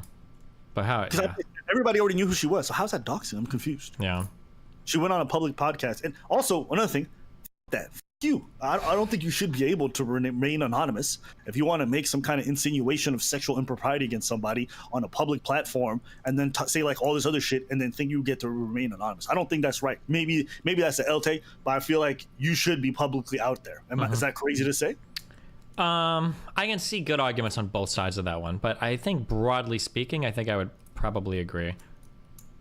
Because like the potential for abuse, if you're gonna go public with stuff like that, like especially when it's like so many details and shit that the other person could obviously out you, right? Like it's not like Myron and Walter don't know who she is, so yeah.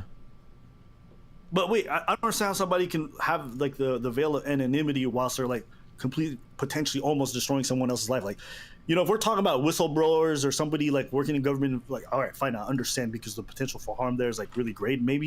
But I don't know. To me, an individual, I don't see why they should be able to retain their anonymity. They're going to be hurting someone that publicly and then making such huge accusations. Like, what's the argument for saying they should be allowed, other than like it might blow back on them? The argument for saying that shouldn't be, they should be allowed to be anonymous? Yeah. I mean, just like the idea that like if you come forward with an accusation like that, if it's true, people could harass the like for the Tates, this has happened where somebody might make an accusation and then they sick their entire fan base on them to destroy that person's life. So the idea that it could discourage somebody from making an accusation because they're worried about like blowback from other creators. Okay. But I mean, like, again, there's strong arguments on both sides. Like, should somebody really be able to like anonymously come out? Like, for instance, in Mr. Girl's like report of me, if there were like 5 women and anonymously said that Destiny sexually harassed them, like, I would feel cocked. I'd be like, I don't even know who the fuck these people are. Like, I don't get to respond to this. So I would tend to agree that if you're going to make an accusation, it should be public. But like I'm saying, I can see arguments on both sides of it. Okay, gotcha. All right, well, listen, man, Lee's here, so I'll let you guys do your thing.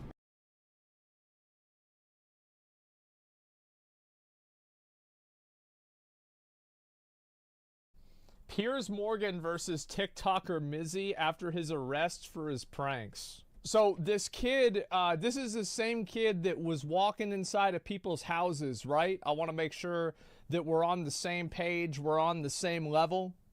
How is that just... GTA 4. And it's weird, you can...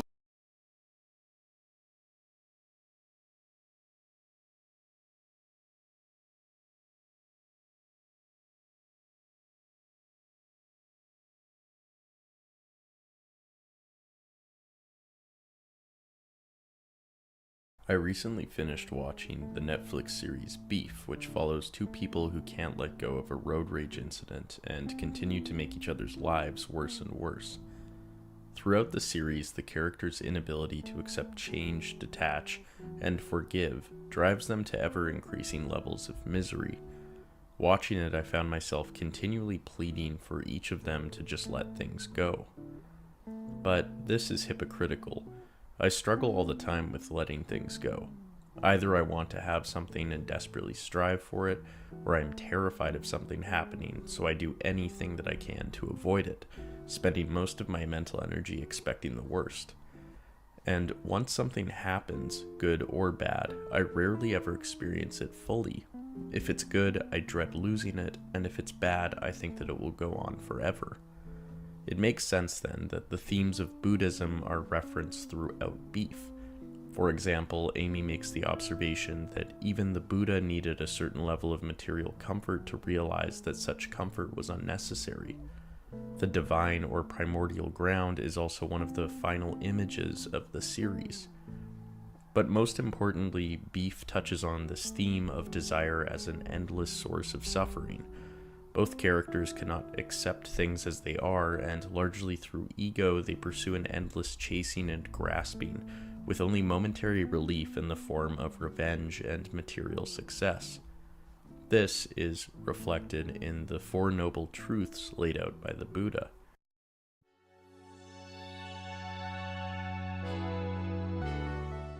This video is sponsored by Brilliant. I'm a naturally curious person, and when I hear about certain topics, especially in science, I can end up pretty motivated to start learning about them. But other methods, like scouring Wikipedia articles or going through dusty textbooks, don't really sound that appealing. Thankfully, there's Brilliant.org, a fun and interactive way to learn math, science, and computer science. Brilliant has thousands of lessons, from foundational and advanced math to AI, data science, neural networks, and more, with new lessons added monthly. With Brilliant, you learn by doing, create programs with drag and drop coding, interact with charts and graphs, and play around with many, many stunning visualizations. I've been going through Brilliant's course on Einstein's theory of relativity.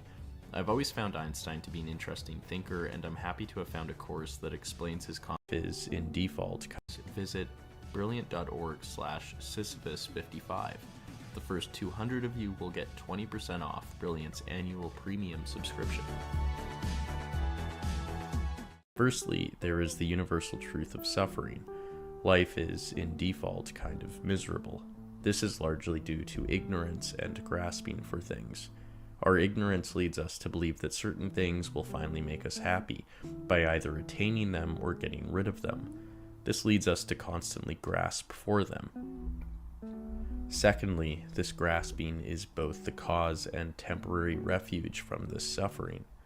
Time and time again, we are motivated to escape suffering and strive to attain our object of desire.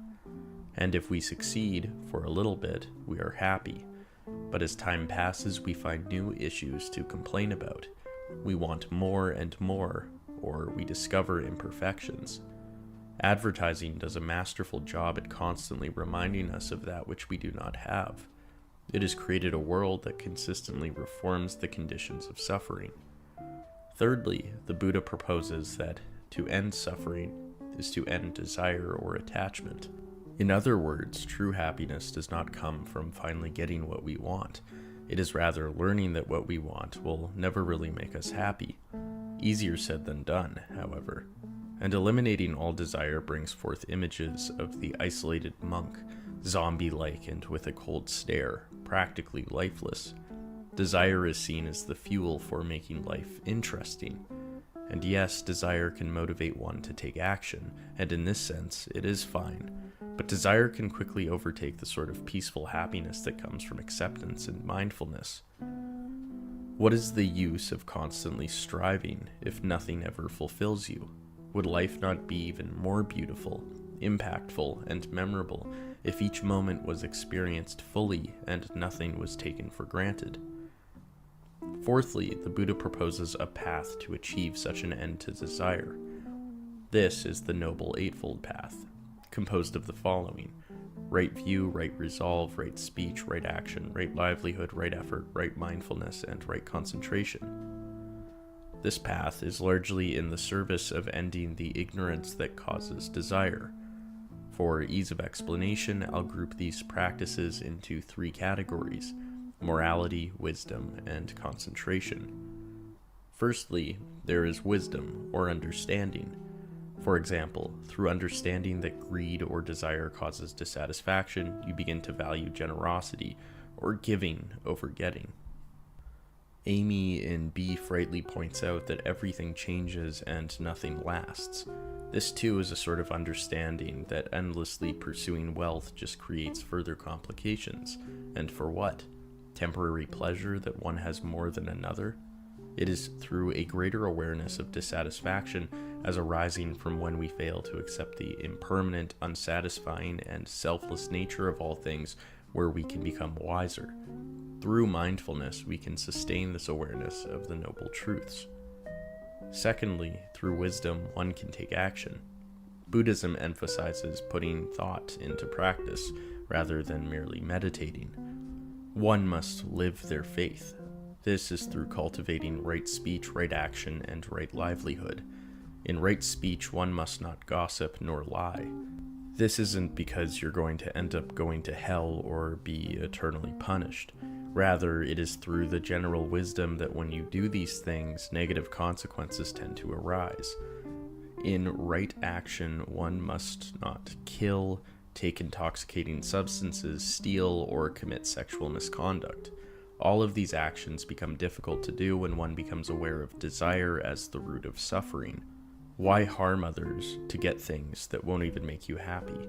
Why intoxicate yourself and end up losing your awareness of the present, the only thing that can actually bring you happiness? This also applies to one's career. Are you working in a field that causes suffering, that sustains the addictions of others, that deceives and manipulates? Or have you found a career that supports your spiritual practice, that leaves the world better and your mind at peace? Here, Buddhism recognizes the difficulties in achieving right livelihood. Not everyone has the privilege to choose their job. And so the important thing is to perform your job as closely to the principles of the path as one possibly can. For the perfectionists, morality in Buddhism is somewhat relaxed. You might drink too much one night, you might have to steal out of necessity, but here infringing on these codes shouldn't lead to despair. Rather, one should simply use moments of weakness or blurred morality as times of reflection and mindfulness. And that is why the final category, concentration, is so important. You understand that outward change alone will not end your suffering. Up until this point, you have faked it, hoping to make it. But true enlightenment requires mastery of the mind through concentration. Despite good intentions, you might still have thoughts of greed, lust, delusion, or doubt. These thoughts can still trouble the mind even if you are living in accordance to the path in every other way. You need to apply persistent effort in terms of concentrating on the mind and maintaining a state of acceptance and tranquility. This is sustained through right effort, which involves both preventing and overcoming negative states of mind, such as greed, doubt, worry, and many others, as well as cultivating and maintaining positive states of mind, such as loving friendliness, which is a sort of heightened awareness of interconnection and the disillusion of selfhood that leads to kindness and compassion. To simply overcome negative thoughts, one of the easiest strategies is to simply notice them. By identifying them, you separate yourself from the thought. You are not angry, but rather a thought of anger has entered your mind. And to cultivate positive thoughts, recalling past wholesome acts and the usefulness of such thoughts is all that is needed. Easier said than done. As Buddha wrote, it is very easy to do things that are harmful to oneself. It is very difficult to do things that are beneficial to oneself. The path is incredibly difficult, and it is quite counter-cultural to a world of consumption and the romanticization of the pursuit and chase. The question, however, is whether or not you, in particular, want to continue buying into this system, or if you agree that some level of misery is rooted in this culturally endorsed state of dissatisfaction. When will it ever be enough?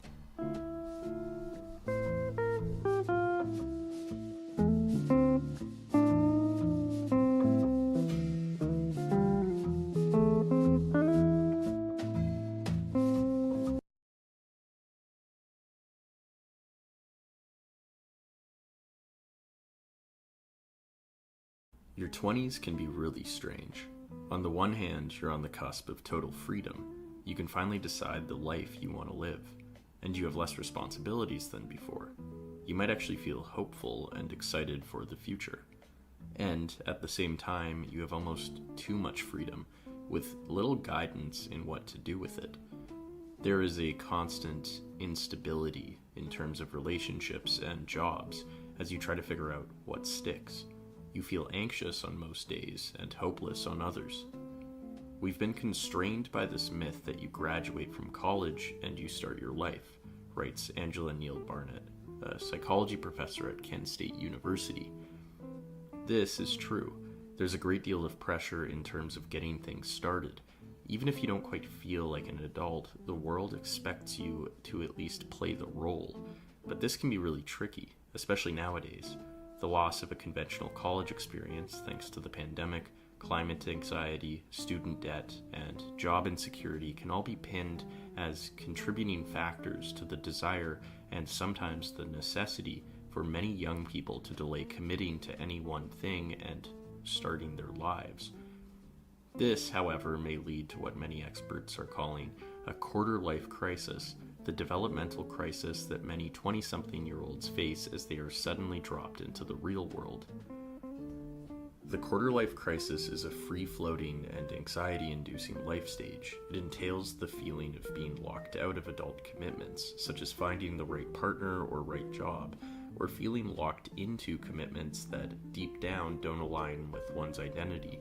You may consistently make attempts to settle down and pursue life goals, only to suddenly feel overwhelmed and uncertain, jumping from one thing to another. It can all feel like trying to hit a moving target. You find the right person, but they're moving to grad school in another country, or you find the right job only for the business to go under. Or even worse, you find the thing that you were looking for only to realize that it's actually you that has changed along the way, and now it's back to the drawing board. Those in a quarter-life crisis tend to experience heightened emotions, despair, optimism, and curiosity. This may be demonstrated in the trend for many 20-somethings to use elongation in certain words in order to express emotional impact. One social media study also found that time was one of the largest focuses of those experiencing such a crisis. The researchers labeled this an optimistic preoccupation with the future.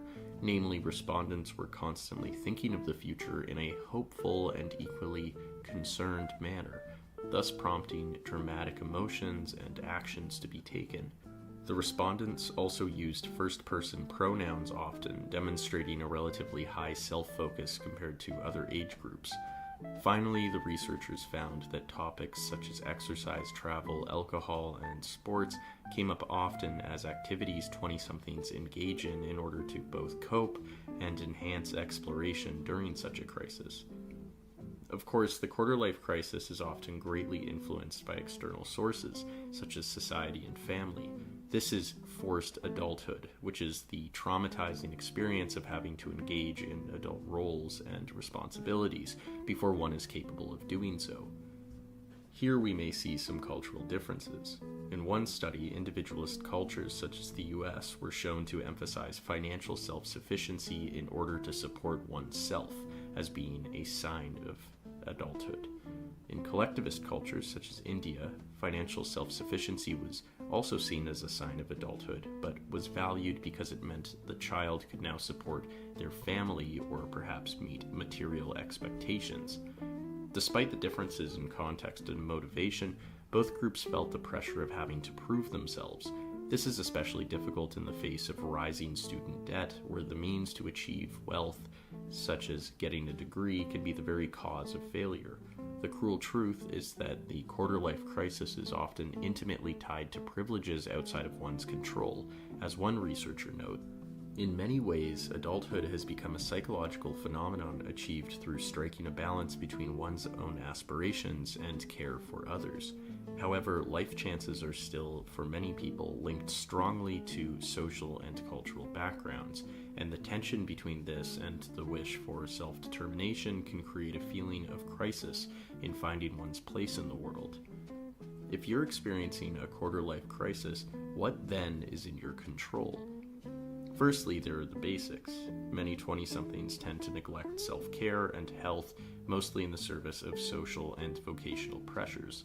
By checking in with yourself every 3 months, paying attention to what you are curious about, and making sure you are being patient with yourself, you have already established the necessary basis to navigate the adult world.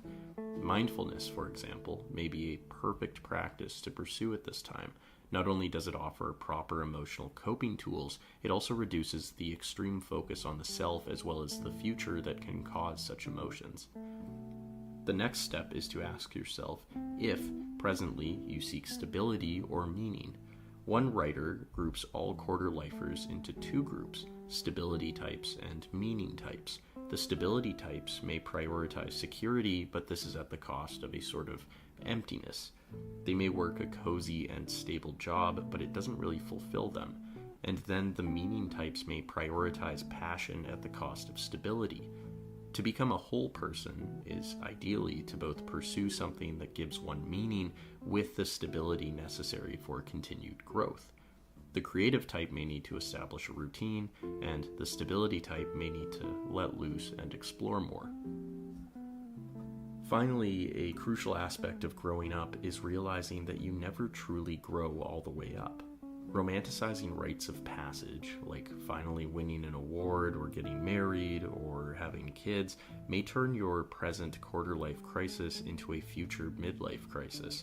It is highly unlikely that one specific event or snapshot moment will solve you or make you happy for the rest of your life, and sacrificing the present in the service of these moments could just leave you with regret.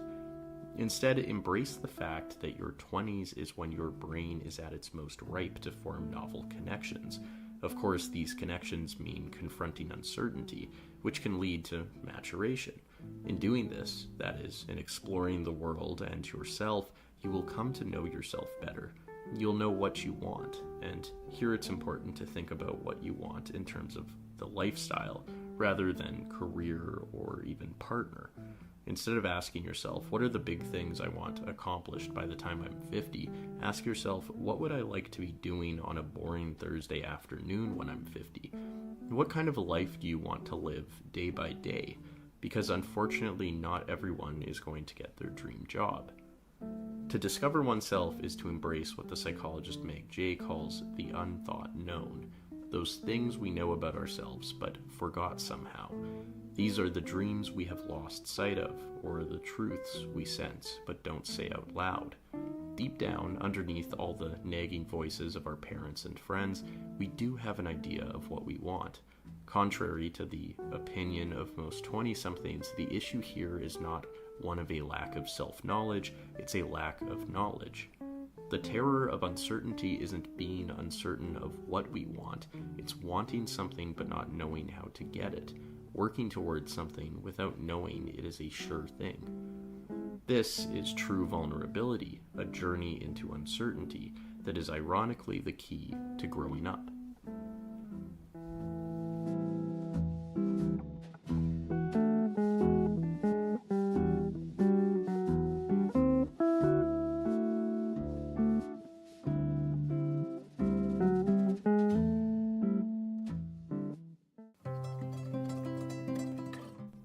This video was sponsored by Blinkist. I'm a huge psychology fan, and I absolutely love using Blinkist to help me learn more about the subject. For those who aren't familiar with Blinkist, it's an app that offers condensed versions of over 5,500 nonfiction books and podcasts on a variety of topics in just 15 minutes. One of the things I love about Blinkist is that it allows me to learn about new ideas and concepts in a really efficient way. With this app, I can easily get through multiple books on psychology in a short period of time. Thanks to Blinkist, I've been reading Dr. Meg Jay's The Defining Decade, which offers practical advice for any 20-something who feels lost in life and is experiencing a quarter-life crisis, and it's all backed up by science. I highly recommend this book. Now there's a new feature called Blinkist Spaces, which allows you to create a space with friends or family where you can recommend titles to each other. All members of a shared space can access all titles in the space, with or without a Blinkist premium subscription. Overall, I highly recommend Blinkist to anyone who is interested in psychology or just loves learning in general. You can get a 7-day free trial and 25% off Blinkist annual premium by using my promo link in the description. The first few years of our existence are characterized by a wide range of activities, beliefs, and commitments that are either inherited or thrust upon us. Rarely challenged to forge a path of our own, who we are becomes more or less the agglomeration of our environment and genetics.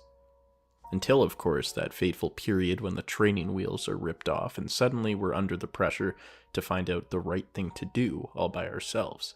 Do we go to university? Do we entertain the same political beliefs as our parents? Do we flirt with other religions and gods, or cast them aside altogether?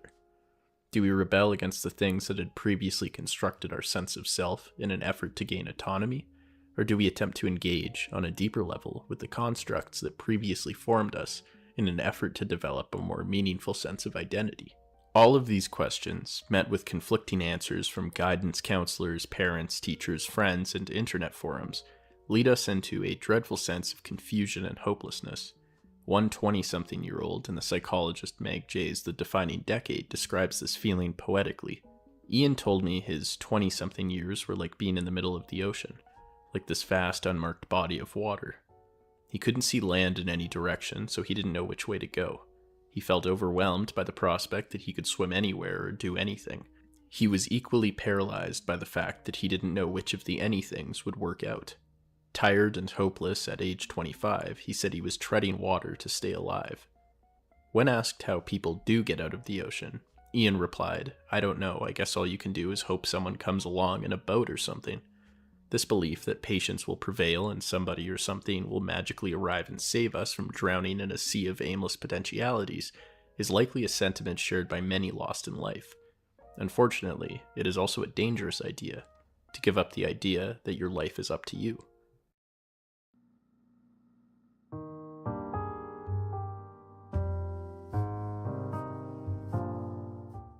This video is brought to you by The Ridge Wallet. It's light, sleek, and industrial. It doesn't fold or awkwardly bulge in your back pocket, and it seriously changed my whole pocket situation.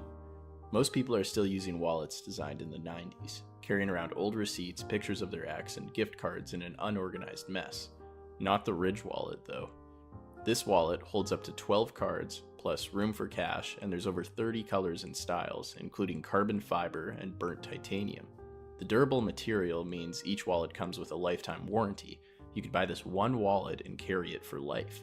If this wasn't enough to win you over yet, check out their 30,000 5-star reviews. The Ridge team is so confident that you'll like it that they'll let you test drive it for 45 days. You can send it back for a full refund if you don't love it. Get 10% off today with free worldwide shipping and returns by going to ridge.com/Sisyphus. That's ridge.com/Sisyphus and use code Sisyphus. Link in description. Waiting around, we tend to drift from job to job, relationship to relationship, pushed and pulled by the tides of fate. We distract ourselves from the dizziness of freedom with delicious escapism, and occupy our time with tasks we never really wanted to do, but instead had simply snuck themselves into our lives through the path of least resistance. We say to ourselves, one day I'll read that book or watch that movie or meet that person who will set me on a predetermined path where I'll finally find out what I'm here for. Our lifelong passion will simply come along and offer itself to us. We will become who we always were. Unfortunately, years pass and our hope for salvation is more or less unfounded. Life happens whether we choose to live it or not. As one character from Kaufman's I'm Thinking of Ending Things puts it, people like to think of themselves as points moving through time, but I think it's probably the opposite. We're stationary and time passes through us, blowing like cold wind, stealing our heat. And just like that, the time to follow our dreams and stress over the limitlessness of our future swiftly crumbles, weakened by the fact that, like every other animal, we die. So many wrong turns. Although there is no universal guide to identity formation, psychology gives us a few reasonable leads. James Marcia, a clinical and developmental psychologist, was deeply interested in the work of Erik Erikson. Erikson suggests that human development is composed of psychosocial conflicts and tasks that, if resolved, result in positive maturation. For example, Erikson proposes that young adults engage in the struggle to maintain close relationships and avoid social isolation. This is the psychosocial stage of intimacy versus isolation. Those in their middle age will either discover purpose through engaging in the world in a pro-social and altruistic manner, or retreat into their own activities, caring little for future generations. This is called generativity versus stagnation. Marcia was specifically interested in the stage slightly before we worry about intimacy, identity versus confusion. In this stage, Erikson argues that individuals will work at developing a sense of self through experimentation, commit to certain initiatives, or experience some manner of identity crisis. Rather than Erikson's binary argument that one has either found their identity or is confused, Marcia argues that this stage can be characterized by the extent to which an individual has explored and committed to an identity. As Marcia put his theory to the test in semi-structured interviews that would explore the extent to which individuals explored and committed to different life areas, generally revolving around ideology and occupation, 4 identity statuses, or types, emerged. Those who were entirely committed but made little or no effort to explore alternatives were considered to have a foreclosed identity. Without thinking, they simply continued the path laid out to them early in life. For example, a child may be told by their parents that being a doctor is the only valid career choice. The child will then form their identity entirely around getting good enough marks to go to medical school, achieving academic excellence in medical school, and becoming a doctor. At no point does this individual challenge the idea that they might try another career path. They may even dismiss their more uncertain or artsy friends as being lost. Foreclosed identity can also occur when someone develops an identity directly in opposition to what they were told to do. This is called a negative identity. That same child, consistently told to work hard and become a doctor, may rebel under the pressure and drop out of high school to pick a life path far from intellectual. Despite feeling that they are behaving freely, their behavior is nonetheless perfectly correlated with what they are being told to do. As Marcia warns, the individual about to become a Methodist Republican farmer, like his Methodist Republican farmer father, with little or no thought in the matter, certainly cannot be said to have achieved an identity in spite of his commitment. The rigidity of those in the foreclosed identity group provides a seemingly strong sense of stability. There is no doubt in their mind over what to do. However, as soon as one's commitments are challenged, the vulnerability of this status is put to the test. The foreclosed identity is undoubtedly susceptible to an identity crisis. The second stage, identity diffusion, is characterized by an avoidance in committing and exploring to anything. Marcia argues that there is little anxiety in this stage because they are invested in little. They show general indecision, indifference, and lethargy. The third stage, of moratorium, is defined by those who are in a state of identity crisis due to their lack of commitments. Nonetheless, they are actively exploring and experimenting in different areas of their life, forming their values and discovering their interests. Moratoriums report experiencing more anxiety than do students in any other status. The world for them is not currently a highly predictable place. They are vitally engaged in a struggle to make it so, states Marcia.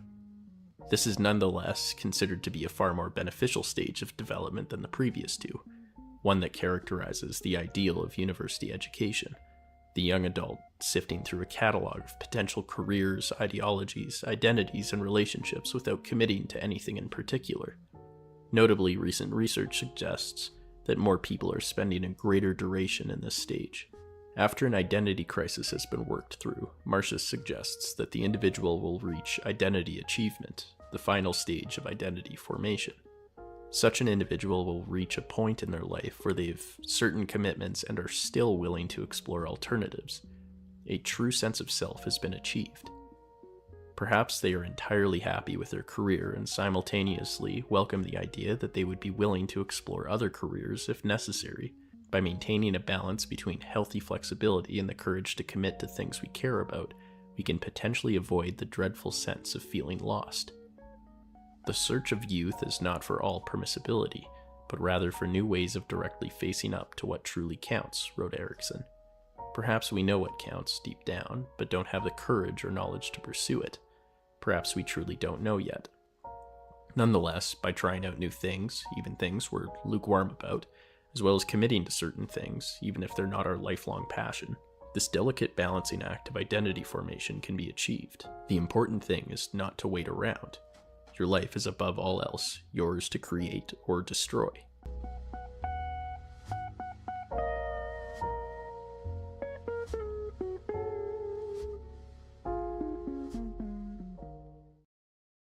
If nobody can agree on what someone has said, have they really said anything at all? In the realm of philosophical and theological texts, the answer is more or less yes. The boundless interpretations of the Bible and Hegel should not undermine the depth and insight of such works. But what about the public intellectual? Those who either willingly or accidentally find themselves thrust into the arena of popular discourse. The comprehension of their work is now undoubtedly a responsibility. As Alan Lightman writes, such a person must be careful. He must be aware of the limitations of his knowledge. He must acknowledge his personal prejudices because he is being asked to speak for a whole realm of thought. He must be aware of the huge possible consequences of what he says and writes and does. He has become, in a sense, public property. Because he represents something large to the public, he has become an idea himself, a human striving. He has enormous power to influence and change, and he must wield that power with respect. And then there's the strange phenomena of Slavoj Žižek.